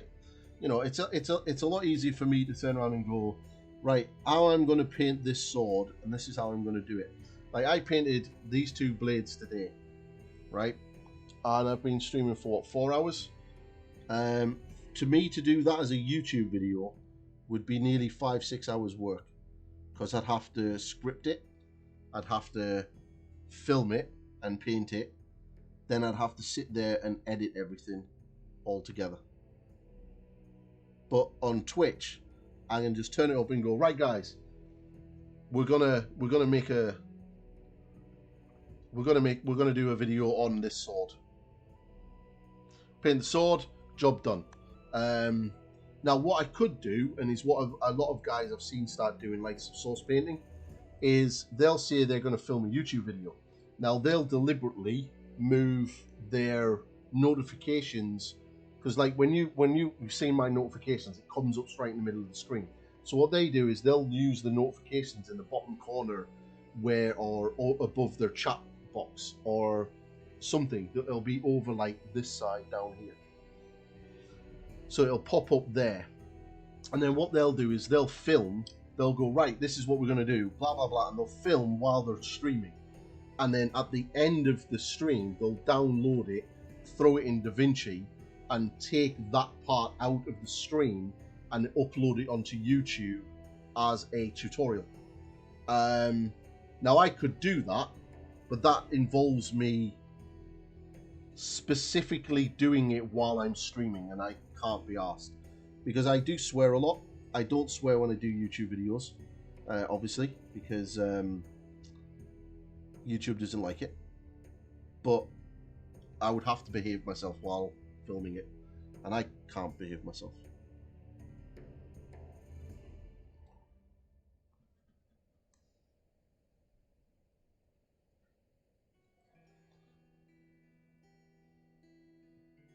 Right, that's that sword done, apart from that little handle thing, which is what we're going to do now. Yeah, jobs, exactly, job's a good one. Right, so I think she's looking pretty Bobby Dazzler. So let's, okay, right, balls, because Jim wants marble. Let's get rid of this paper. Let's get some new paper. I am going to have to go and have a quick break before doing this. Do you know what, my girlfriend finds it hilarious, because when it's just me and her, I swear like a fucker. But when her son's there, I don't swear at all. It's like doesn't even come out of my mouth. It's really weird. Really weird. But yeah, he's a good kid.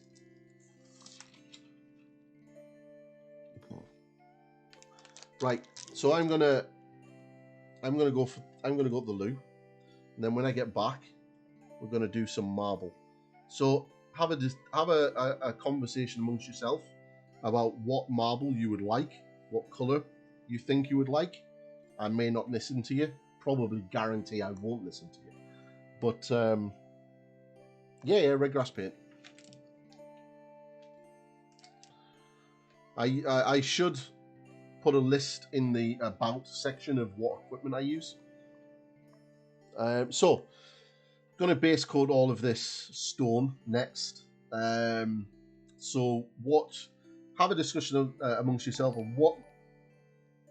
Oh, thank you very much for that follow, Rod. Rodzilla. Black and white marble. Seriously? Seriously? You guys just trolling me now. Right, it needs to kind of work with this. Black and white wouldn't really work. It wouldn't. Maybe a brownie. See, it needs to contrast with the gold.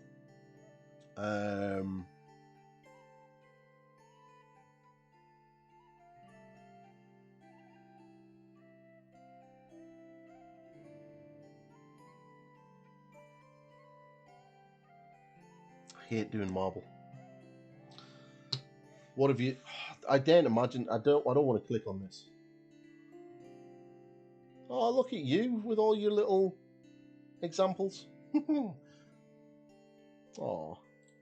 I'll have a think about it while I go to the toilet. I'm going to grab myself another pint of juice. I'm going to go to the loo. White with a green tint, maybe. Yeah, that could possibly work.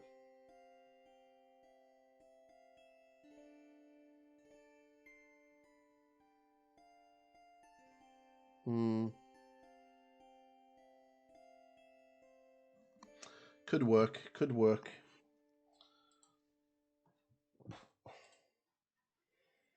Yeah, I like that one in the top left-hand corner. That's quite nice.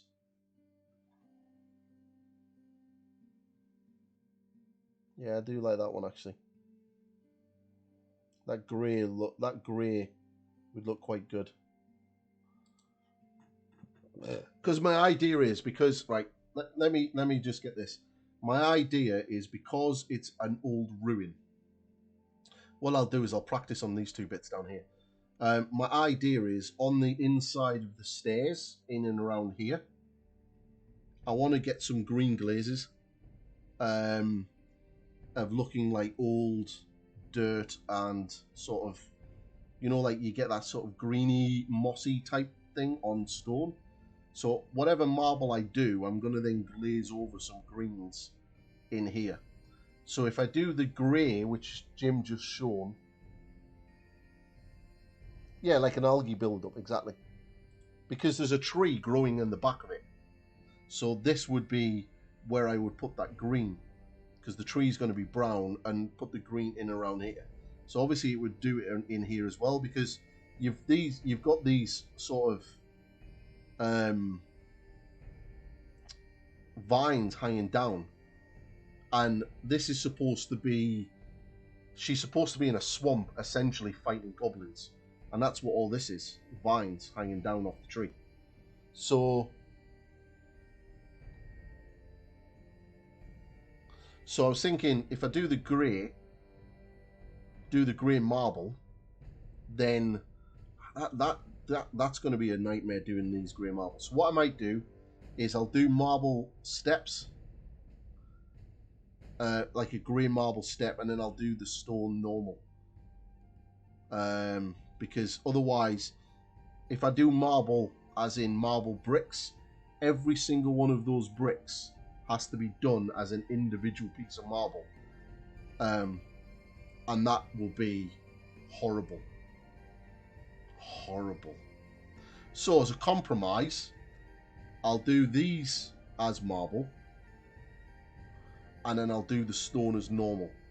And then I can put the algae and everything all over. Probably a light grey marble with the blacky veins in it. Yeah. So how does that sound? Is that a good compromise? Are you happy with that? See, I almost listened, but I didn't. Alright, so, because I've got the tree, I mean, I could do marble for this part here, because it's kind of, it looks like it's quite important, because it's, yeah, it's like a top of a gate. They would be they're going to be metallic and rusty, these bits here.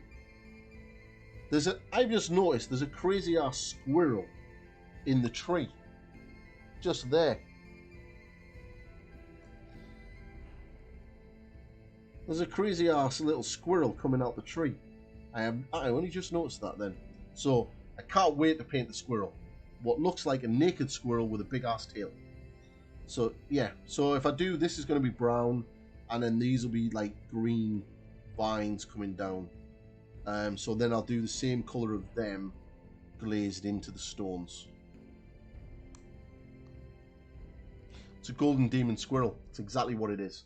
That squirrel is going to have a 6-hour tutorial just for that squirrel. You heard it here first. Right, I'm going to go to the loo. I'm going to get a drink, and then I'm going to come back, and we're going to tackle some marble for about an hour and a half. Then I'm going to be finishing at 5, and I'm going to head down to my gaming club and play some Age of Sigmar 3rd edition. Right, so I will be right back.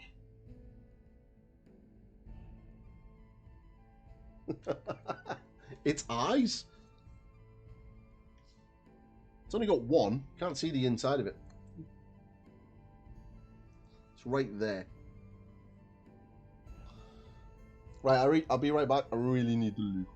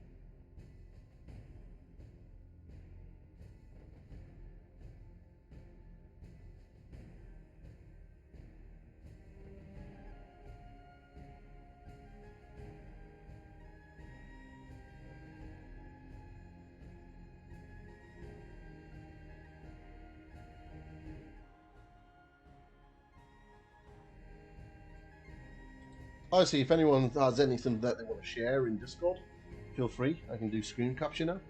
I'm an absolute pro streamer. So I'm not going to the club. I don't need to be at the club till 7, which means that I can finish at 5 and actually get food. Right, so let's see. I've got juice. Been to the toilet. Let's go for a grey. I'm going to go for a Skaven Blight Dinge Grey with a little bit of black.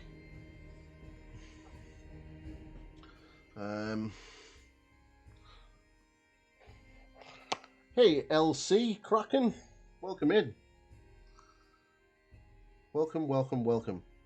Welcome to the House of Fun. Now I've come of age. Welcome to the Lion's Den. Welcome to the House of Fun now. Okay, let's just get these pins up there out of the way. We don't need them. A little bit of Rhinox hide, I think. A little bit of black.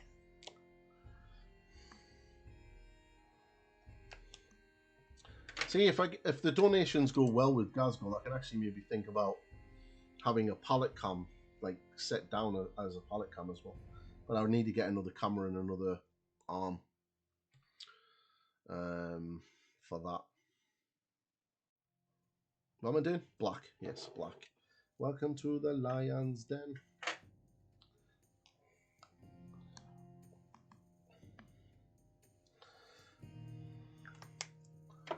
What's up? Chilling at the office, wishing I was working on my... Oh. Sacrosanct. Right, so I'm going to use some Skaven Blight Dinge. And then I'm going to get some black in there too. And some brown. And really sort of make a sort of browny... bit more black in there.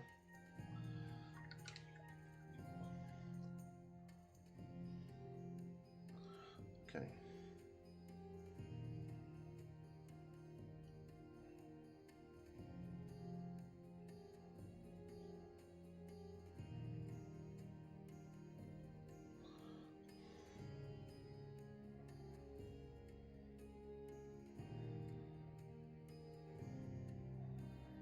So these are, there's quite a lot of that hanging around.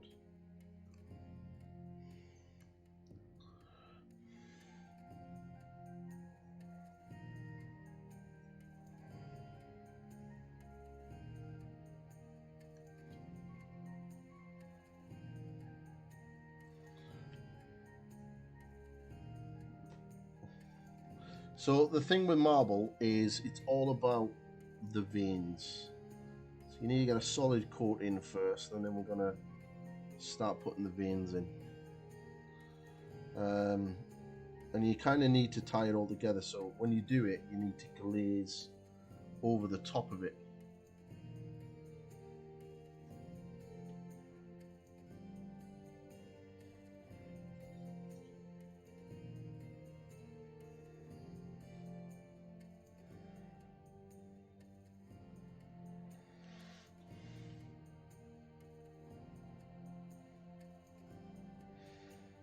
I hate doing marble.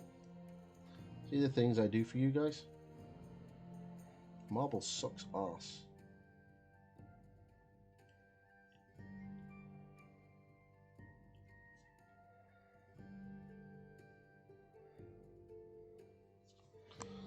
Okay.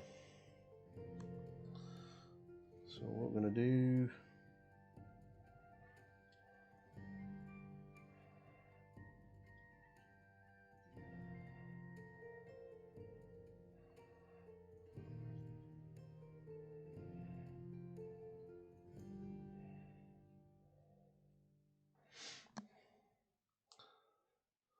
Worst part is my painting studio is downstairs where I work.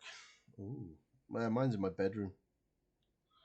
Then I live on my own in a one-bedroom flat. Right. We need some Mechanicus Standard Grey. That's it right there.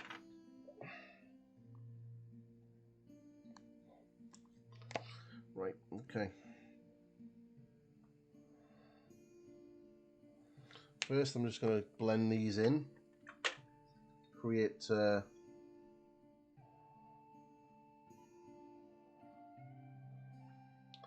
just create some mismatch of colours.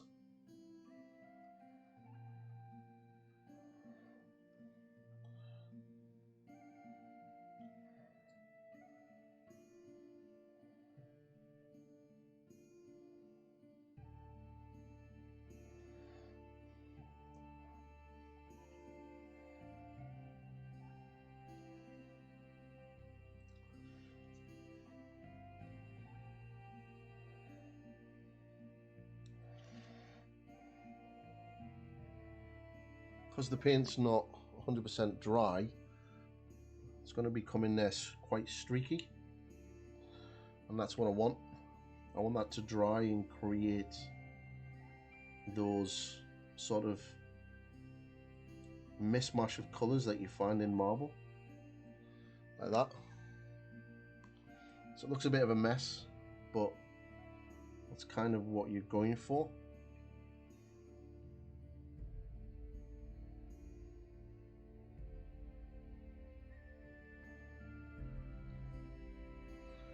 Because we're going to be putting a lot more layers over the top of this anyway, so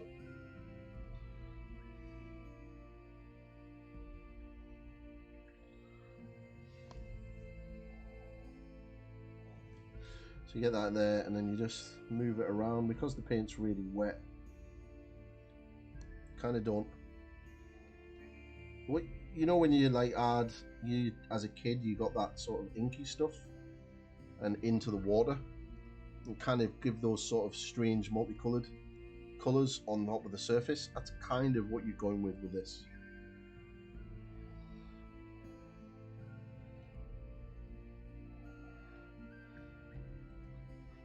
What I'll do is I'll show you on another piece.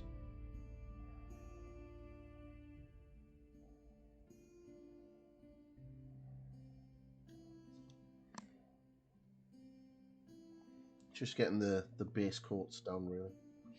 So I'll show you this. So this is going to be wet. This works if you have a wet base coat. Then get just some normal grey paint or whatever paint that you're doing.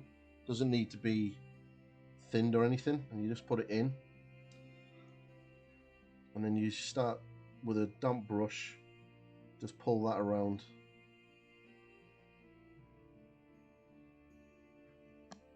You kind of start creating that marble texture. So this is wet, get that in.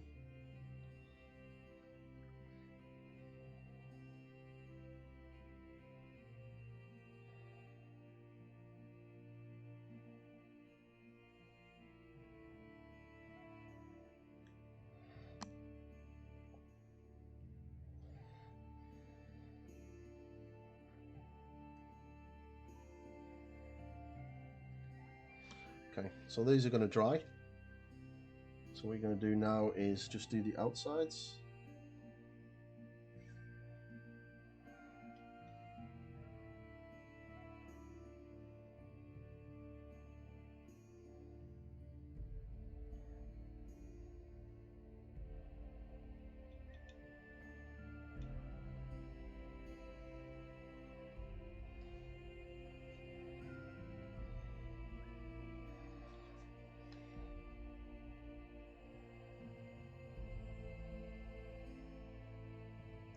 You're not confident doing that, then you can just put thin layers of paint over the top.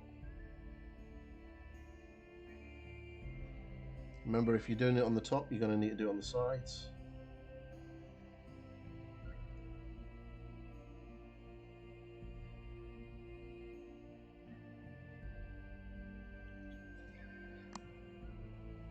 Hey Whiskey King, how are you?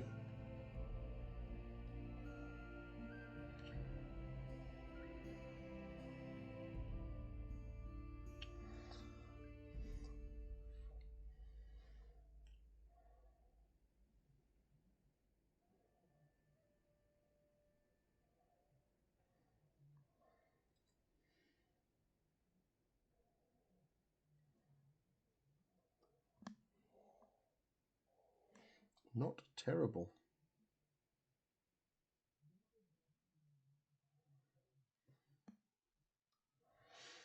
Where's my music gone off? I do that every time I listen to this one.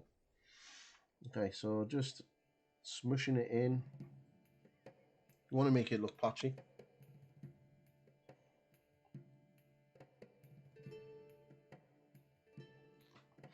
Always lick my brushes.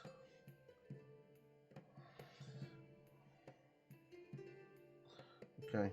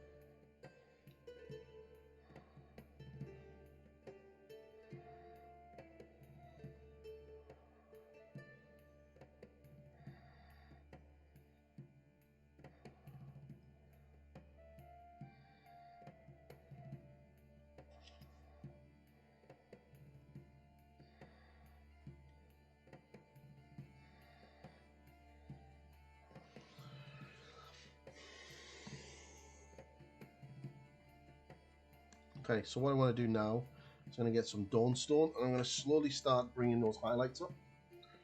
And then we've got another thin brush to start.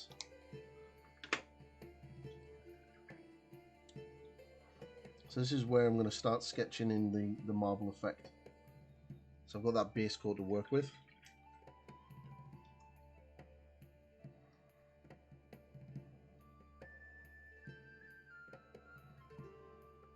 So I'm going to use a thinner brush, more of a point on it.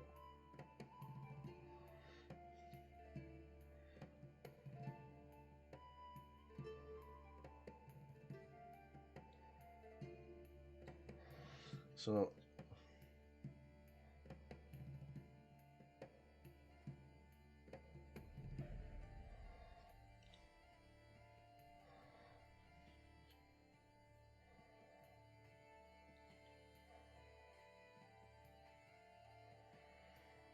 whichever way that you start the grain, that entire block needs to have the grain going that way.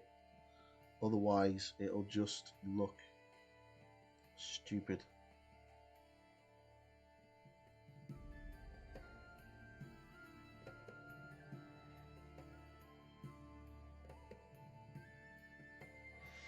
So what I'm going to do now, I'm just going to get some brown very thinly, and we're just going to paint a few very thin brown lines.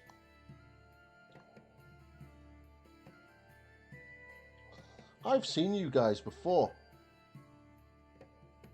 Mate, you work away. You fire away, dude.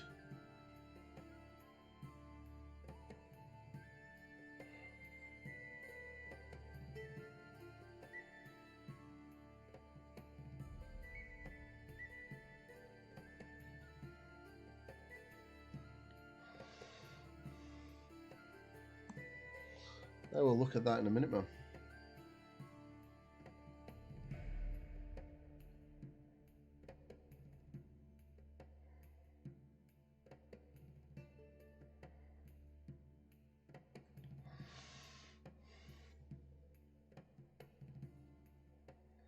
Okay.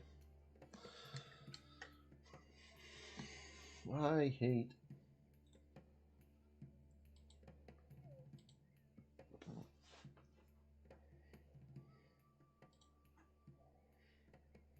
Oh, they are nice. They are nice. These going to be plastic or resin or metal, or the STL files only?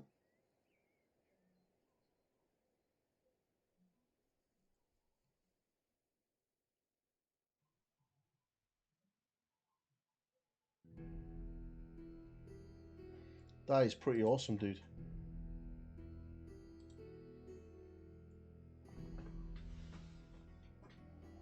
That is pretty impressive, dude. Really nice stuff.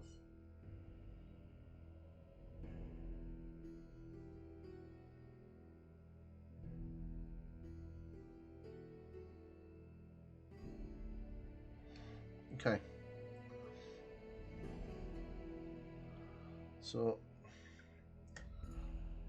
that one's done. So I want to just bring those lines down that were at the edges.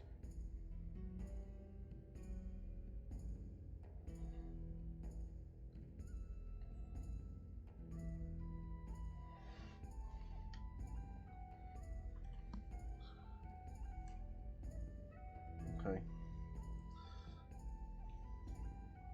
Grr, I fucking hate marble.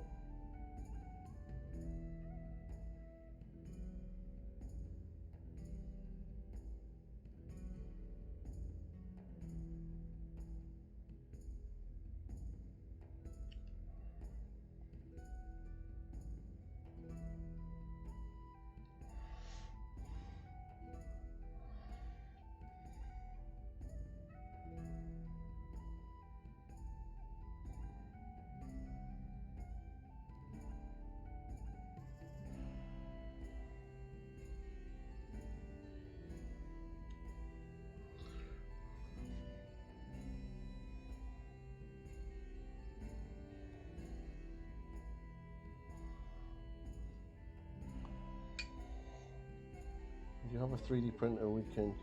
Mate, unfortunately, I do not own a 3D printer.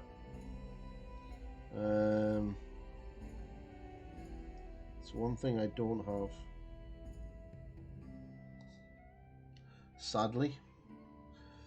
It's on the list of things I would like to get myself, but an airbrush is above that first. So I can do airbrush stuff.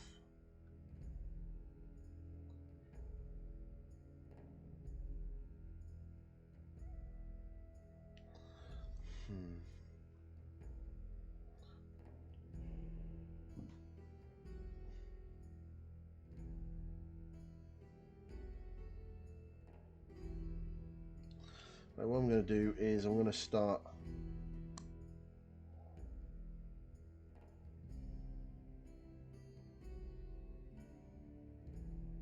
That's okay, buddy. Completely understand. Used to do the same thing. Used to work for a company called Lion Tower Miniatures, and we were the same. We only had a set budget that we could use for sending out physical stuff to painters and stuff. I think my mate has one.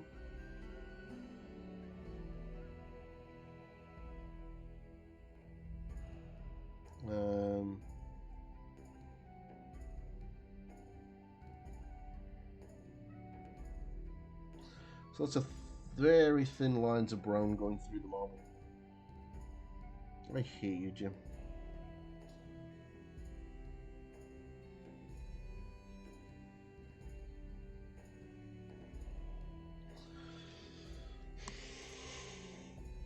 And then, yeah, I think he has. I'll see him at the club tonight, so I'll ask him.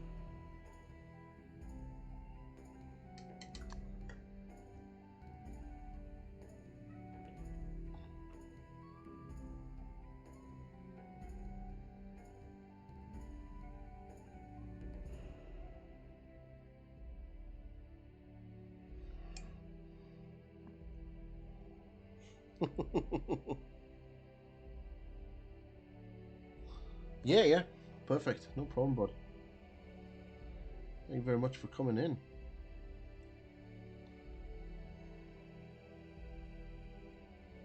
So all I'm doing now is just getting the very thin brown, and I'm just running the lines through. Because it's nice and thin, it'll sit on top of each other and look good. So you can kind of sort of see it popping up. And then what I'll do is I'll start putting the lighter colours.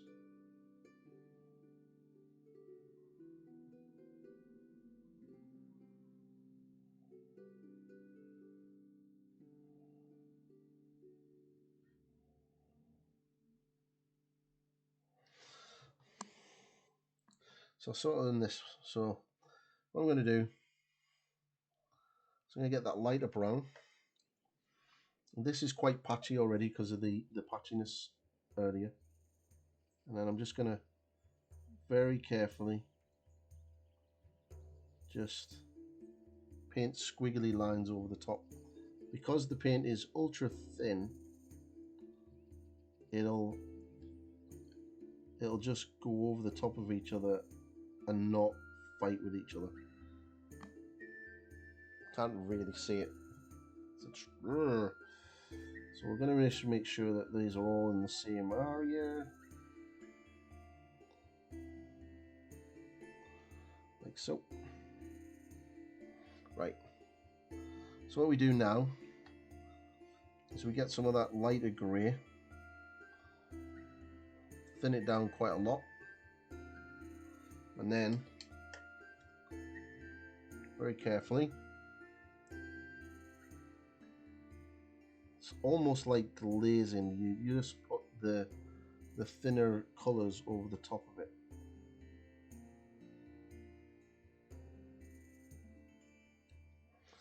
And the thinner colours will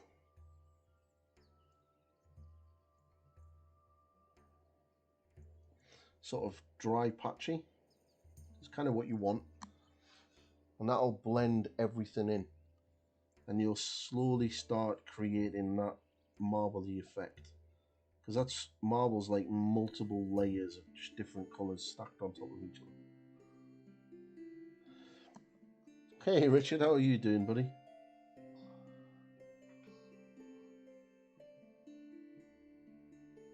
I should have had 8 do the box art. Well, I'm not as good as those boys, mate, but thank you very much for the compliment, man. So you get those colours on. If you can just feather them out if you need to.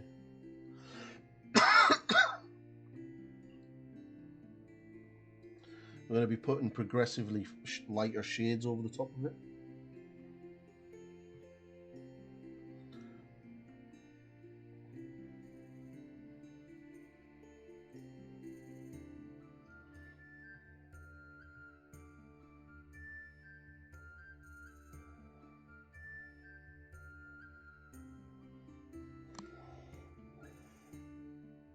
I'm really good, buddy. I've been painting Yndrasta. Really pleased with how she's turning up so far. Right, so I didn't do the top stone. So I'm going to do that now.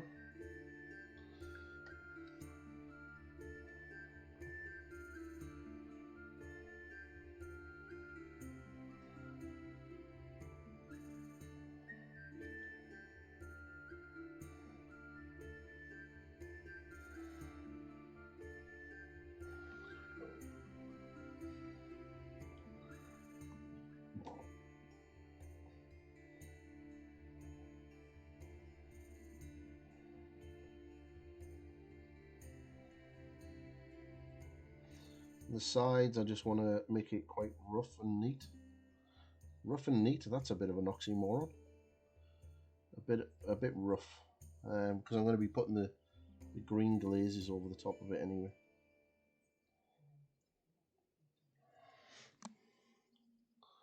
Okay.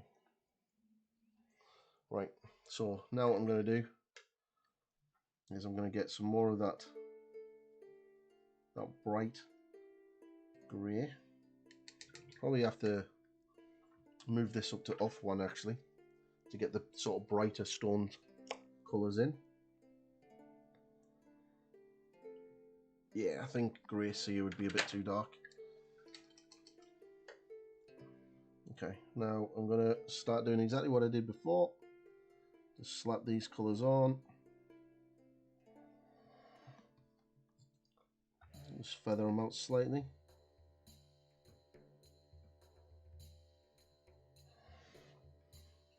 Make sure to do the sides.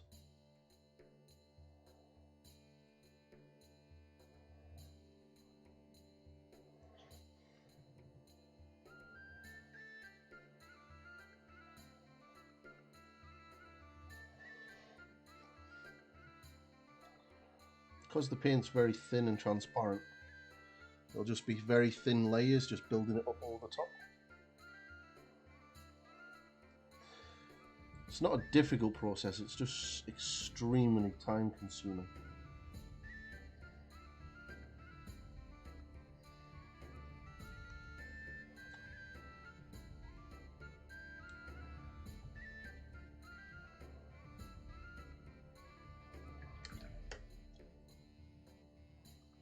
So what are you working on, Richard? Anything good?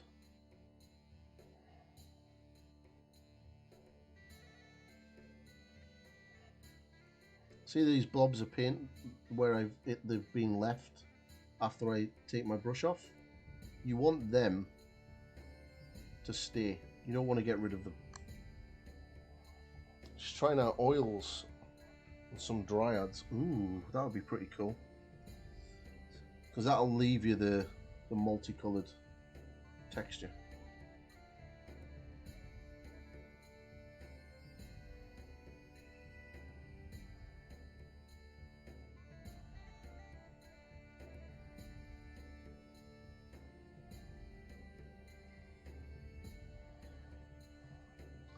Thin paint is definitely your friend when doing marble.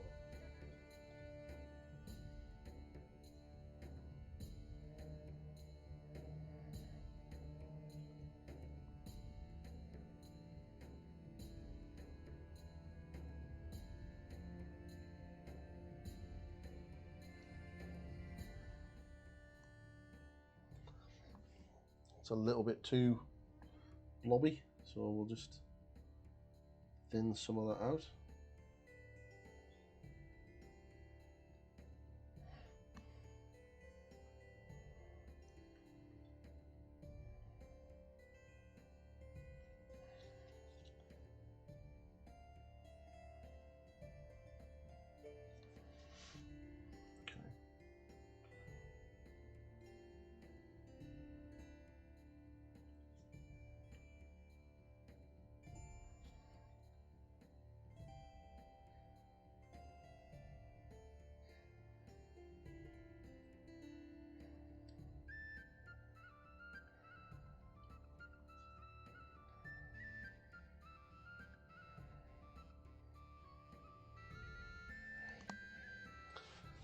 Feels like it's different brush work to make it blend correct when you use oils.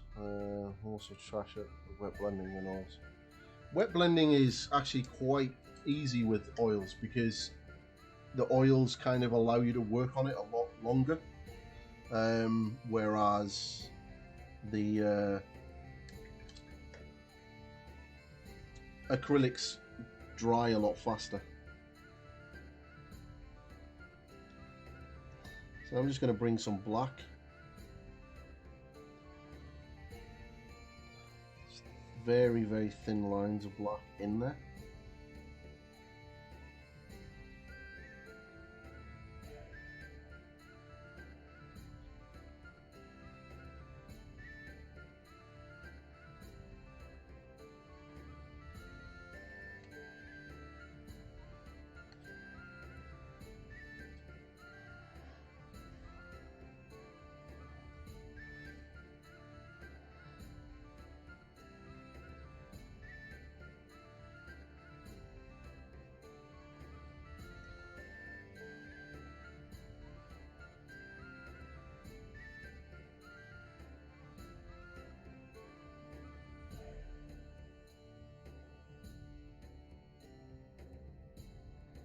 It's really good practice for blending with oils.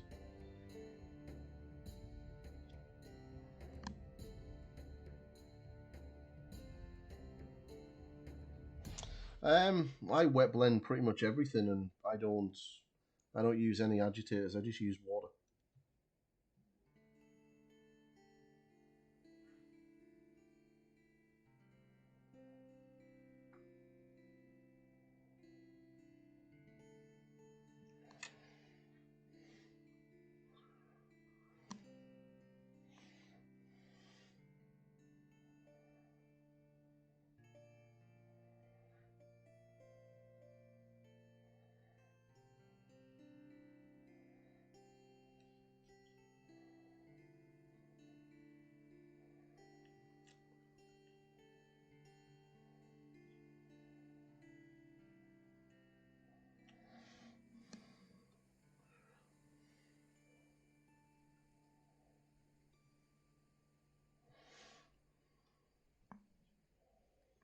So you should start seeing the marble effect start to come out now.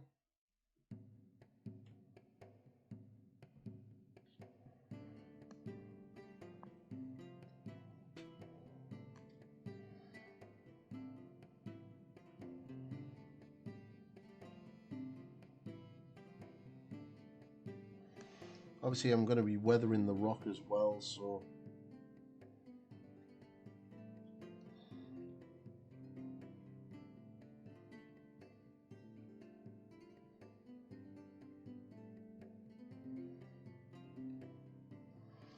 that's going to make it a lot easier. Loaded brush. Oh dear God. Yeah, the loaded brush is extremely hard. But watch a lot of Ben Comments videos. He'll explain how he come up with it.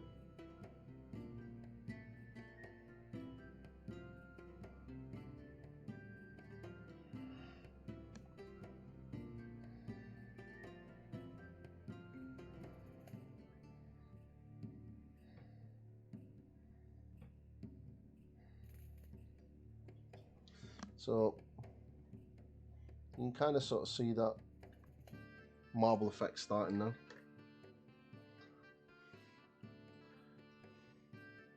So we're going to really ramp up that grey now, so it's really quite bright.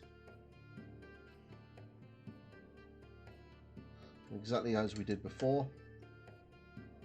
Get some layer of it, and we're just going to start splodging it on.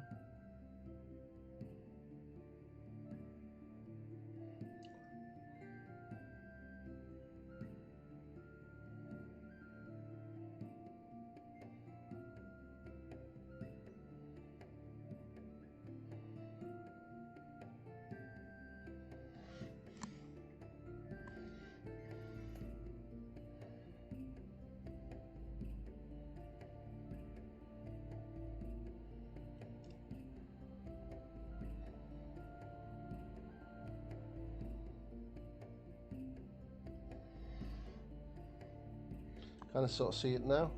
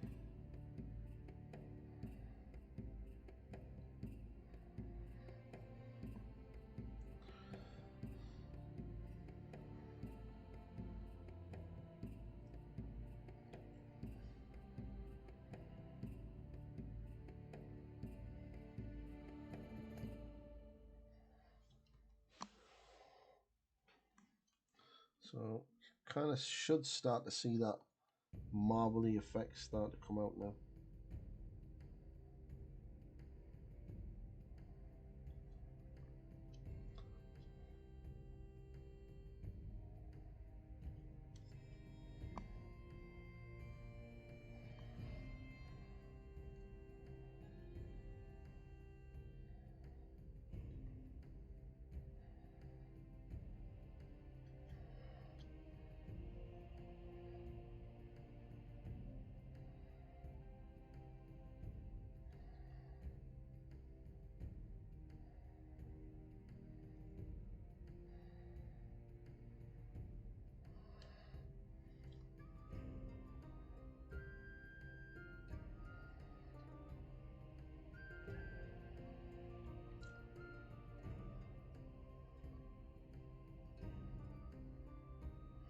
So I'm just going to get some of that lighter grey just for the edge highlights on the bottom here.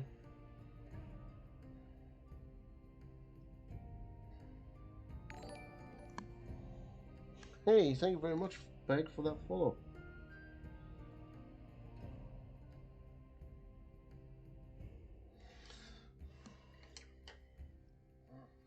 Let's get that on the side as well.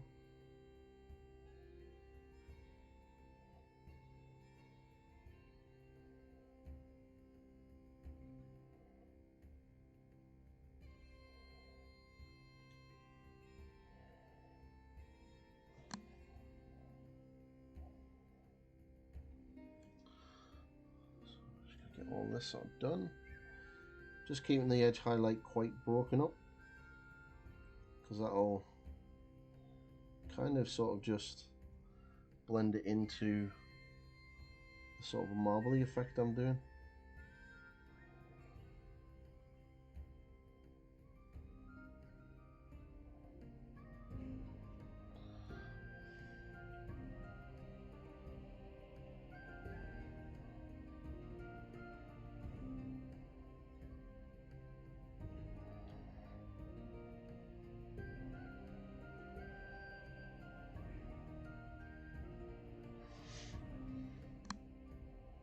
What do you think, guys? Like that?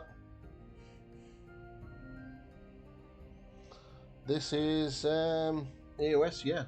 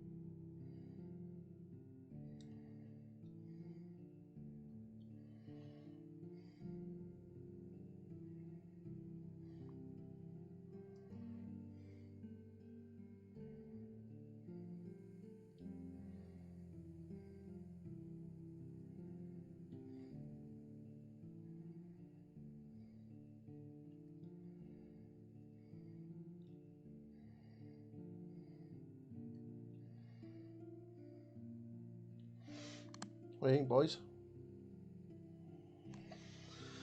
I'm gonna do another lighter coat of that stain over the top, the blotchiness.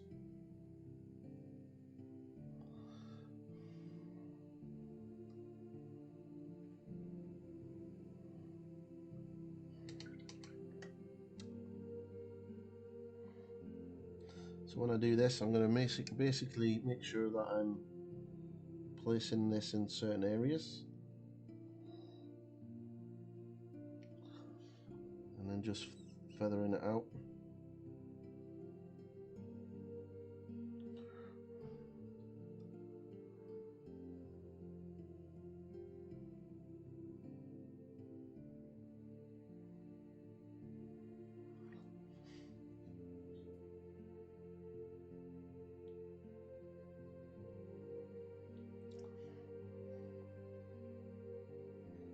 I want to push the colour near the seams.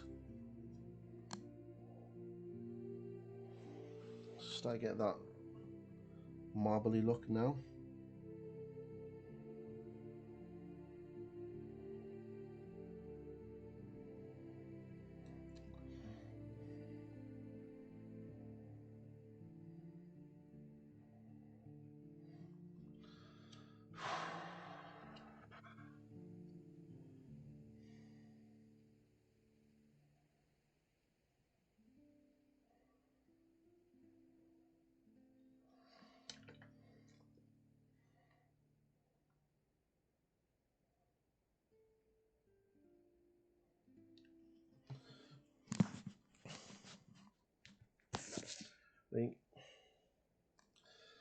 Right, Jamie, happy enough with this?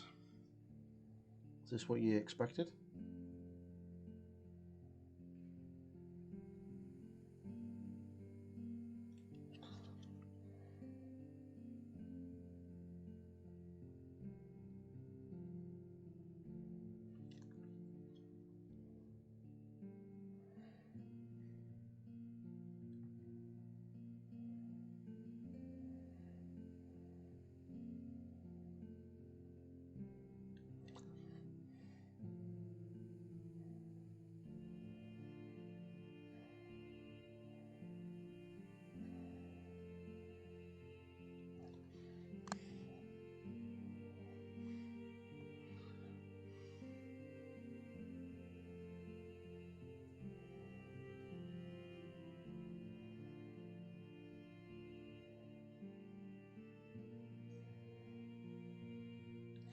I haven't done the one around the foot yet. I'm going to have to do that separately.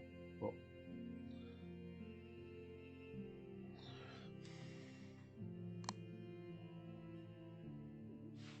that marbly enough for you?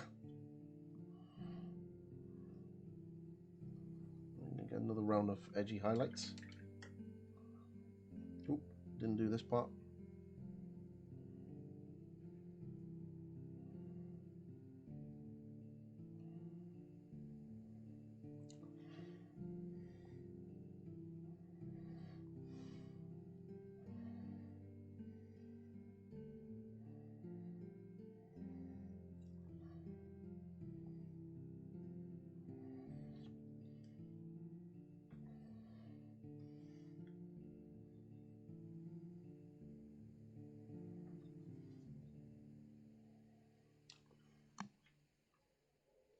So, obviously this is just the base coat, so there's going to be a lot of weathering on this because this is going to be dirty stone by the time I'm finished. So I'm going to get those hedge highlights in.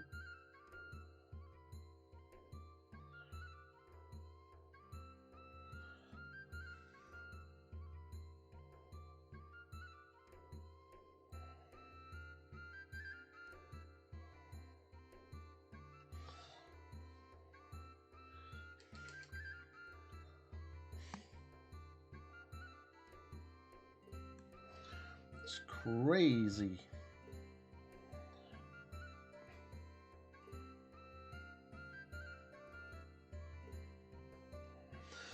I need a drink. What time is it? Right, I've got half an hour. Half an hour, then I can put the oven on, make myself some food.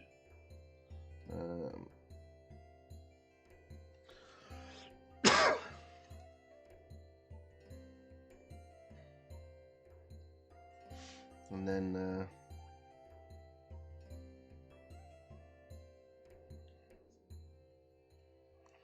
get myself sorted and head to the club and have a game of Age of Sigmar. Playing my mate Neil tonight. He'll be using his Hedonites of Slaanesh.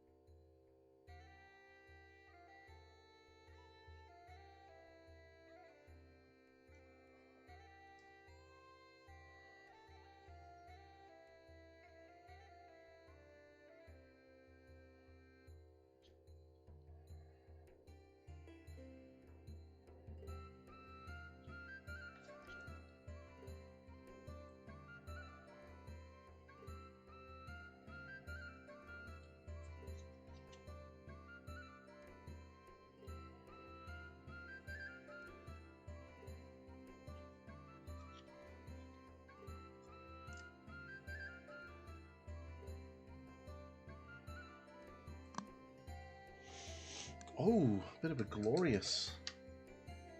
See, I need to have this. I need to set up a command for this, but I need a chatbot.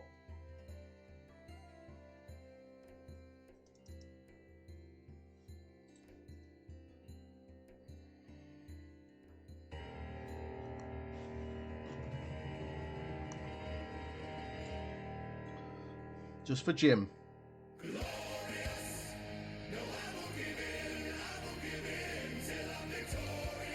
Yeah!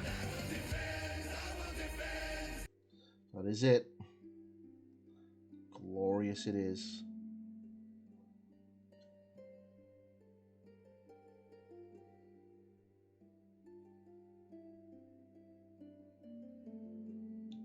So I'm going to come back now as with this really bright highlight. I'm just going to get the edges, but also just pick out certain parts of that rock. I can't see shit. Just like that. Probably. I have no idea. I don't watch wrestling. It just sounded really good.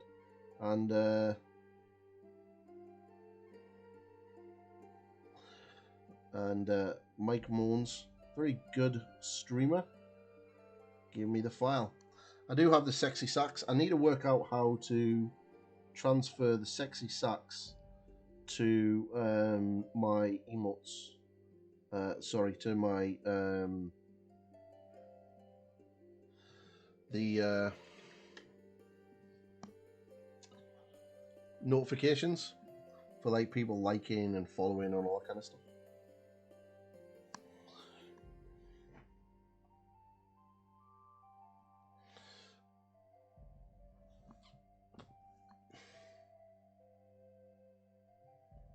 There you go. Marble. How's that for marble? Is that okay for marble?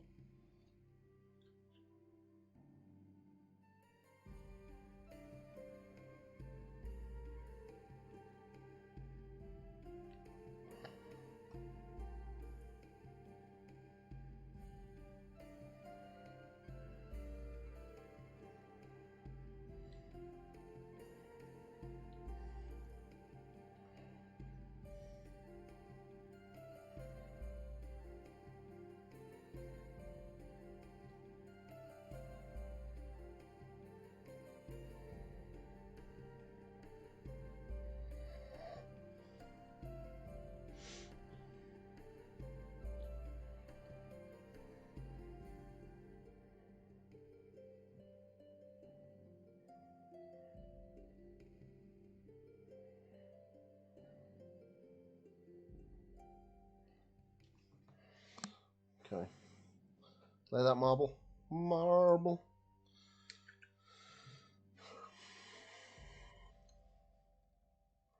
It's just a matter of building up the colors. Lots of thin layers. Lots of thin lines. Just keep it going in a straight line.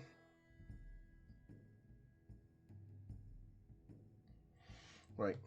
So, what I'm going to do now is I'm going to get some nice dark green. I'm actually going to go for Castellan green.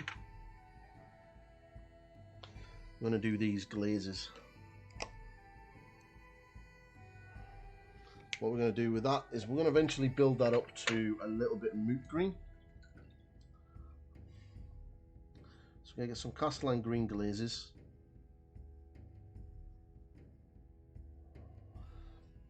As always, glazes are good.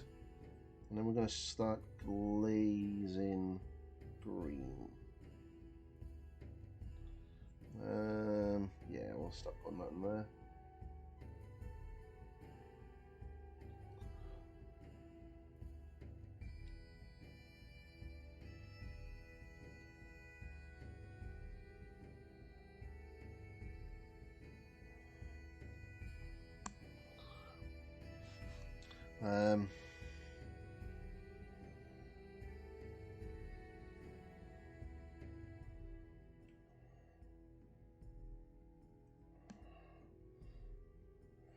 So all in this wants to be green, where those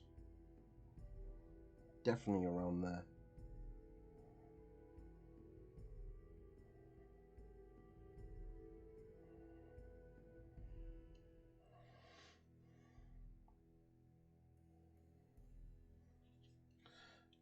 glorious.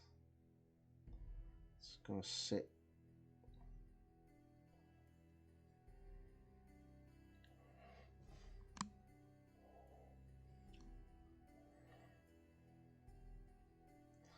Probably would sit right in the bottom parts there. You see where all of these vines are? I want to get that around. Get in there as well. Well, this one's broke, so let's fill that busted hole up in with it.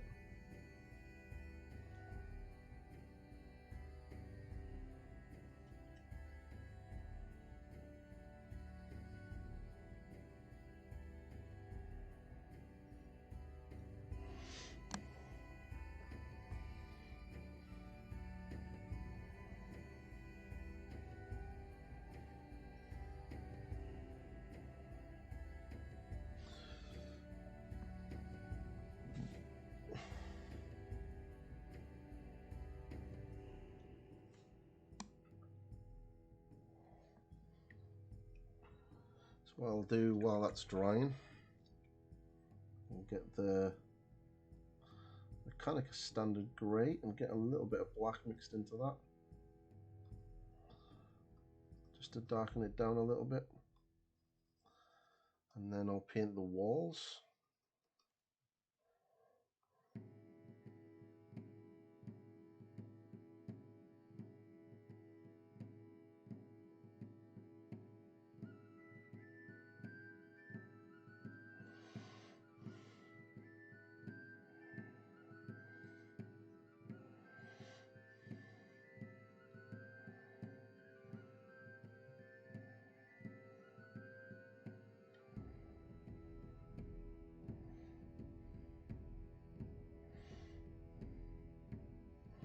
It's pretty cool today at Big Deno.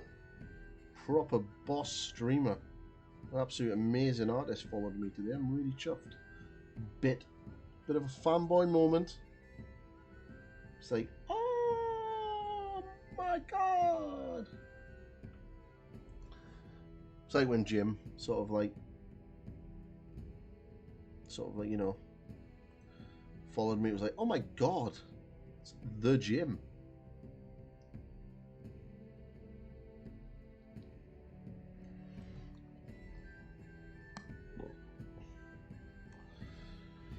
Right, so I want to start getting these. It's not easy being this fucking cheesy.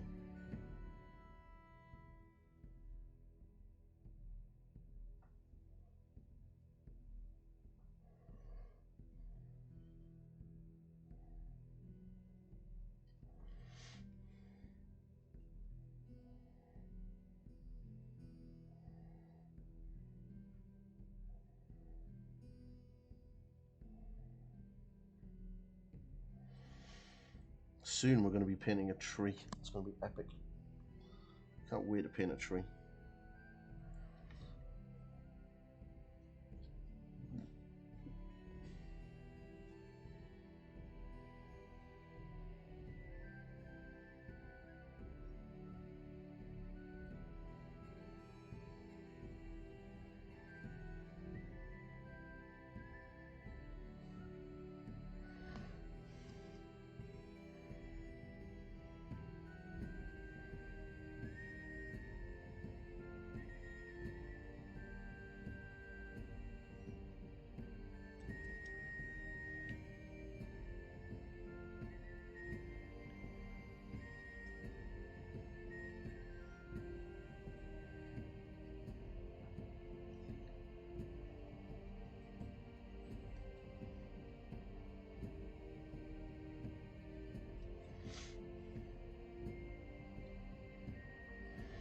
Okay.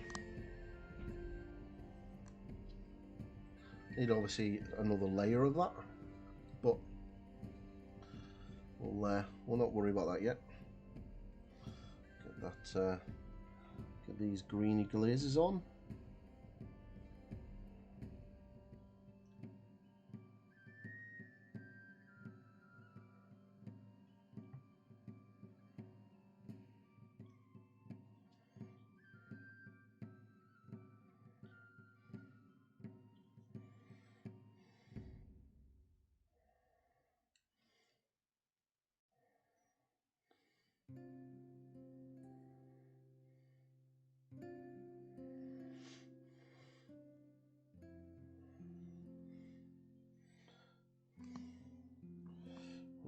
to do is going to go shortly.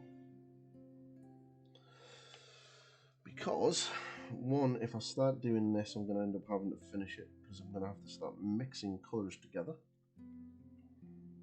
And that is kind of not what I want to do yet. But you kind of get an idea of where she's going. So what I'm going to do is, because I'm getting really hungry and I want some food. So what I'm going to do is, I think what we'll do is we'll call it here. All right. I think I've done. Holy crap! What was that? Oh, thank you, Kenny, for the YouTube sub. Right, we've been on for over 5 hours, so that's not bad. So we've been on for a little bit longer than normal. So I'm really pleased with the progress that we've made on it today. It's definitely getting there. Definitely getting there. But yeah, quite happy with that. So what we're going to do is we are going to raid somebody. Don't know who we're raiding. Who is on? Serantis is on, and I believe Serantis will be working on some cool stuff. Yes, yes, yes, yes. We're going to go and raid Serantis. Do you know why? Because Serantis is working on another pointy picture. So it'll be absolutely awesome.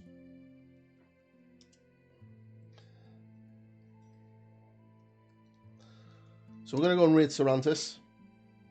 What am I doing? Why did that not work? Dickhead. There you go. Right, so we're going to go and raid over Serantis. Smash those emotes. Give him a follow if you haven't already. And do all of the cool shit. And just wreck his channel. He's working on another picture of Pointy. And it's a really funny one. It's going to be my Be Right Back scene. As well as a new emote. So head over there now. Give him a follow. And I will be back probably early on Sunday. Because I've got stuff I need to do Sunday afternoon. So I'll probably be on around about 10 o'clock Sunday morning till just after lunchtime. All right, guys. So I will see you all later. Thank you, everybody, for the follows, the raids, the donations. You're all fucking legends.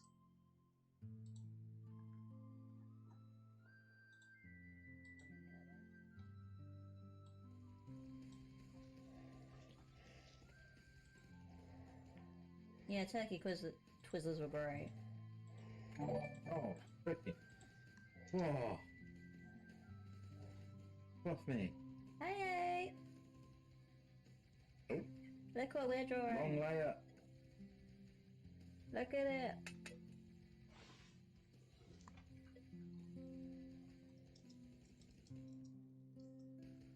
Whereabouts? I've never seen one. How you doing, mate? How was your stream? Did you get much done on Yndrasta? Jimmer. Did you say Skinner? No, Jimmer. Skinner.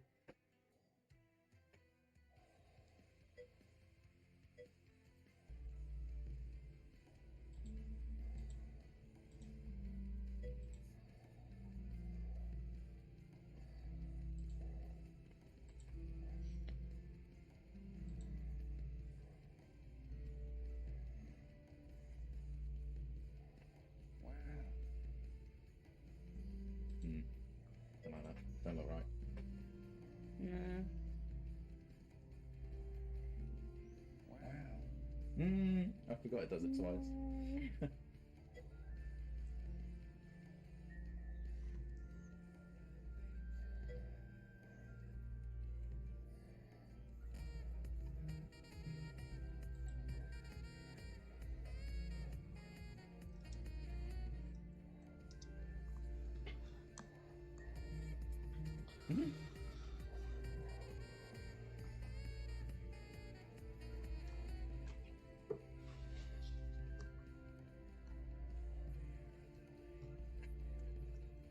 Cool.